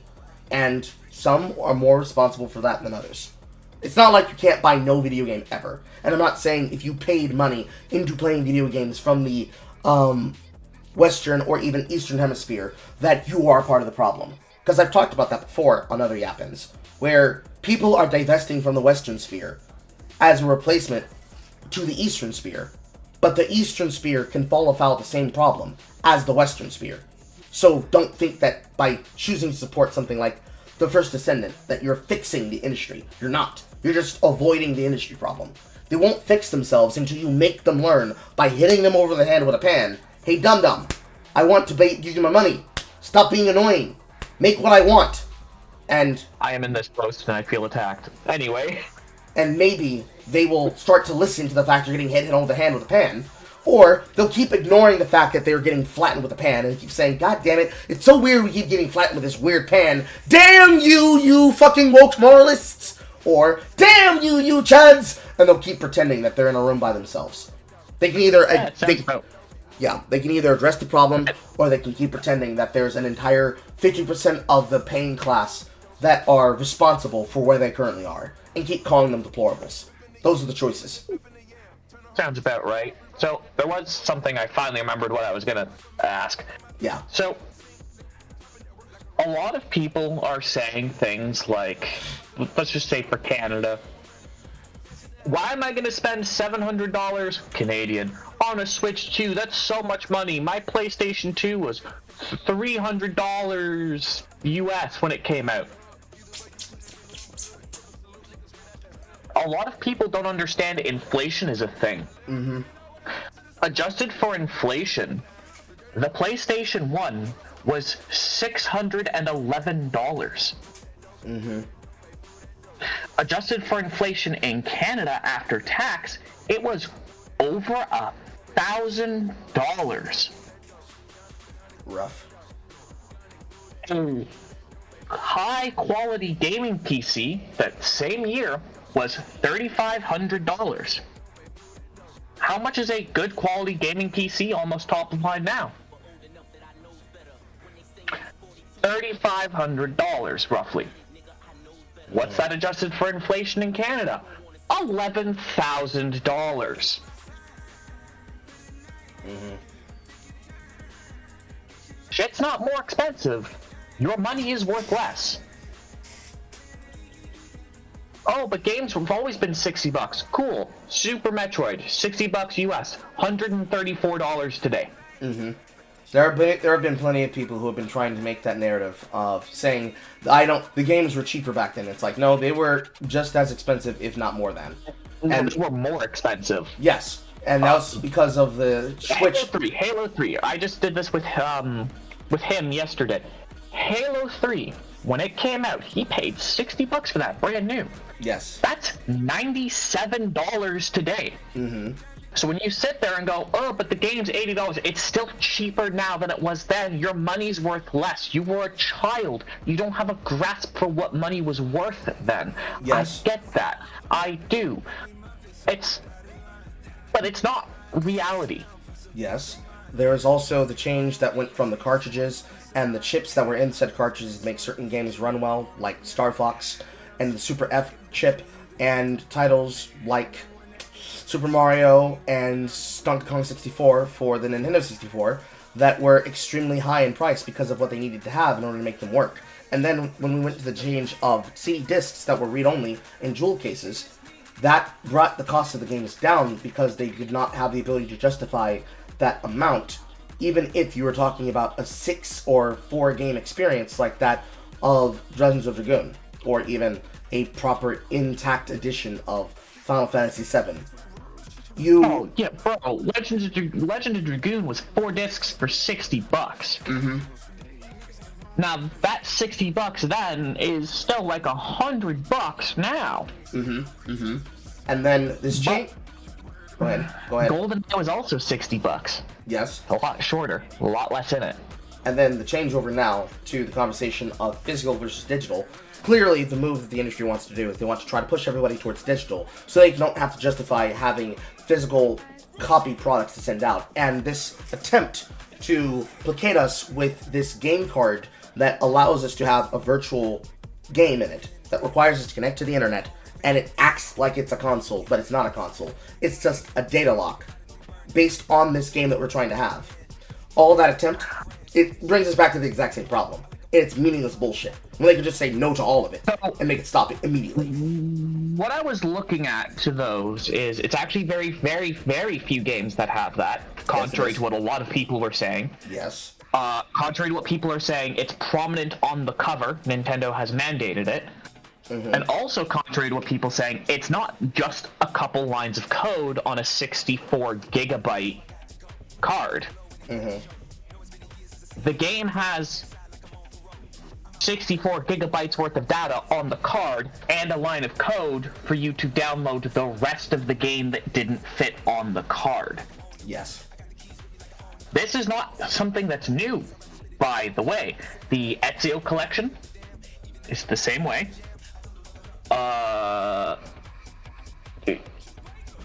Well, not quite the same way. That one gave you download codes. But rather than give you download codes so you have separate titles and one game on the card, you get the downloads for the game, you just keep the card in the console so that you can play the other games. For most people, they're more concerned about the idea of what is effectively a step away from having physical ownership and being charged an extra $10 premium on top of the prices of $80 to be able to play this new marketplace of games, where it takes it way out of the line of luxury product. I can see what they're saying, but to be honest, they're not paying. They're still paying less than what the games they talk about were. Yes. Either way. They're still...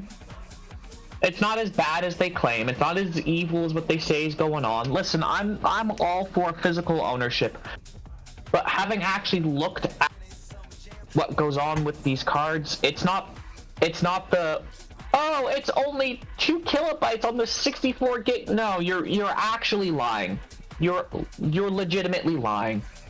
When you say that you'll just buy it and you won't know that it's an authentication until you download it, you are actively lying to people, and I cannot stand that shit. Yeah, it's like the keygen sites where they started selling people. It's like the keygen sites where instead of selling you a Steam code, they've started doing an illegal practice, which is selling you a Steam account that has the game on it. Yeah, I've noticed that. Yeah, I was one of the people who tried to point out that was a scam, and people have actually tried to argue with me that it's not a scam. No, it is, and this is purely, it's just intellectual dishonesty. Mm-hmm. Just, if something's bad, it's bad. You don't have to lie about it. The only time you need to lie about how bad something is if it's not actually that bad. Mm-hmm. As far as I'm concerned, because we're wrapping up here, because I need to go. Yeah. It's all stuff that really comes down quintessentially to whether or not people really understand what gaming is supposed to be about. Gaming is supposed to be about the things that we enjoy and that we love, not the things that we're constantly trying to cantankerously set up as a part of a punchline to a joke that never goes anywhere. Because, like, limited run to games that Jan's bringing up in the chat right now, they clearly have subpar products, and you need to replace them with GOG and a better service. Because back in the day, people having all these games that they own but don't have copies towards and don't play actively used to be a consequence of having Humble Bundle. They would give us Humble Monthly, we get all these games that come in a package, or they offer a bundle that you have to give a certain amount of money to get a certain amount of games back from, and that's how a lot of us got into ownership of all these quintessential old titles. Now, we live in an industry where I can't trust something like Humble Bundle because half the time, they don't have shit that I want on it or worth my money. And why would I give money away to people who clearly hate me, especially concerning what they did to Humble as a company? So where the only people we can trust is good old Gabe and Steam. Because every other company is trying to follow in suit to copy the design of Steam. Not using EGS, they don't deserve my money, and I don't play Fortnite. I can not trust things like limited run games because they might try to sell me something that is basically a fake aftermarket productive cartridge and not tell me because they hope that I won't check it and that I don't know how to preserve my shit. Emulation is probably the only best way possible, but half the people that are being told, listen, this is why you need to worry about emulation, they'll give away the goddamn game before the game's even done being developed. People showing up inside of fucking comment sections on Twitter, basically saying, "Oh my God, this is such a great game! Hey, hey Nintendo, you hear this? This is what we want!" And all of a sudden, the project's fucking killed because they gave the game away by fucking bragging about it, tagging them directly on the platform so they can know to strike them. It's sad shit. But maybe Sandfall Interactive. The Detroit 2 remake. Yes, maybe Sandfall Interactive and Expedition 33 will change the tide. Possibly not. But who knows? Anyways, I have to go. I don't know, man. Yeah, I read this. It's not a game I'm gonna play because I don't really do turn-based stuff anymore. But its original ideas for even the plot. Mm-hmm. This game's gonna make money hand over fist, and it's gonna win no awards because it's not a large company. But who cares about awards? It's all bullshit anyway. Yes, but anyways, I have to go. We are clocking in at 4 hours and 17 minutes, and I need to go shopping. So, I will see you all later on today.